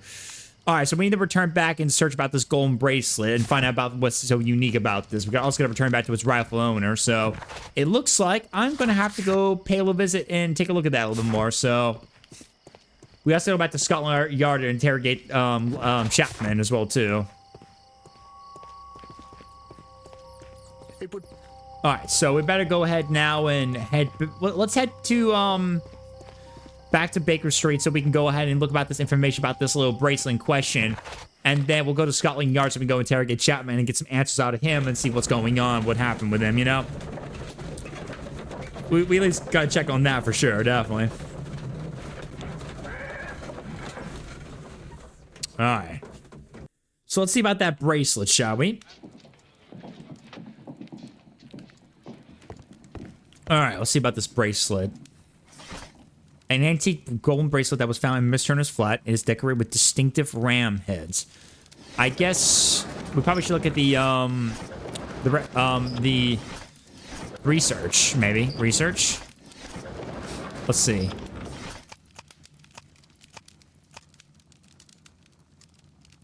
Actually, okay, maybe not that. Maybe it's, check the inside. Okay, art and architecture? Some technology history.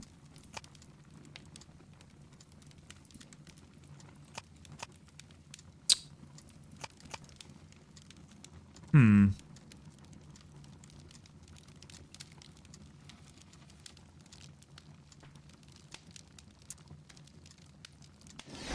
trying to think right now, well, what could be good for this right here?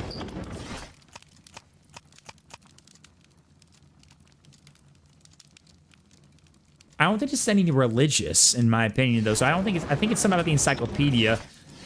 I think it's in encyclopedias, and I think it's something to do with, like,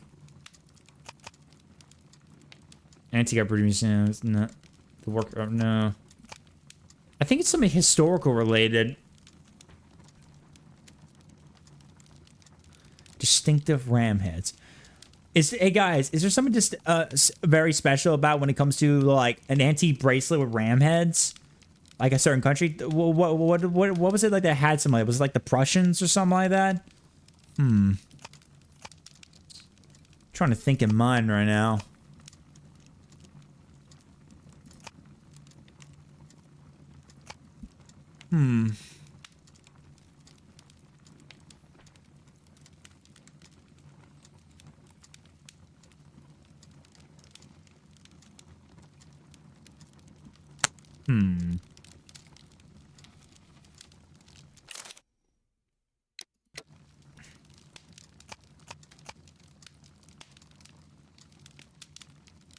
Well, that's Prussian militarism. That's definitely nothing like that, so probably not.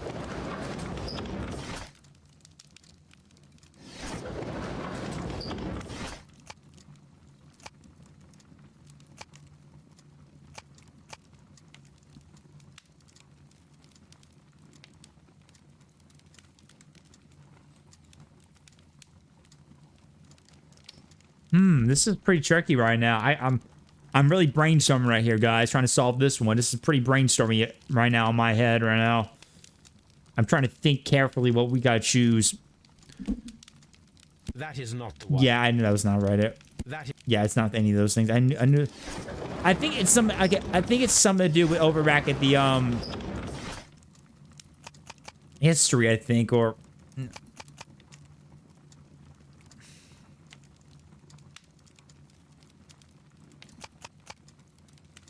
That is. No, it's not that. Damn.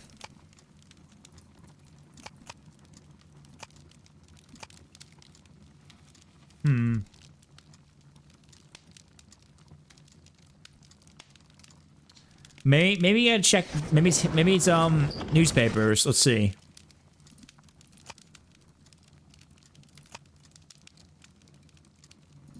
Wait. Hellenistic treasure stolen. That is not the one. Oh, I thought that was it because he mentioned it was like a Hellenistic error or something like that. Damn it. I actually thought that could have been it. God damn it.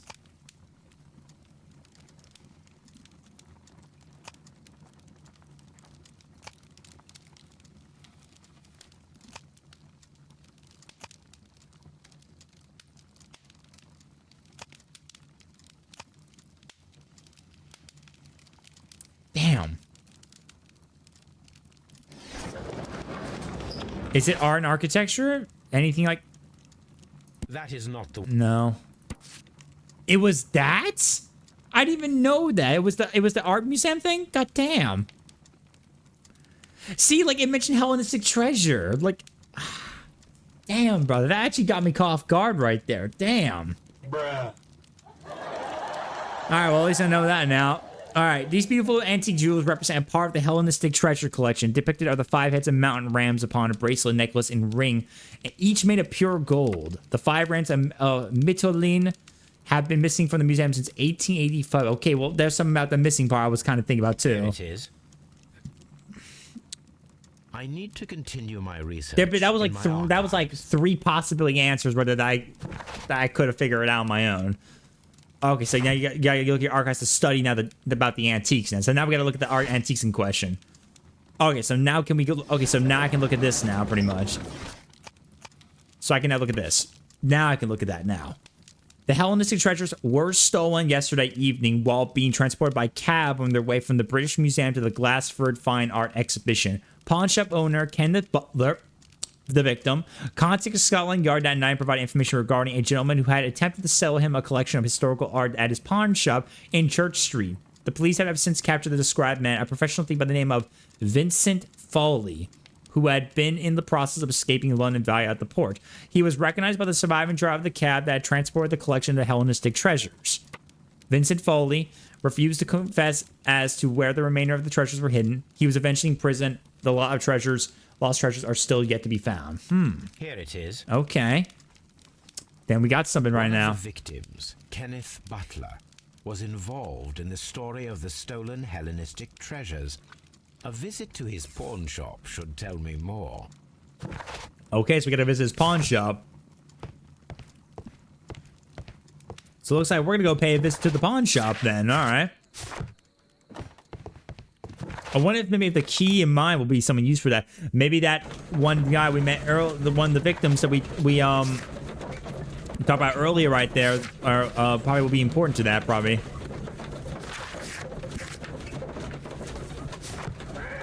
One of the victims in mind that we had the key probably is important now. We'll have to see about that very soon.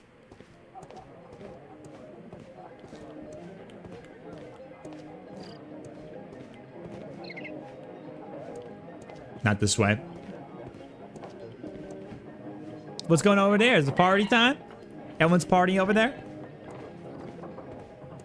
Got a party hardy right there, buddy. Okay, that just leads out. I don't want to leave out. So the pawn shop's around here. Is it right here? This is it. Here's the pawn shop. Mr. Butler's key matches the lock perfectly. Okay, so that was Mr. Butler. So Mr. Butler owns the pawn shop right here. Yep, this is. Alright, let's take a look. Mr. Butler.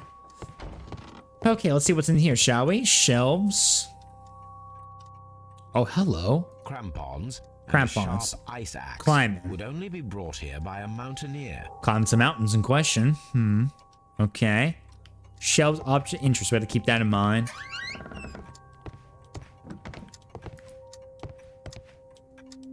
I hope everyone's enjoying your time at the pizza party, guys. Remember, if you guys are enjoying the stream, don't forget, guys, to smash that follow button if you haven't already. Appreciate your support as always, guys. Exclamation mark socials if you guys want to keep in touch with everything going for the pizza party.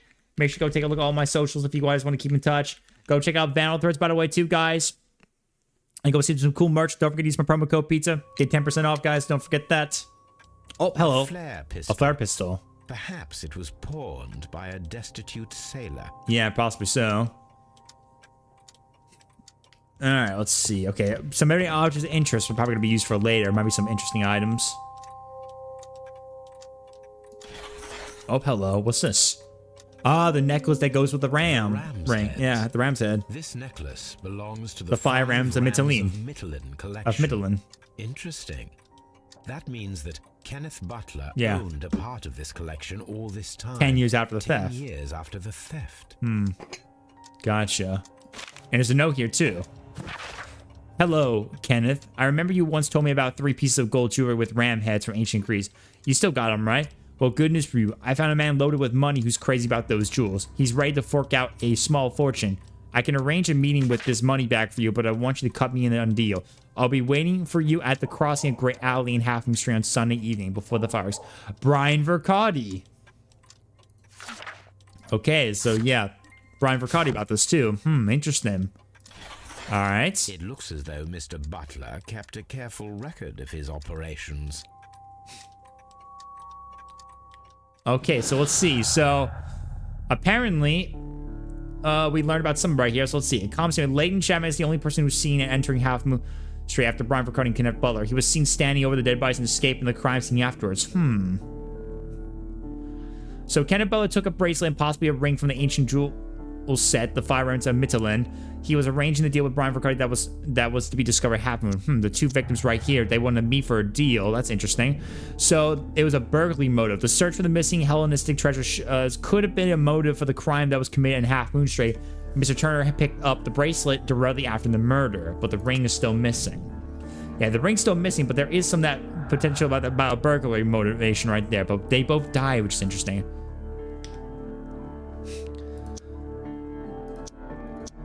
Nothing there. Wait. Okay, nothing there. Yeah, pretty much.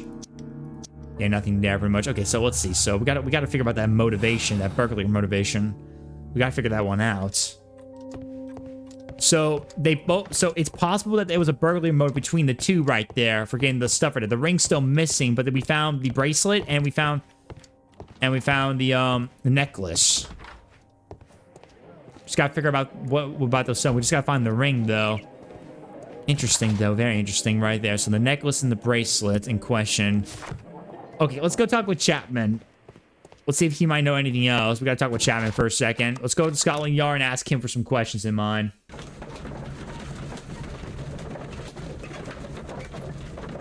Gotta go talk with Chapman real quick.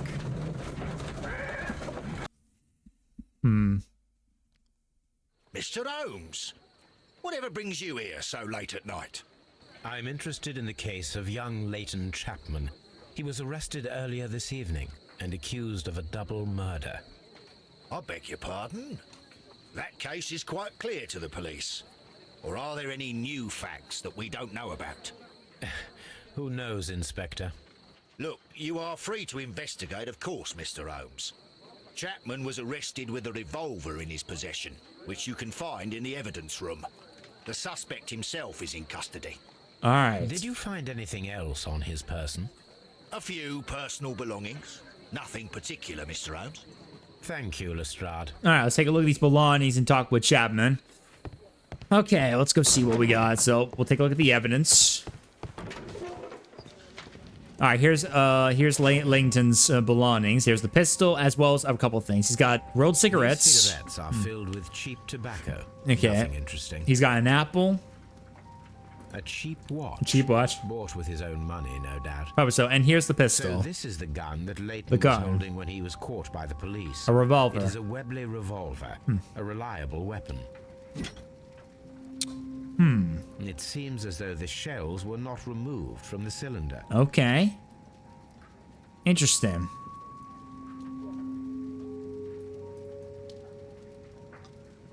Bam, bam, bam.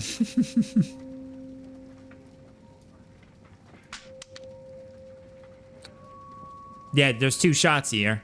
4 shells that haven't been used yet. Out of the 6 shells Have been fired. 4 shots. There were 2 shots. 2 shots. Yep. As what people concluded. All right. So we know Leighton's revolver and the 2 victims in question right there. So yeah, Kenneth Butler were the victims of a double murder carried out by one person, which is pretty much in some way right there. We know that for a fact. Wait, before I move on. I think there's more to it, but let's see. And then there was 2 different shots though. So let's see. Let me think right here. So we got 2 options. There's 2 different shots. Simultaneous shots. Turner could hear the contrast between 2 fired shots, as in fact 3 shots were made. At a first single shot was fired, and then 2 guns fired simultaneously directly afterwards. And fire precision. Turner could hear the contrast between 2 fire shots, as they were made from different points in Half Moon Street.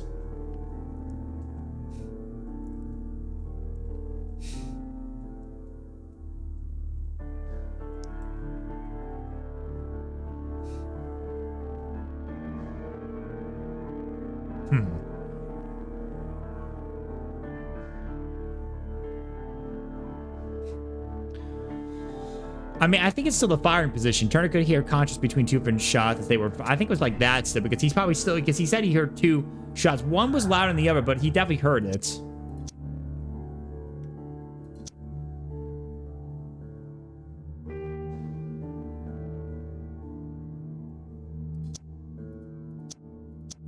Yeah, there was nothing right there, of course, nah. Okay, the common statement one. Yeah, that's right here. The witness testimonies in the crime weapon clearly point to one possible culprit, Leighton Chapman. So they still lead to that situation right there from that point where that. But then again, yeah, I knew. Yeah, I feel like it's a firing position because simultaneous shots. There could be 3 shots. That would not make sense for the double murder, and they were both killed. So it was definitely a double murder in some ways. But then again, though, but the compelling evidence does point to Chapman. But then again, though, did he really kill these men intentionally? Or could have been a setup in some ways. Yeah, I think it might be something up with that, but we gotta figure that out more. I gotta go interrogate him, but... Please escort this suspect for interrogation. Let's talk with Chapman real quick. Good evening, Mr. Chapman. Who are you? I've got nothing to say. It's all a mistake. Calm down, Leighton. I have come here to help you. To find out if you truly are innocent, as your younger brother Wiggins has told me. My brother? You know him? Then that means you're... Sherlock Holmes. Oh, blimey. All right, Mr. Holmes. I'll tell you everything. All right, explain to me. All right, let's take a look at his Wiggins brother. He's got a black eye right there, meaning he must have gotten a ruckus. Nasty scar. Occasional fights, group on the street. That's fair enough. He's got some recent beating, resisted arrest, hot-headed. Yup, that makes sense though for what he was dealing with. Scarf, fancy scarf, downtown fashion, cushy job. Okay, so he was an office clerk, obviously. I mean, he had the money for that. Hello. Huh? He's been in prison, so he's committed crimes before. Well, let's hear. So there is a little bit of some stuff right there, but let's see if we can find any compelling evidence that proves that if he was the case or not. Good. Tell me your account of what happened. I left my work, and I hurried up to see the fireworks in Whitechapel. I was late, so I decided to cut through Half Moon Street. Okay. I saw the first fireworks light up in the sky. I bumped into a constable on a corner before entering Half Moon. Yeah. Then suddenly, what with all the firework flare, I saw 2 men. They were both lying flat in the middle of the street. I stopped where I was. I thought about turning back to the police, but as I was thinking of that, I saw a third person. A third person. He was leaning over the body that was furthest from me. The second I saw him, he raised his head, and he stared at me. In a flash, I saw his gun, but he made a dash for it instead, and he escaped through Whitechapel Street. Yeah, I mean, pretty much this definitely wouldn't be the Mr. Turner, obviously, because of him being limped. But he claims he saw a third person when he walked in and saw the 2 dead men. So obviously this could confirm pretty much that something interesting. But then again, though, he still has the revolver with 2 missing bullets, which indicates the double murder. So you might still have had time to return to the constable. I panicked. I didn't know what to do. Anyway, I approached the bodies just to see if they were still alive. Yeah. I saw that one had blood pumping out of his stomach. He was dying. It was horrible. The second one was already dead. He had a hole in his head. He was holding a gun in his hand, though. I took it. And then I followed the third man. Oh, he took... Oh, A third man, he said one of them had a gun in his hand. I wonder if maybe it's possible that... I wonder if it's possible that maybe both of the men end up killing each other in some ways with some gunshots. Or one of them had it, killed one of them. Probably Butler, probably in question, got killed by the guy in question. And then by the street gang guy, because he also has the same one. And then I'll follow that up. Someone else probably somehow took the gun or somebody. Or probably, I don't know. It's interesting. Interesting. Pray, continue. Let's keep going. I turned a corner, and I saw the man standing in the middle of the street. He seemed to be in some sort of panic. And then, Mr. Holmes, something strange happened. I told the police and they laughed at what I said, but I swear to you, my words are true. I started running towards him.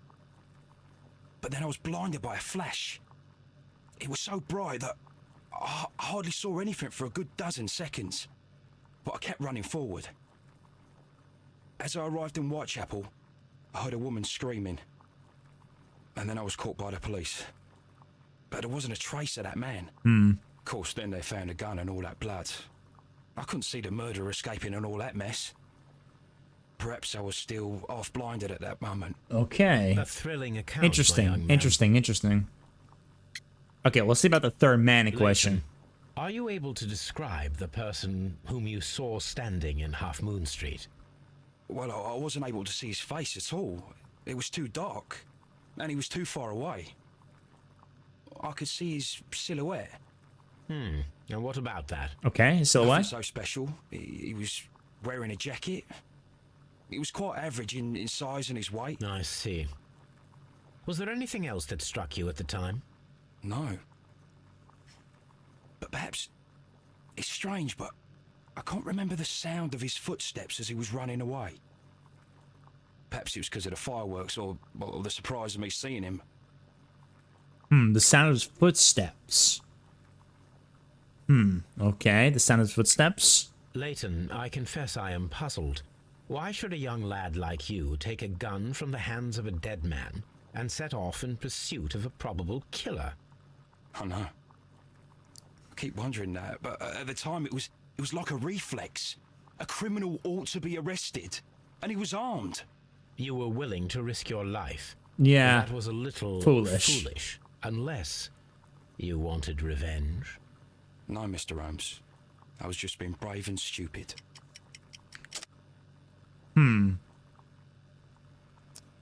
Well, maybe it's interesting though. I think that's kind of a lie. I think he was in revenge because he also has the Westgate prisoners. Yeah, they have. I'm sure that you were, but I believe that you may have recognized one of the victims, Brian Vercotti. You knew that gentleman well, did you not?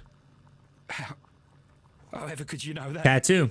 You have a typical tattoo of the Westgate Brotherhood upon your hand. I observed exactly the same mark upon Mr. Vercotti. Yep. You came to know him from your sharing a past prison sentence. Am I correct, Mr. Chapman? Yeah.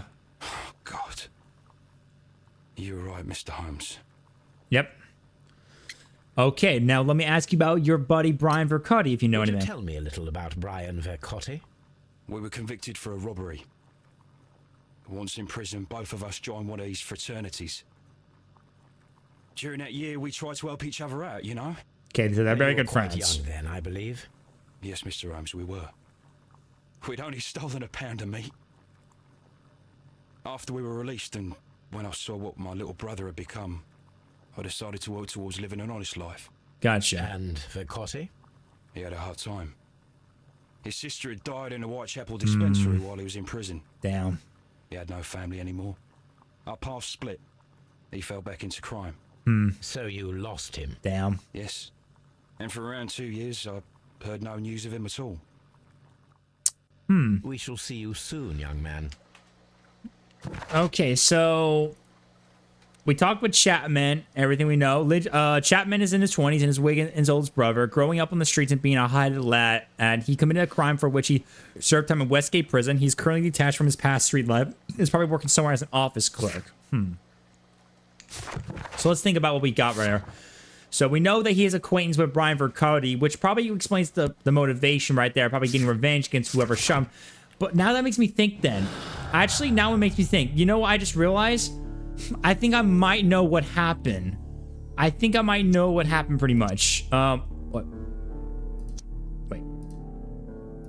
Oh, wait. Damn it. I keep choosing the... There you go. This one. Wait, is it this one? Yeah, this one. The person who Leyland describes in the statement is a figment of his own imagination created to vindicate himself. Okay, well, I don't think that's... Well, I don't think that's true. I really don't think that's true at all very much. I mean, that's just that one.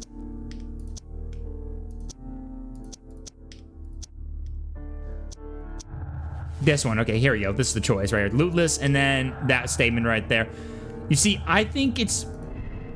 I just realized something. Let's see. Burglary motive. The search for the missing Hellenistic treasures could be the motive for the crime that was committed in Haven Street. Mr. Turner picked up the bracelet directly after the murder, but the ring is still missing. The violent committed in Haven Street violent could have had a personal motive. I mean, even though let's see. I mean, look. I mean, again, it could have led to everything, which would have resulted in a double murder situation right there, which would have led to this situation by Lady Chapman committed double murder at Halfmoon Street, and all mutual enmity between Lady Chapman and Brian Vercotti was the motive for this crime, pretty much.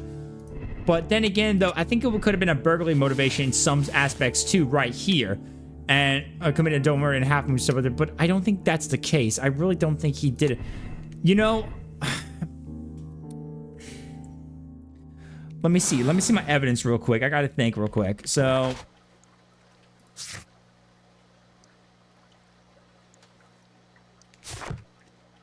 I need to have, you know what? Hold on. We need to head back to the crime scene. We need to do that. We gotta reenact that whole thing.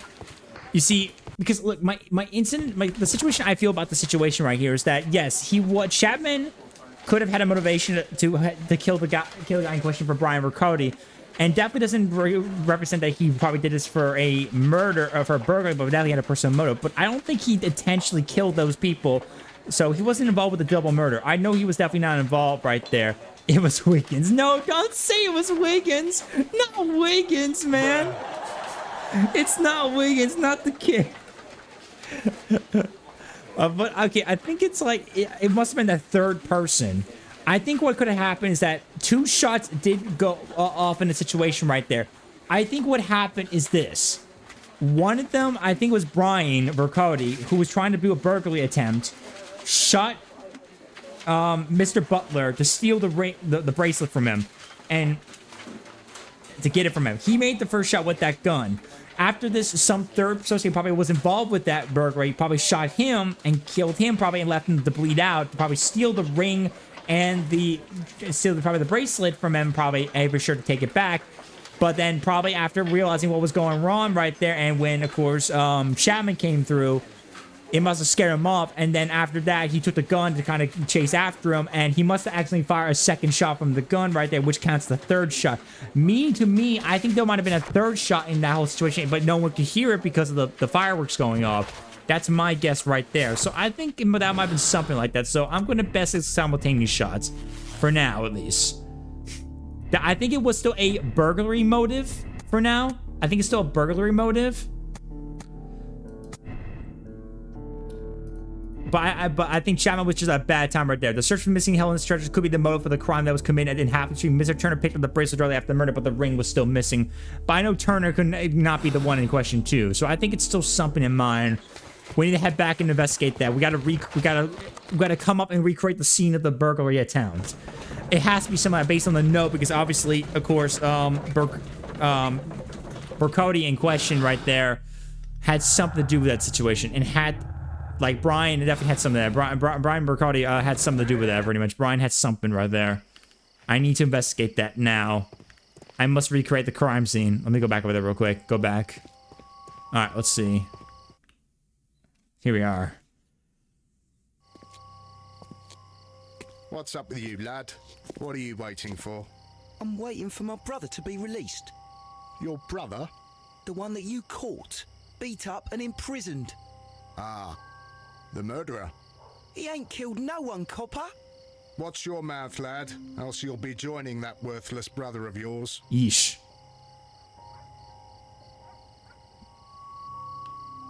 Alright, we gotta investigate this. Let's see.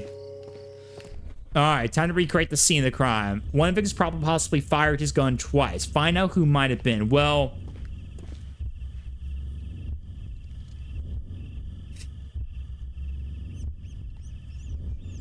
obviously, it had to be... I feel like it's Brian, because he definitely was a criminal, so it must be him.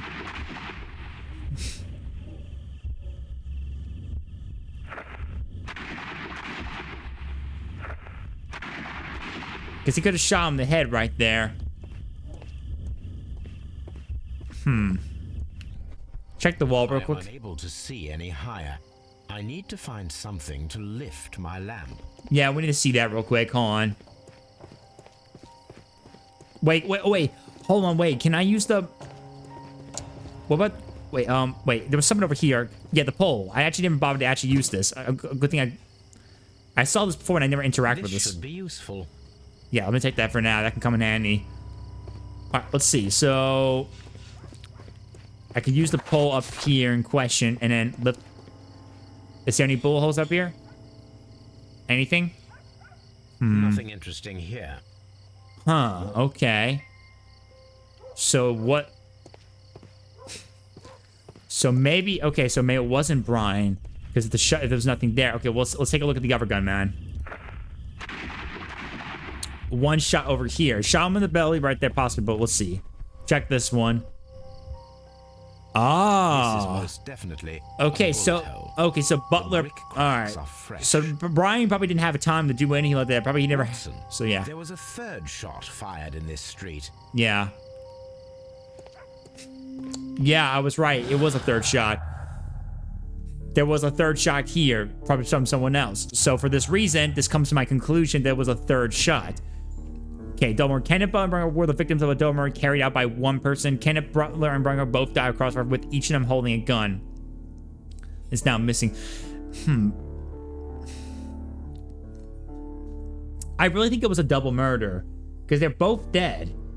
Like, so I don't think, because I think one of them shot first and got a freezing, because I feel like, come on, if it was the case, then how can, because the fact of the matter is that there was another gun that was missing, and that was from Chapman he took and chased after the person he said it was the third person, and there was another person that could have shot. So I think it was a double murder carried by one person.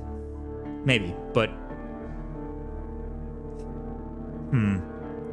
okay, it doesn't combine with that, with the simultaneous shots. So maybe crossfire? No, not either one of them. Yeah, I think it's still a double murder. I think it really was that still. I think it was still a double murder. And at least delayed statements. Yeah. Because he said, because he was there and he had two shots with her. Lane Chapman's statements regarding the Jack man who disappeared having served as the three shots of the crime scene prove that. Yes, this was a second gun that's missing. Okay, yeah. That's what it was. Yeah. So, yeah. So we have to talk with Chapman's statements regarding the jacket man in question. Yeah.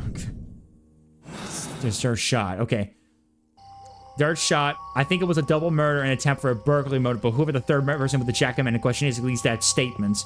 So we need to figure that out. I need to go back and talk with Chapman. I gotta talk with Chapman real quick.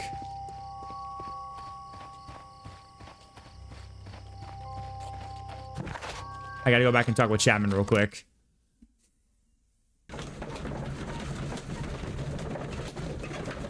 I think so. Let me go back real quick just in case.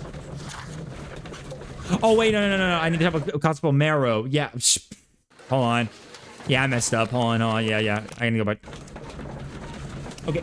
Yeah, because like, okay. I know it's a burger motivation revolving the fight involving the whole the Hellenistic treasures in mind, and obviously Turner took the bracelet at the time, but the ring is still missing. We found the necklace back in Butler's shop. We know that based on the evidence in question, based on Chapman's thing, is that he definitely took one of the guns, but then there was another gun that was missing. So this would mean that there was so there was a second gun.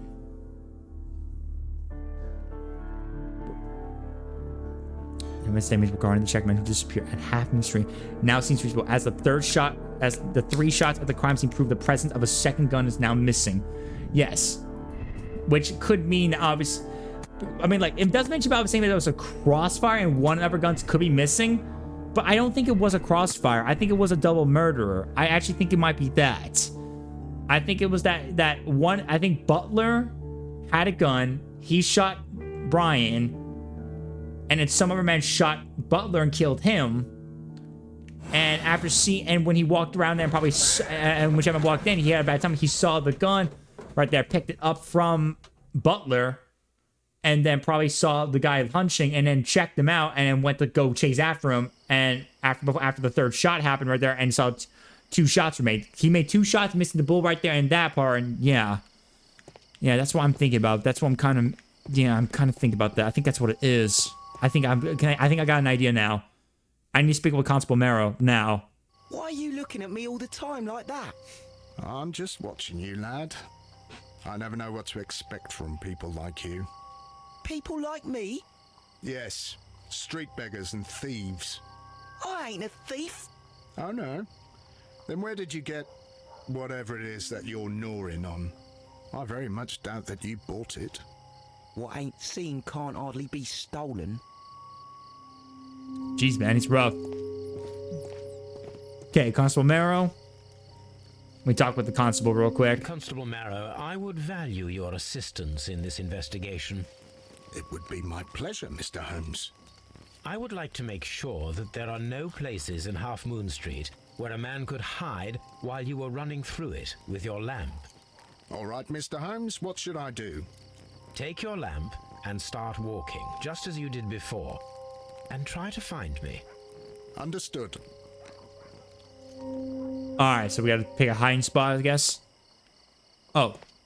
Okay, I was not playing the constable right now, walking through him, so we gotta find Sherlock Holmes. Okay, I saw him right there. I can see you very well, Mr. Holmes. All right, Constable. Let's try again. I'll find another place to hide. Okay. I think Sherlock Holmes got an idea in mind, so... Oh. Here you are, Mr. Holmes. All right, Constable. Let's try again. I'll find another place to hide.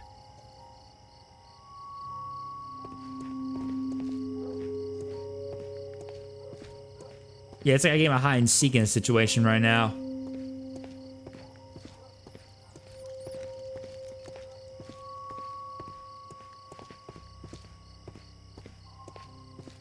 Found him. Mr. Holmes, it wasn't difficult to find you at all. It is obvious now. No one could escape. Yeah, no one could escape. Yeah, hiding in the street. So he couldn't have been hiding.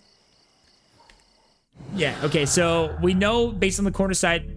Let's see. Lennon himself. He saw a person leaning over a dead body just to enter the scene. Yeah. There's no way he could have been hidden. So Chapman could definitely saw someone. If we could assume that there was one more person in the half moon street at the time of the crime, there was no way forward or back for escape. Only up. Let's reenact the action and recreate the fireworks described by Layton and attempt to climb the wall. Oh, okay, so he might escape above. Oh, yeah. All right, so we gotta recreate that in mind now. It would be my... All right, so we need to get up somewhere. Let's see. Find the flare gun to emulate. Oh, the flare gun. Wait. I need to go back and get the flare gun. I gotta go back and get the flare gun. I have to go back and get the flare gun back at the pawn shop. So we need to go back to the pawn shop, get the flare gun, and recreate the scene right there. So I figure we're gonna be starting to use those items for sure, definitely. So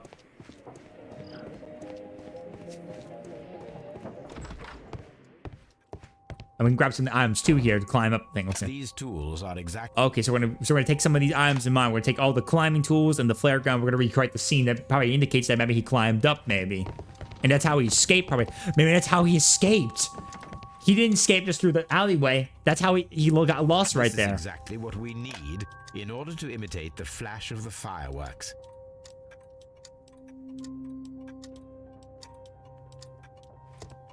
Alright, so there we go. Got the two items we need to recreate it. The flare gun and the climbing equipment. So we're going to use that to our advantage to see if we can actually go recreate that. So back to Half Moon Street. Let's see if we can recreate it right now. I think we about got it.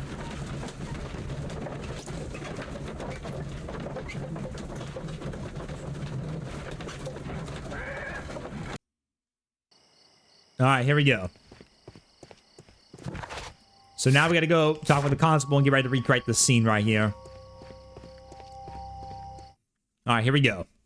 Time to recreate the scene. Wiggins, my lad, what are you doing here? You'd best be leaving and be quick about it. I've done nothing wrong. You'd learn more by watching Mr. Holmes. He knows exactly what he's doing. Not like you. Oi, watch your tongue. Watch your tongue. Oi.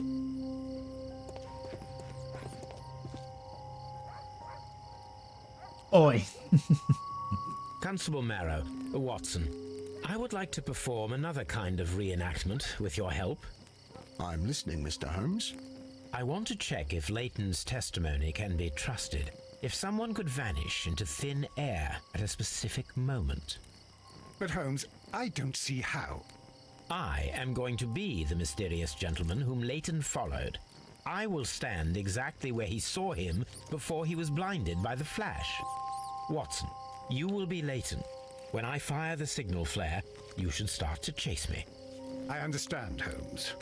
You, Constable Marrow, just play your part and do exactly as you did.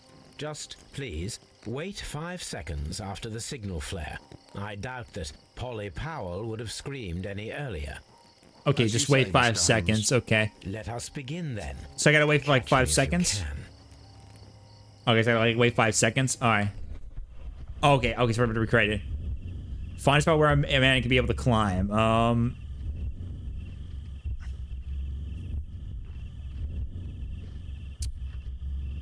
So we gotta think. Maybe...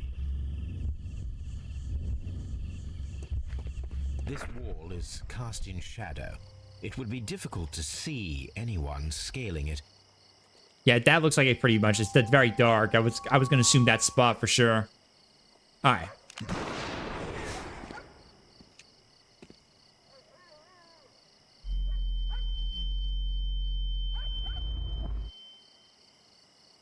Alright. It works. Oh, I got it. Climb. Climb. Here we go. Keep going. Gotta climb. I'm doing climb simulator right now. Let's go. Barely see anything.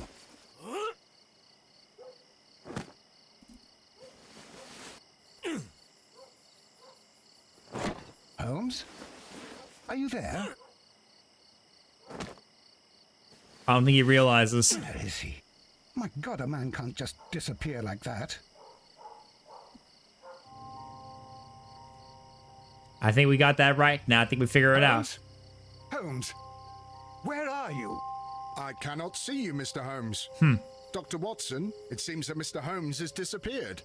Don't worry, gentlemen. I am up here, above your heads.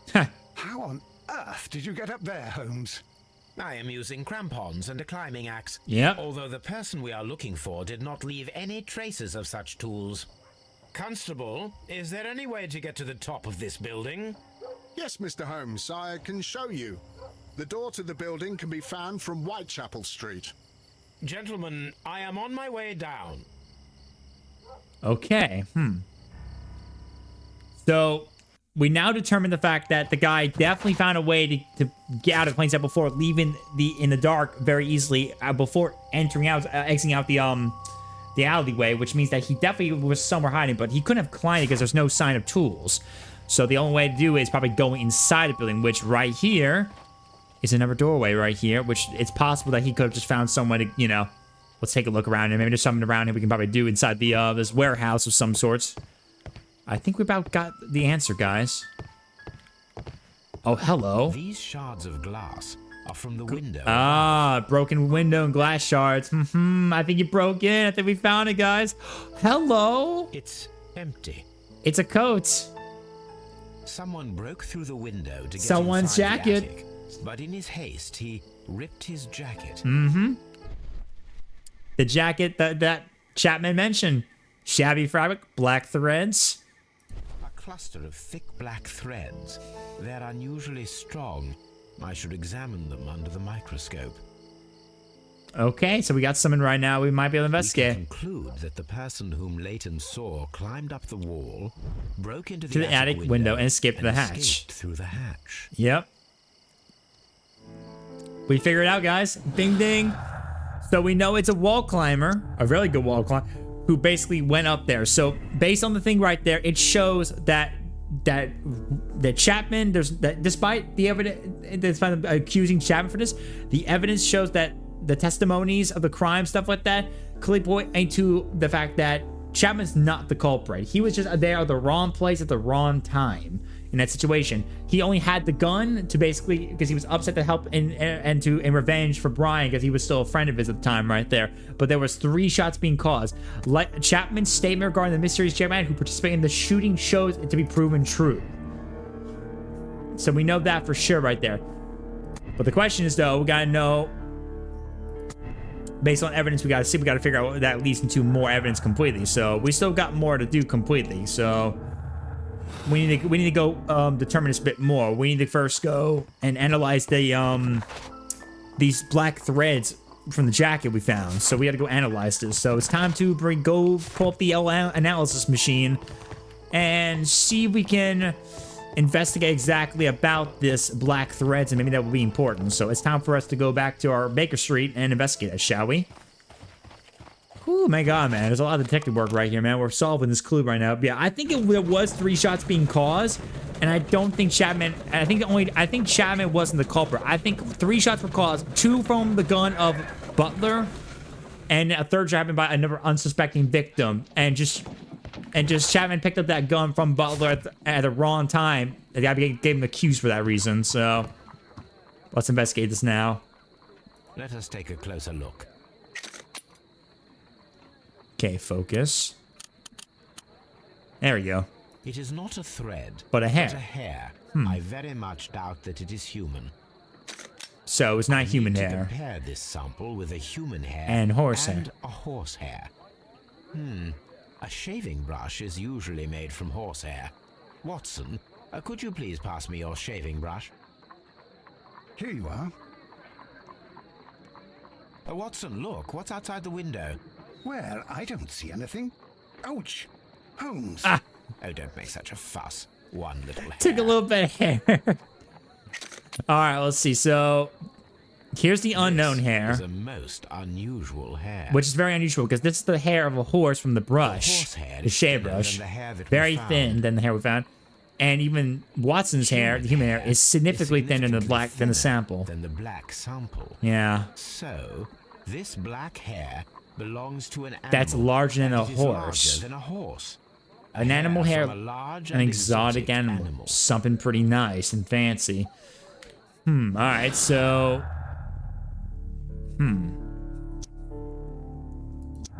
So a wall climber with a very exotic hair belonged to an animal of some sorts. Which could hint, let's see, 2 things. The person who Lynchman describes his statement is a figment of his own imagination. That is... Honestly, let's see. The man who vanished from the car happens could be a circus acrobat. He managed to scale a 30-foot high wall in a matter of seconds. A hair from a large animal was found on his discard chair. I think it was something of a circus acrobat of some sorts, maybe. It could be something like that. I feel like it. Because if it was the imaginary man, that would not make sense, because then it would not fit to the well of the fact of Layton's innocence. So, I think it might be a circus acrobat right there. But still... Let's see. But there's still probably more we gotta figure out about a little bit later on. Let's see. Wait, okay, so there's probably more to it then. Let's see, wait, can I just... my clues? That's the only last thing we have right there, though. We'll see.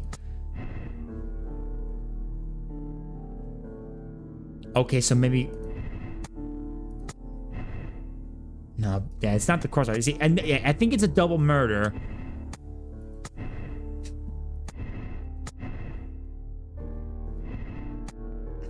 Okay, then maybe it wasn't a burglar motive. Maybe the person was something else entirely.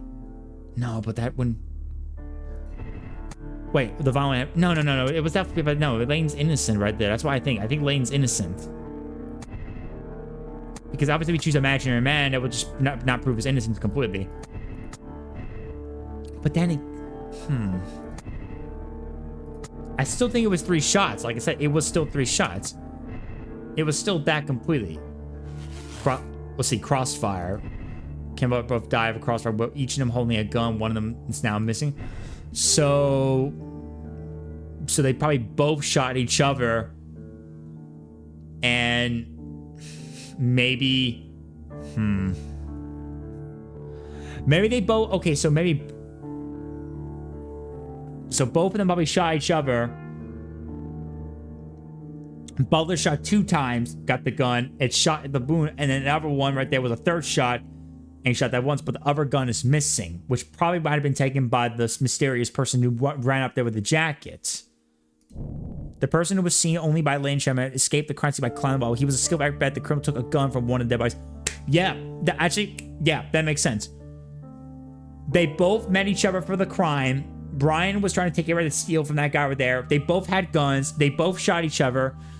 Butler shot twice. Hit once on the shot on the wall, missed, but then shot at the belly that was about to bleed to death of Brian, but Brian managed to shoot another gun and was able to hit Butler in the head, killing him instantly. So they both pretty much would die at that one shot right there. But someone else was right there, completely right there. He took the gun from one of the bodies, probably Butler, probably from Brian. And then when Chapman came around and saw the situation, recognized Brian, and then took the gun from Butler, saw the mysterious man believing that he killed his buddy and killed some random guy in complete and sudden chase after him. He disappeared after the fireworks and climbed it because he's a skilled acrobat. And he managed to get up there and escape through the hatch inside the warehouse and left his jacket. And then Chapman was accused for the crime right there. So yeah. I think that's the case. So I need to ask for Wiggins for the circus. Wiggins is currently... Yeah, I gotta ask for Wiggins. Yeah, I forgot. I gotta go ask for Wiggins. So we need to go back to Half Moon Street and ask for Wiggins. I think we got it, guys. I think I solved the case. I think it's some kind of circus act right here. I think we got it. This is gonna be good to end off right now on a high note, right? This is a pretty big mystery right here. I'm solving it pretty well, man. My God. All right, let's go get Wiggins. We need Wiggins real quick. I gotta get Wiggins. Look here, lad. You'd better go home and start thinking about what a fine pickle your brother's landed himself in. Ha! But he'll be free tonight, 'cause he's innocent. Don't be daft, lad. It's a closed case. I wouldn't say so for certain, Mr. Marrow. I wouldn't say that, Constable Marrow. All right, Wiggins. Wouldn't say for certain. Holmes? Okay. We have good news for you, Wiggins. The investigation has proven very interesting so far. We found facts and details that confirm your brother's innocence. I knew it, Mr. Holmes. But for now, Wiggins, we need your help. Anything you like, Gov. I need you to locate a circus that has stopped over in London. It needs to have disposed of at least one exotic animal. A very large one. Like, a tiger. You can count on me, Mr. Holmes. Like a tiger or a bear. Those are two very exotic animals that would be in a circus. Yeah, I think we about got this case wrapped up, guys. I think we about determined our situation. So now we got to go get the circus. Got to go find the circus. The next morning, very early. Okay, so the circus. Here we go. I do hope that those children don't get into trouble, Holmes. Don't worry, Watson. I predict some news in 7 seconds. 7 seconds? 6, 5, 4. Mr. Holmes, oh, we no. found it. Here it is. I didn't count in time. Oh, here we go. The Duval brothers. A great show on Earth. The marvelous dancing elephant. This is a young Indian elephant. The highlight of the show. Okay. Interesting. Duval Brothers, a well-known traveling circus that is currently... Stop in London. I believe that is exactly the type of circus I think we better pay a visit to that and see if we can get some answers. I think we might have found our culprit, probably because we were working at the circus. Alright, so I think our culprit's working for the circus, and probably he's an acrobat. I'm thinking that's possibly the case. You guys think that? Because I'm pretty sure that's the case. Hey, you! Stop right there. Good morning, sir. Pardon me, but why am I not allowed to walk around here? Because it's private. Well, I only wanted to meet the artistes. You're wanting to apply for... Nah, you don't look like the type of artistic lockpicker that we're looking for. You might be surprised. What? Nah, I don't think so. Clear off. Okay, he doesn't want us to investigate. Interesting. So You're a bit... He doesn't want us to investigate. A very strange guy. Let's see. Ask, ensure that you make your makeup disguise suitable for entering the circus. Some facial hair, a seedy suit, and a hat should work. Okay, so we need to... Gotta make sure we look the part. Okay, so unfortunately, he will not let us investigate the circus. So it's time... you know what Robbie Ron says? It's disguise time. So it's time for us to go and disguise ourselves. We're gonna try to see if we can get ourselves sneaky. So here we go. It's time for a disguise. All right, so we need to get some good looks and going. So let's see. So we need something pretty good right there.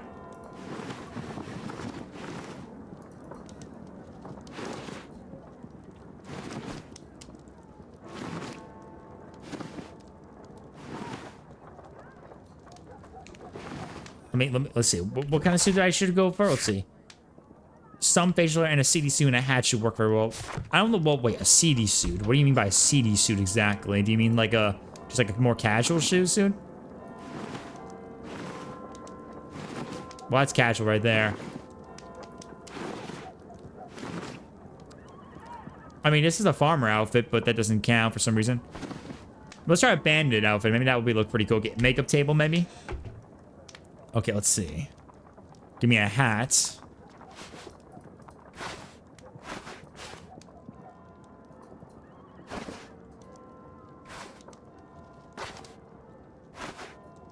There you go. Now some facial hair. Let's give him this. Let's see. But where's the sideburns? I like the. Maybe we get the sideburns on him. Oh, give him the mustache. No, this is good. Look at that. That's perfect. There we go. Now we look the part. Now we're ready. Stay where you are. What are you doing here, and where is Sherlock Holmes? Calm down, Watson. Take deep breaths now. It's me. Oh, thank God, Holmes. I can't get used to your disguises. Thank you, Watson. That means I am ready to go. Alright, so let's use that to disguise ourselves so we can get inside the circus. And we should be good to go. So I think something like this suit and then the mustache should help us out a lot. So we can sneak in, get the job, quote, wink wink, and then after that we can go investigate and see if we can find out about this acrobat and see who broke in. Who are you? What's your name? My name is Nigel. I'm here to open the locks. Talented, eh? Let's see. Go inside the marquee and show yourself to Charles Foley. And I'd highly advise you not to trick him. Got that? I've got it. Alright. Now we can investigate everything while he's busy. No Nigel bones.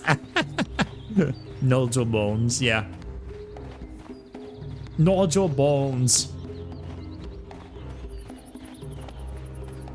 Okay, maybe we have to go inside. Probably discover some stuff. Wait, what's over here? Can I see some over here? No, I can't. Darn. Alright, here we go. Let's go inside. Here we go. You want to say no? It's fine though. It's okay. I actually like that. Like you said, Nigel bones. So, everything is here just as you asked. Now what about the money? Some of the barrels are wet. Transportation issues. It couldn't be helped. Whatever. We'll be here after midnight to pick up the supplies. I want to be paid first. No. You'll be paid after we make the transfer, as I said. Right? I hope that no one saw you. The police are on the lookout. Of course not. I'm a professional. Glad to hear it. Be ready for tonight then. I think we caught them in the act.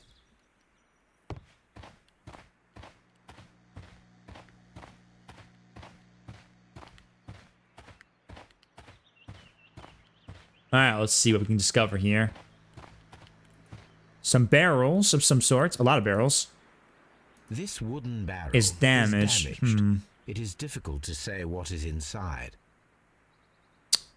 Maybe we gotta find... There is a spot on this barrel that was intentionally painted out. Maybe we gotta find a tool that can help us. Oh, maybe we can... Oh, hello. A crest. A crest. Honorable Artillery Company. Could it be gunpowder? Gunpowder. I need to be sure. Well, okay, well, we need something then. Hit it. Aha! Gunpowder. Judging by the fractions and the scent, I can confirm that it is, in fact, gunpowder. They have gunpowder. Tons of barrels of gunpowder in here. My goodness. The barrels are roughly clustered. A lot of barrels of gunpowder. It seems as though they were brought here in a hurry. Okay, tons of barrels of gunpowder here from the artillery company. But why exactly, I wonder?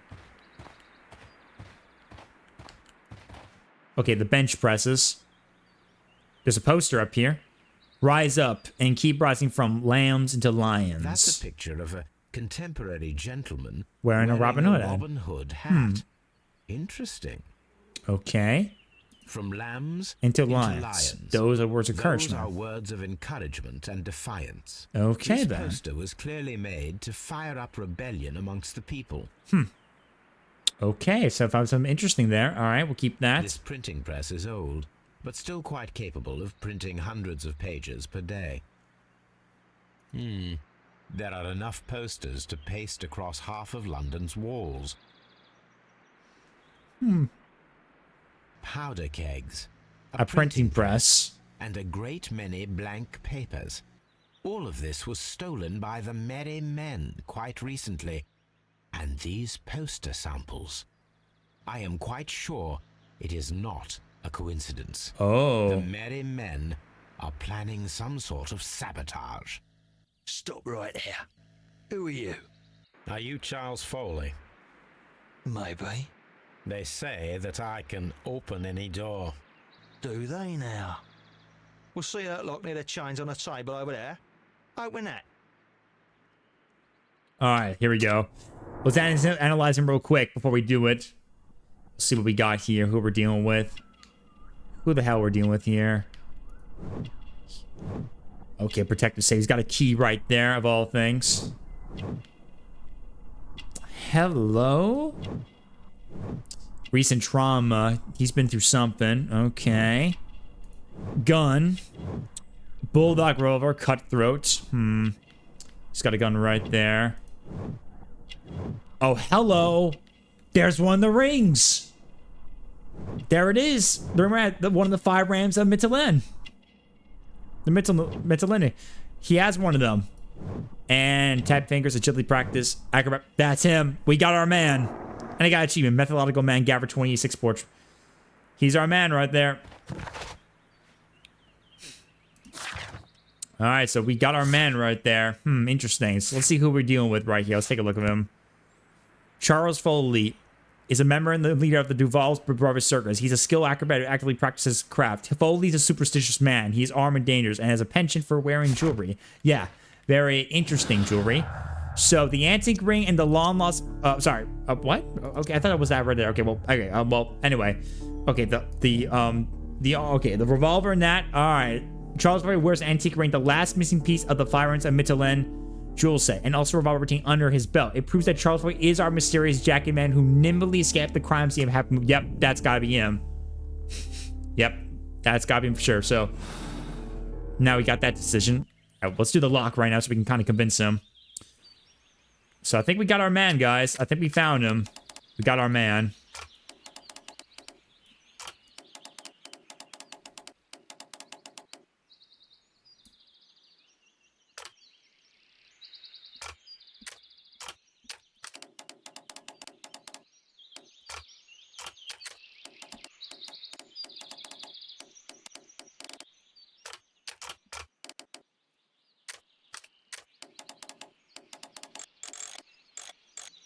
Okay.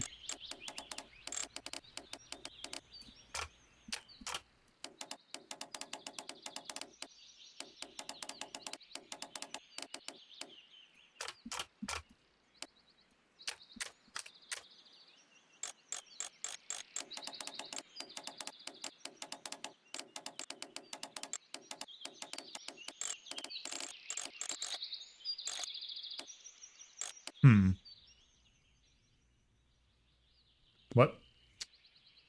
Oh, shoot. Hold on, chat. I just noticed I lost connection to Castro Labs. Hold on, guys. I need to pull up my thing so I don't lose track of you guys. Hate when that happens every time, man. So annoying. Okay, come on. I can solve this. Let's see. Okay, so I know I gotta place one right here. Yeah.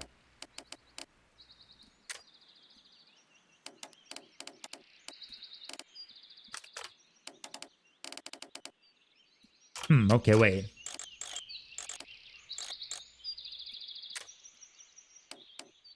Okay, that worked.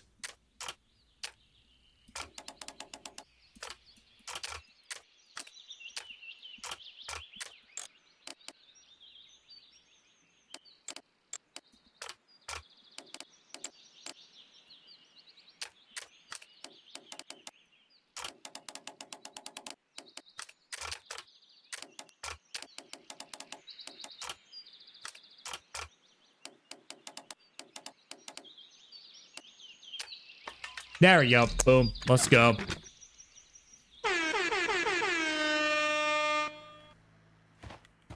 There you go. I did it.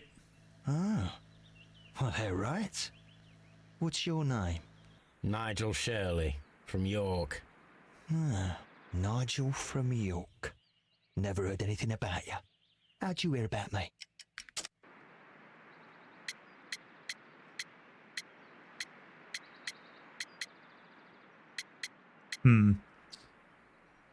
Let's see. How do I know about him? I think it's because yeah,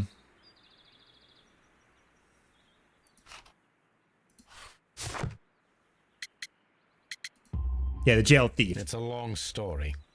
I met your brother, Vincent the Butcher Foley, Yeah, in prison. He told me all about his betrayal and all about you. Before I was released, he told me that you might find a job for me one day and pay me some money for me craft. Well, he died 7 days ago in prison.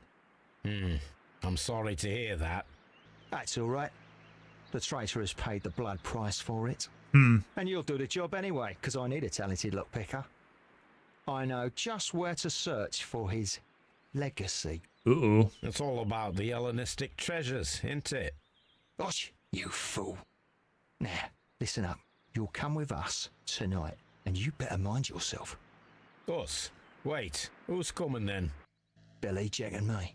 And Okay. what will I get for that? We'll share the loot. The one you seem to know about. Right. Right. Wait Okay. for us at the abandoned manor house on a corner of Ladbroke Grove and Kensington Park Road at midnight. Deal. All right, we got him. We got him where we stand, guys. We got him. We got him. Now we just gotta do is get ready to plan for that and get ready to... I'm ready to just ambush the son of a bitch right now. I'm not even joking. I'm ready to just, like, ambush the hell out of them, man. It's gonna be so fun to get their asses. Oh, it's gonna feel so good. At the manor. All right, let's see. Somewhere inside it are the Hellenistic treasures. All right, here we go. Let's go. This lock is quite old. It shouldn't be much of a challenge. So we gotta get ready to plan against them pretty much. We gotta get ready to plan it. Okay, so let's go and do this now. Gotta solve another place. Okay, so... right here.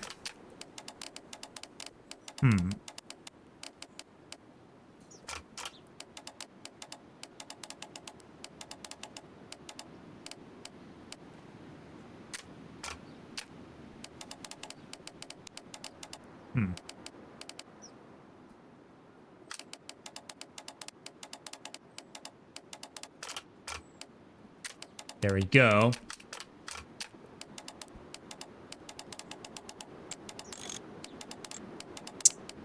Okay, I mean, that spot is what we need to do next, actually, instead. No? Damn it. Okay, let's see.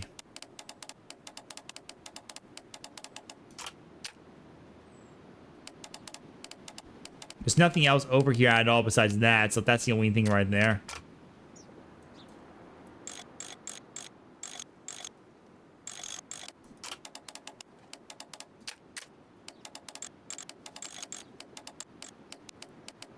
Okay, that worked. Yep, there we go.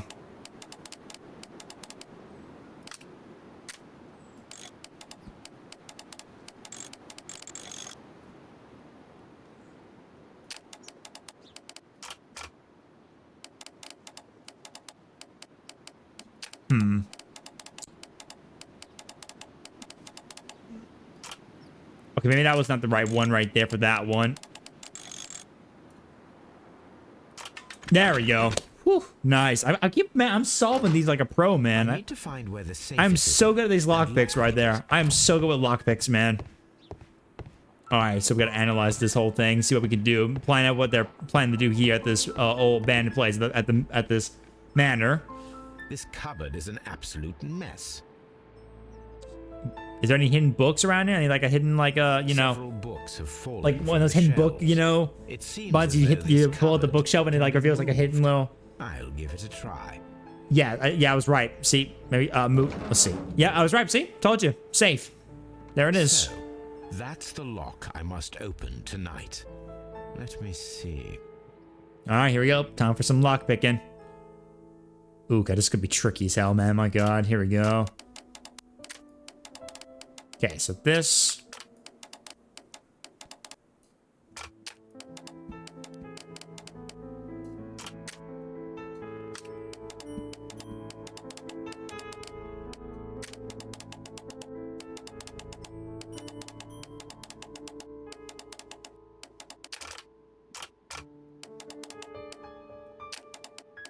There we go, boom. See, I'm just that good, man. I'm just good with these lockpicks. They're easy. Easy peasy lemon squeezy. All right, there we go. Pick the lock to the safe. What a surprise. Another lock. Huh. And I won't be able to pick it. I recall that precious key around Foley's neck. It might prove a decent fit. I suppose they hired me to only open the first lock. Let us wait for the thieves, trap them, and find out. Yeah, we can probably get them right here. We'll get that before. So let's finish. See if we can wrap this up before we call it for the night. Escape routes in the event that they are caught off guard by the police from the front door. Okay, let's see. What a These are the marks of ineffectual lock-picking attempts. Let's see. Okay, finding time with the lock at 9 complete. Nice. Set the traps. Okay, we gotta set some traps. Okay. Let's see what we can do to set some traps. Okay, look around. See if there's anything we can do around here. Anything? Okay, here's a window. Floor window is a perfect way to escape the police. So we gotta figure out a trap in mind.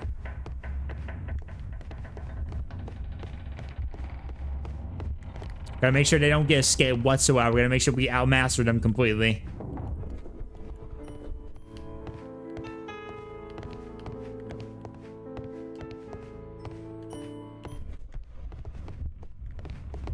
Okay, let me go back down real quick. Let's see. Oh, maybe I have to go outside real quick, actually. Maybe I need to go outside. Is there a door I can get around? Yeah, here's a door. I was just trying to find it. This door is a perfect means of escape in an emergency. Okay. Oh, maybe I'm trying to find every single possibility of an exit. Everything. Wait, there's a stove right here. Wait, there's a stove right here. A solid rope. Okay. This should be useful. Okay. Chair, solid rope. Oh, a hatch. This hatch leads to a cellar.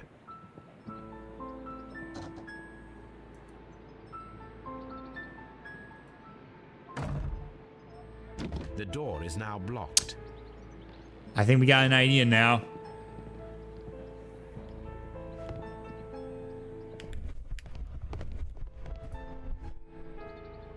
This should... Okay, take the rope. And maybe we can we...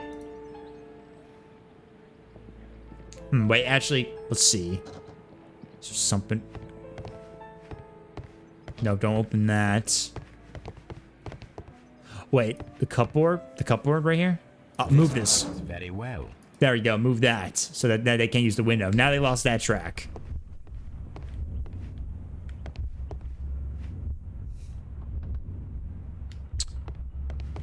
Wait. They could bust that door with the window, with the hammer right there.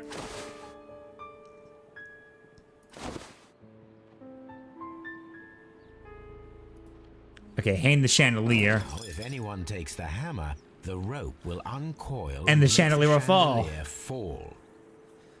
Okay, let's see. So if anyone attempts to get the hammer now, the chandelier through the dining room. Yeah. And takes a sledgehammer to force open the door. The chandelier will knock him down. The chandelier will knock him down. Nice. And as for the doorway, we can easily use that to block him out of the way right there. And in turn, he'll walk right into the hatch right here and fall into the cellar, like so. There is no ladder. If anyone falls here, he will need assistance to get out. Yep. I think we got an idea now.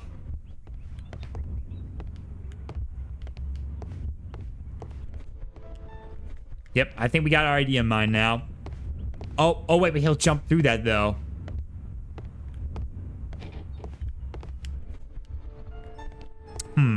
This door is a perfect means of escape in an emergency. We need to find. Okay, I need to find a. The door is. I need something else then to keep him to make sure he actually. We need some. We need something of interest to get him to trick that way. I gotta figure out something. Is it? No. Is there anything? The thieves won't attempt to escape. Can I get another chair around here? Is there another chair I can interact with? Wait, a carpet. Hold on. Oh, wait. This should. Oh, wait. Your carpet trick. Yeah. Fake him with the carpet trick. Just place the carpet over the hole. He'll not realize and he'll fall right through.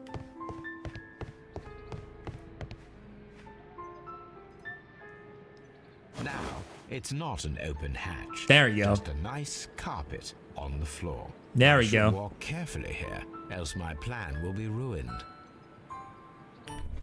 There we go. So he'll go right this way. He won't realize and Now, if a fall. thief runs through the kitchen, he'll pay a surprise visit to the cellar. Yep. All right. I think we got our trap ready.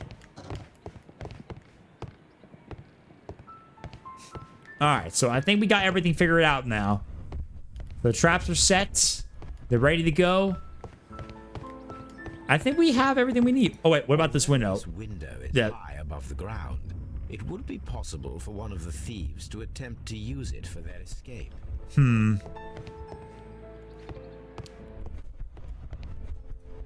There's a necklace right here. This should be useful.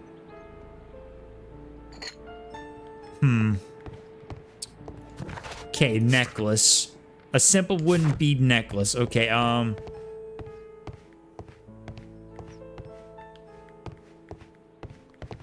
Maybe I can use something on the, Although this window is high above the ground, it would be possible for one of the thieves to attempt to use it for their escape. Okay, we gotta think then. Wait, the top stairs. Oh, I know what to do. We're gonna place the beads right here. Step on these beads, and our thief We'll will go fine. flying. I should walk carefully here, else my plan will be ruined. So if they walk up here, they'll slip and fall right on the beads and go tumbling down. A thief who finds his way upstairs will roll down very quickly. The traps for my circus companions are all prepared. Now we can trick I them. can leave now, but I'll return Haunted has later catch the thieves at with Notting Hill Charles Manor. Foley All right, so and now his we're companions. about to get them right here. So we're ready to capture them. All right, let's do it. You guys ready to see some thieves ready to get caught red-handed? You guys ready? Police!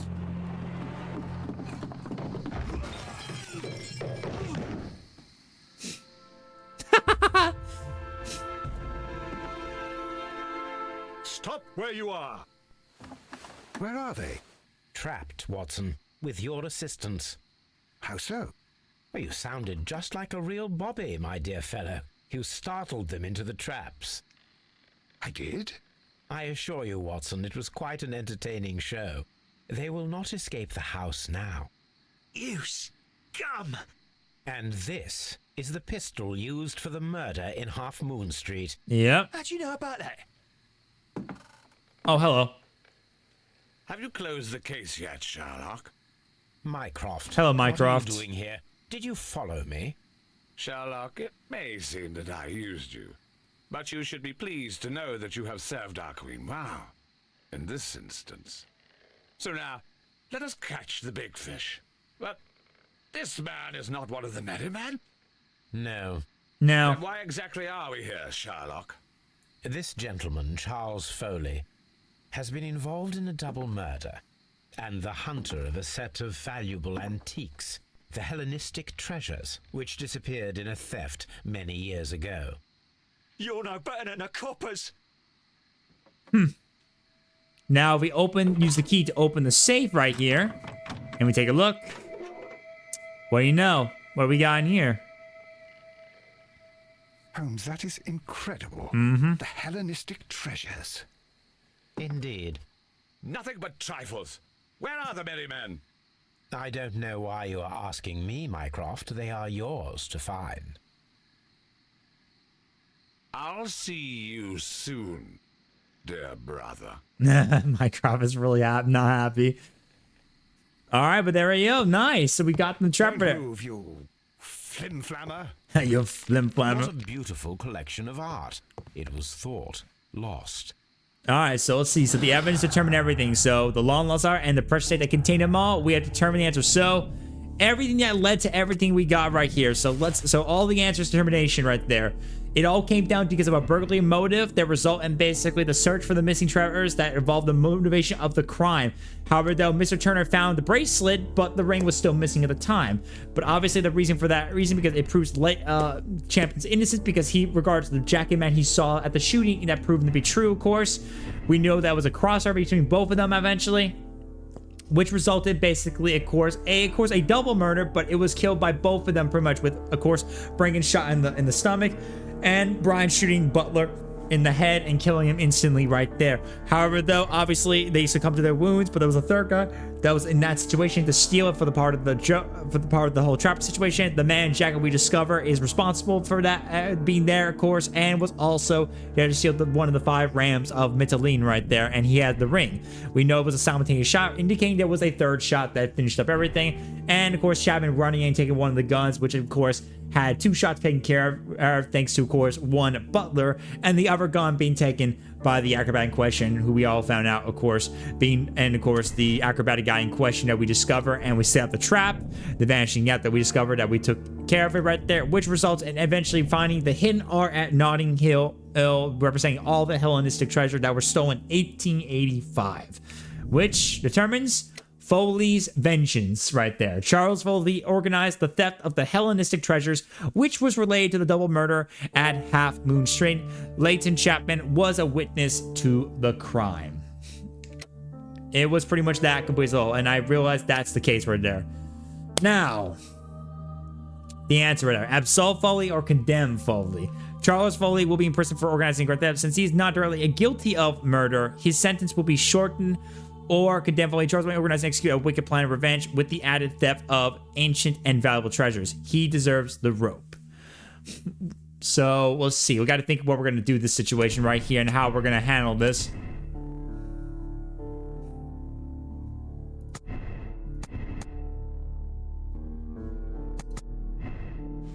Yeah, because like to me, like in my answer, the situation right now, yeah, I'm thinking kind of condemned because like the point of the matter is that he pretty much like it was his wicked plan of revenge against like the guy right there. He sounded like kind of serious about that. Not to mention for the theft of the valuable treasures. So I think he definitely was intentionally doing this by all means. He definitely is a bad guy, and all that for Rich. He was like that. So because I think let's see. Just because because the reason why I say it, if we look back at the quotes, just real quick, the quotes. Here it is, right here. Let's see. He mentioned that he died. Let's see. Before I was, he told me that you might find a job for me one day and pay me some money for my craft. Well, he died 7 days ago in prison. I'm sorry to hear that. That's all right. The trader has paid the blood price for it, and you'll do the job anyway because I need a talent operator. I know just where to search for his legacy. So he sounded pretty much, he was like, he didn't give a shit because he apparently betrayed him, and he just wanted to, you know, he wanted to get back at him for that. So yeah, I think it's condemn we should do. I think we should do condemn. I'm feeling a little more condemn is kind of my feeling. I feel like it. That's my moral choice against this asshole. So I'm going to choose condemn. I'm going for that. I think I'm going to go for that condemn. Let's do it. All right, let's see. Charles Foley, you committed the crime of premeditated murder and of theft. You will be severely punished for your deeds. You are pitiful, you Scotland Yard dog. Save your words for the gallows. I'm sure the journalists will love them. I shall leave now, Watson. Gentlemen, please take our friends here into custody. Where are you going? I have unfinished business. I'll see you at Baker Street. I guess he's going to go see Wiggins, let him know, and get Chapman safe. Probably going to make sure just in case. Probably going to go check on Wiggins, let him know everything's all right, and Wiggins and his brother Chapman will be all right. So, at least I think so. Oh no, he's going back to the circus actually. Be careful with the lamps. Don't bring them too close to the barrels. Wait, oh, what's going on here? Good evening, gentlemen. Oh, it's the other criminals, I think. Who's there? Yes, the other criminals. That is of no importance. What matters is who you are and the plans that you have here. He's going to try to stop them. So you can stop us from carrying them out? Eventually, yes. Hey, careful. You'll blow us all up. I'm listening. We are a group known as the Merry Men. Yes. I suppose you knew that already. We are the men who've already lost everything of value in their lives. We are ruined shopkeepers. We are workers who were fired from their jobs. Honest people who were robbed. We were forced out from our homes and thrown onto the street. And all of this in the name of the so-called law. The laws that were set out by our government. The laws that make the commoners only more vulnerable and the wealthy more protected. We are not only from the British Empire. Some of us are from the New Lands, America, Australia, and we are many. But men we are still. The Merry Men. And we are merry for that we stopped being afraid. For those powers that be had done their best to plant the fear inside our souls, and we accepted it so easily. The fear advised us to keep our heads bowed. It prevented us from fighting. Bankers and politicians, they own our lives, our work, our bread, and they push us to compete between each other, just to see who may serve them better. But in the end, they are the few, so they are weak. They are nothing without their titles. We should not fear them. Our so-called masters should fear us instead. The time has come for our group to stand tall. Our great and many merry men. We are going to blow up the London Stock Exchange. No life shall be lost. But ownerships, debts, and property titles? They shall all be destroyed. Holy shit. They're only papers, after all. So many people will be freed over this night. That is a radical step to take. What result do you truly expect? Chaos. But soon people will understand that they are free, and that they don't belong to anyone. They will be able to work for themselves, together, without letting the rulers dictate what to do, and finally justice will arise. Damn, brother. What you are intending to do is a crime. Yeah, it's a crime. That's not justice. justice. Even How do that's you what you see say. justice then? Kids go to prison for a loaf of dry bread. And how many lords do you see punished for stealing from their people? Sending them to their deaths in mines or overseas to fight for land? Our masters wouldn't hear us. So now it's time to sing the song of the merry men. Will you let us do our duty? Oh, now we gotta choose. Okay, so we gotta choose, make a choice. So the Merry Men are just doing this because they want to go against London and the British Empire because of, you know, they feel like that they're getting justly without like losing their job and stuff like that, and people getting the innocent getting in prison so easily just for like a loaf of bread and stuff like that. He's thinking like very hard on that kind of situation. So we gotta decide. So we can either choose to either condemn the Merry Men and stop them where their tracks, that they don't blow up the London Stock Exchange, or we let them do and go for things. Yeah, I mean, like it does. Yeah, it doesn't really blind anything like that. Just they'll just mark them as terrorists. Like, I mean, like I understand your message, but like that's not gonna do anything. Honestly, that's not gonna do much. I'm pretty sure everything will be all right even if you do it. Like, London will probably be all right. You try to get through if they can. You'll be like, yeah, I think like I would have stopped their plans because, like, frankly, they're like, wait, what kind of progress is it gonna do for you? It's not gonna send a message and help the people. It's just gonna make you look like terrorists, and London will just try to work on it. So. Yeah, I'm gonna have to take you out. So when people fight the order, they are too blind to see the consequences that throw society into chaos.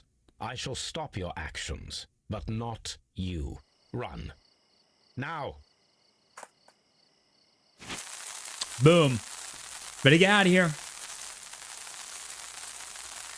Because this place is about to blow. Kaboom.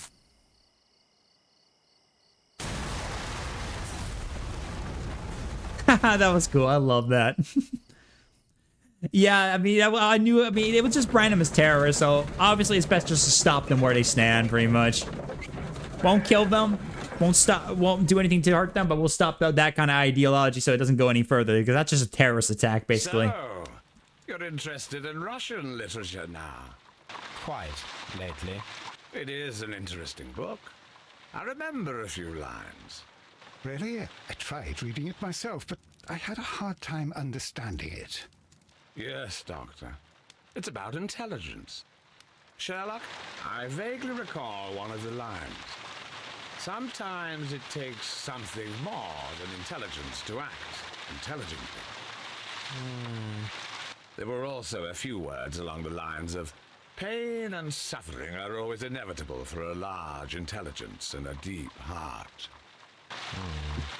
Tell me, Doctor, does my brother show any signs of pain or suffering? Not that I know of. Because you see, Doctor, behind all of his masquerade, my brother does possess a deep heart. So deep that he does not recall where he places his love. Well, I'm sure that... His love and his duty that, in the first place, should be directed towards the Empire. For without it, we would be nothing. A country filled with uncivilized men. And the Empire needs order and discipline. It has no room for chaos. People who commit crimes, or at the very least intend them, deserve punishment, Sherlock. Without justice, there can be no civilization. But we serve the truth, not justice. Your truth, Doctor, that may prove immoral. Allowing people to terrorize London, destabilizing the whole empire. Terrorize only the powers whom you serve, Mycroft. Not I, not Watson, not Mrs. Hudson, not Wiggins. Sherlock, the merry men are to be stopped. Not by me. You created the merry men. Stop them yourself. Only make sure that you don't create 10 more merry men by arresting the one. Good night, Dr. Watson. What, no good night from Sherlock Holmes 2? Anything in the post, Watson? Any clients worthy of our attention? Only a second reminder from Mrs. Hudson about our new neighbor. She urges you to remove your... Oh, I don't care about that. Holmes, the lady who will be moving in shortly has requested the use of our spare room to place all of her boxes. The lady moving in? Wait, what? A lady? A lady? Interesting. I wonder what that could mean. Charles fully organized and executed a wicked plan of revenge for his elder brother. It took 2 human lives and almost resulted in life imprisonment for an innocent man. In fact, his band was hired by the Merry Men, who planned a revolution in London. In addition, he organized the theft of ancient and valuable treasures that rightfully belonged to the British. Well, there we go. I'm going to accept my decision. All right, we're back in neutral right there. But still pretty good, though. I think we did pretty good right there still. I mean, who knows what the answer's going to be like, but I mean, I still think we did pretty good. Oh, there we go. Guilty brother finished the half case and their crimes, your punishments. Complete the game. Let's go. All right, there we go. We did it. That was fun. I know there's many choices to decide in this, but that's still pretty cool, man. I enjoy playing this game again. All right, but there we go. We have finished Sherlock Holmes' Crimes and Punishment. I love playing this game again, guys. It was really fun. There's definitely a lot to kind of see to go for and a lot of different decisions to kind of expect, but it's definitely one of the coolest things about this. It's always really cool. I enjoyed playing this game again. It was really enjoyable. I always love these kind of puzzle games like this. It's always pretty cool. It's pretty enjoyable.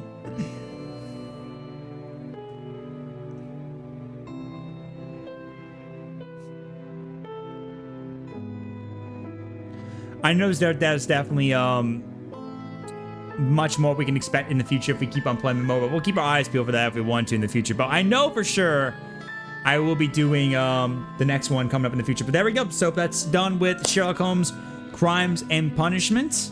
So that's one of the first games done. So next we're going to be doing is The Devil's Daughter next. I have some achievements I got to go back for later on. And I know there is still a lot of other things that I did because you got to do is like do all the other different variations and choose some different paths, and then you also got to like do some one. So there's definitely many different conclusions. I know that there is definitely probably a couple things I might have got incorrectly, because I know for sure that there is decisions you gotta make that is correct to some of the stuff right there. I think there's even an achievement you gotta do for getting all cases 6 correct with the correct conclusions to get that stuff. So, and there's some variations. So there's probably some things I probably missed, probably. I probably didn't miss a few evidence, but I mean, I still think we did pretty good though. With this, and made some pretty good decisions. I can always come back to this at a later time, of course, and we can always, I can always kind of figure this on my own term, but I still had a great time playing this game again. It was pretty fun. I'm not expecting everything 100% completely on my first go since playing this a while. I had a great time playing this, so it was really, really enjoyable. Really enjoyable. I want to actually see all our stuff, though, before we, okay, let's take a look at what we got, though. I want to see what we got completely, so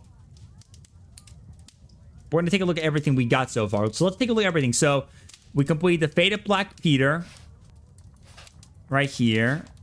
Is it where I can choose like the other ones? Or can I like, let's see.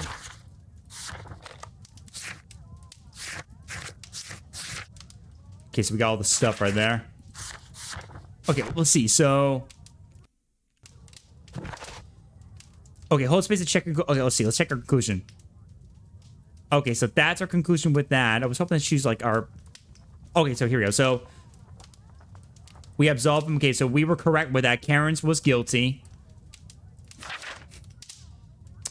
Oh, Riddle Rose. Oh, so we got that wrong. Okay, so that was not correct. So the Mexicans didn't seal the Chileans. So there was something else that we might miss. Maybe it wasn't something else. We got to figure about that one. So what I got wrong on that one? So we got all the clues, but it wasn't the Mexicans steal the Chileans. Maybe it was another thing, maybe, instead. Maybe it was something else. Maybe the Mexicans did something else or something like that. Okay. So that might be some interesting right there. Bloodbath. Got all... Okay, so we got all that there. Oh, so it wasn't picking with a silver knife. Okay, so maybe it wasn't picking with a silver knife. Maybe it was picking with the ice knife, maybe, or something like that. Interesting. That could make sense, because again, I was thinking about that ring right there. Okay. Yeah, it was the ice knife, probably. Okay, the Abby Grinch one. Okay, we were correct on this one. So the captain was the killer. That makes sense. I was right. We were right on that one. That was pretty easy to do, pretty much. Oh! We were wrong. Albert wasn't the accomplice. Maybe it was. It was probably Miss White. I was probably right on that first one. It was Miss White.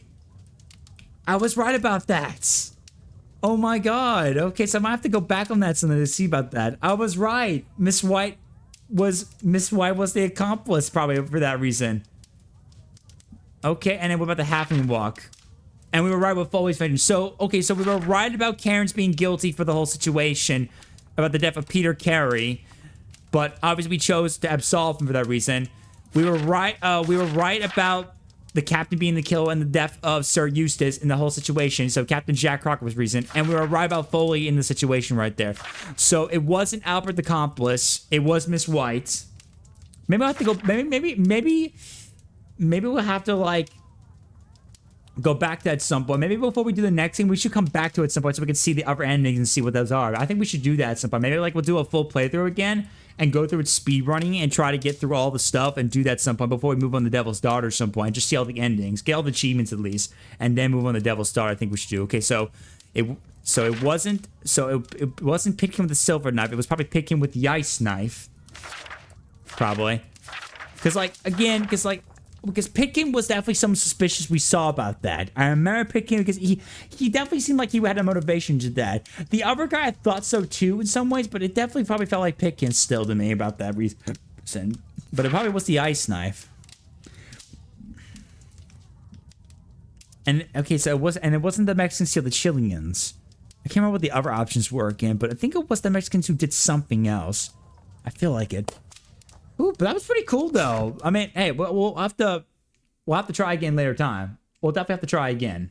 Definitely for sure. Oh, I think my game just crashed. Yep, my game just crashed literally just. God damn it. All right, well, we could probably come. We should. Oh, I know I'd probably say we can just finish the game, but I feel like we should go back to it and see all the endings. I think we should do that at some point later on. So maybe we should, when we next time, go back to it and try to go see all the other endings, do it again, just get the other achievements and have fun with that, and just see all those endings and see how it ends. I think we should do that at some point. So we finished the game for our own playthrough for the first time, but we should go back and try to do it for the other endings to get them all correct and try to do that. I think we should do that for sure next time before we do the Devil's Daughter at some point. So I think we should do that at some point, guys. What do you guys think? I think we should do that. Plus, I want to see if I get all the achievements too, so that'll be kind of fun. But not bad, though. There we go, guys. On our first run of the playthrough, and having fun, we just beat Prime's Bunch. We're not done with the game officially, I'll say, because I want to go back and see all the other endings for that reason. So I definitely want to go back at some point. Yeah, I know. I still thought it was Miss White a little bit, but I mean, Albert was still a good possibility in some ways. I mean, I was still kind of thinking about that too as well. But I was really leaning to Miss White, and I guess I was kind of crowd my first go. I just kind of was just like thinking on it, and I kind of decided, like, you know, with everything you were talking about, what I was talking about, and a lot of us probably were thinking about, I was like thinking, like, yeah. So it's definitely a possibility in some situations, but yeah, it was probably Miss White. Anyway, all right, so. No, you're not. Dude, Emmy, you were not misdirecting at all. Emmy, don't think you're misdirecting. Honestly, like, I mean, like, I was thinking on it. I was thinking about Miss White, but then again, though, like, again, when my thinking, I was kind of leaning a little bit towards Albert too as well. But, I mean, like, come on, like, I haven't played this game in a long time, so, literally. But we're not going to be done with the game. We're going to come back to it later on to get those remaining achievements and probably see those other, you know, results and see what happens. So, we're not done. We're not going to be done with that yet, pretty much sure. We'll come back to it later today. All right. Okay, so, guys, I'm going to go ahead and wrap it up here for the night. And with that, another amazing week for us. We'll be back for that in the future before we do the Devil's Daughter, just to get any remaining stuff. So, we'll see what happens. But, not bad. Beat on our first go. I think we did good. I think we still did good and had fun. I had fun, pretty much. All right. All right, guys. So what do you guys say we go and wrap it up here and get ready to raid someone out, if you don't mind? So let's go and do that. Let's go and find someone right now to raid out on Twitch real quick. Go and raid out for the night. Finish up our stream here. All right. Yeah, I had to go look. That was not misdirecting in me. That was just fun, good old, just thinking about it together. I mean, we both had some good conclusions. There was a lot of good conclusions completely. So that wasn't misdirecting. That was just fun solving puzzles, even if it was incorrect or not. That was fun. I enjoyed that this detective work for a reason. I love it. All right, let's go find someone to raid out, shall we? Let's see. Who in the right mind we're gonna flipping raid?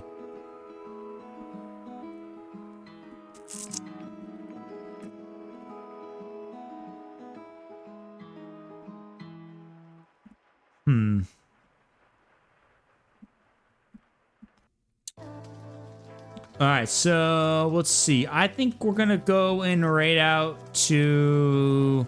I'm trying to think right now. Mods, can you get a raid message out, by the way? I just realized we haven't got the raid message out. I don't know if you guys heard me, so. Let's see. I think we'll go right out to.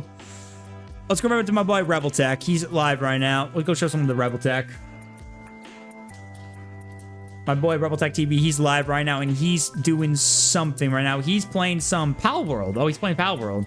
So I think we should go show some love to him, and he's part of the VT gang right there. Yeah. So I think we'll go show him some love. Why not? So, guys, I want you to please do me a favor and go show love to my boy Rebel Tech. He's actually collabed with me before. We played some Mario Kart and Mario Party before, which I do want to get back to playing Mario Kart with him someday if we can solve our issue with Mario Party if we couldn't. But guys, thank you guys for joining in. Thank you guys again for the love and support. As always, guys, if you guys enjoyed the time of your pizza party, please don't forget to smash that follow button if you haven't already. Appreciate your support. Exclamation mark socials and chat if you want to go see all what's going on for the pizza party. Exclamation mark VT if you want to go see the awesome Vandal threats and get some cool dope merch. Don't forget, use my promo code pizza, get a discount at checkout. Thank you guys again for another amazing week. I'll see you guys again next week for a fresh start again, as always. And remember, guys, just to quickly mention, even though we just finished up this game, our run, I'm not done with it yet, because I might go back to try to see if we can get all the other endings and just try to get the achievement stuff out. So we're going to try to go through speedrun it, get through the game, get it done, so that we can get all the achievements and see all the right endings. And then we'll go and do, we'll skip that and get ready for that for Devil's Daughter in the future. So definitely stay tuned for that for sure. But thank you guys again for an amazing, fun stream. I had a good time playing Sherlock Holmes Crimes and Punishment. I had a great time. We'll get back and get that done. Move on to the next one in the future. So pretty excited for that. But thank you guys for joining so much. I love you all. Keep being awesome, guys. Have a good rest of your night, everyone. See you guys next week for more Pizza Party fun. You have a good rest of your weekend, my friends. I love you all so much. Good night. And take care, my friends. Peace.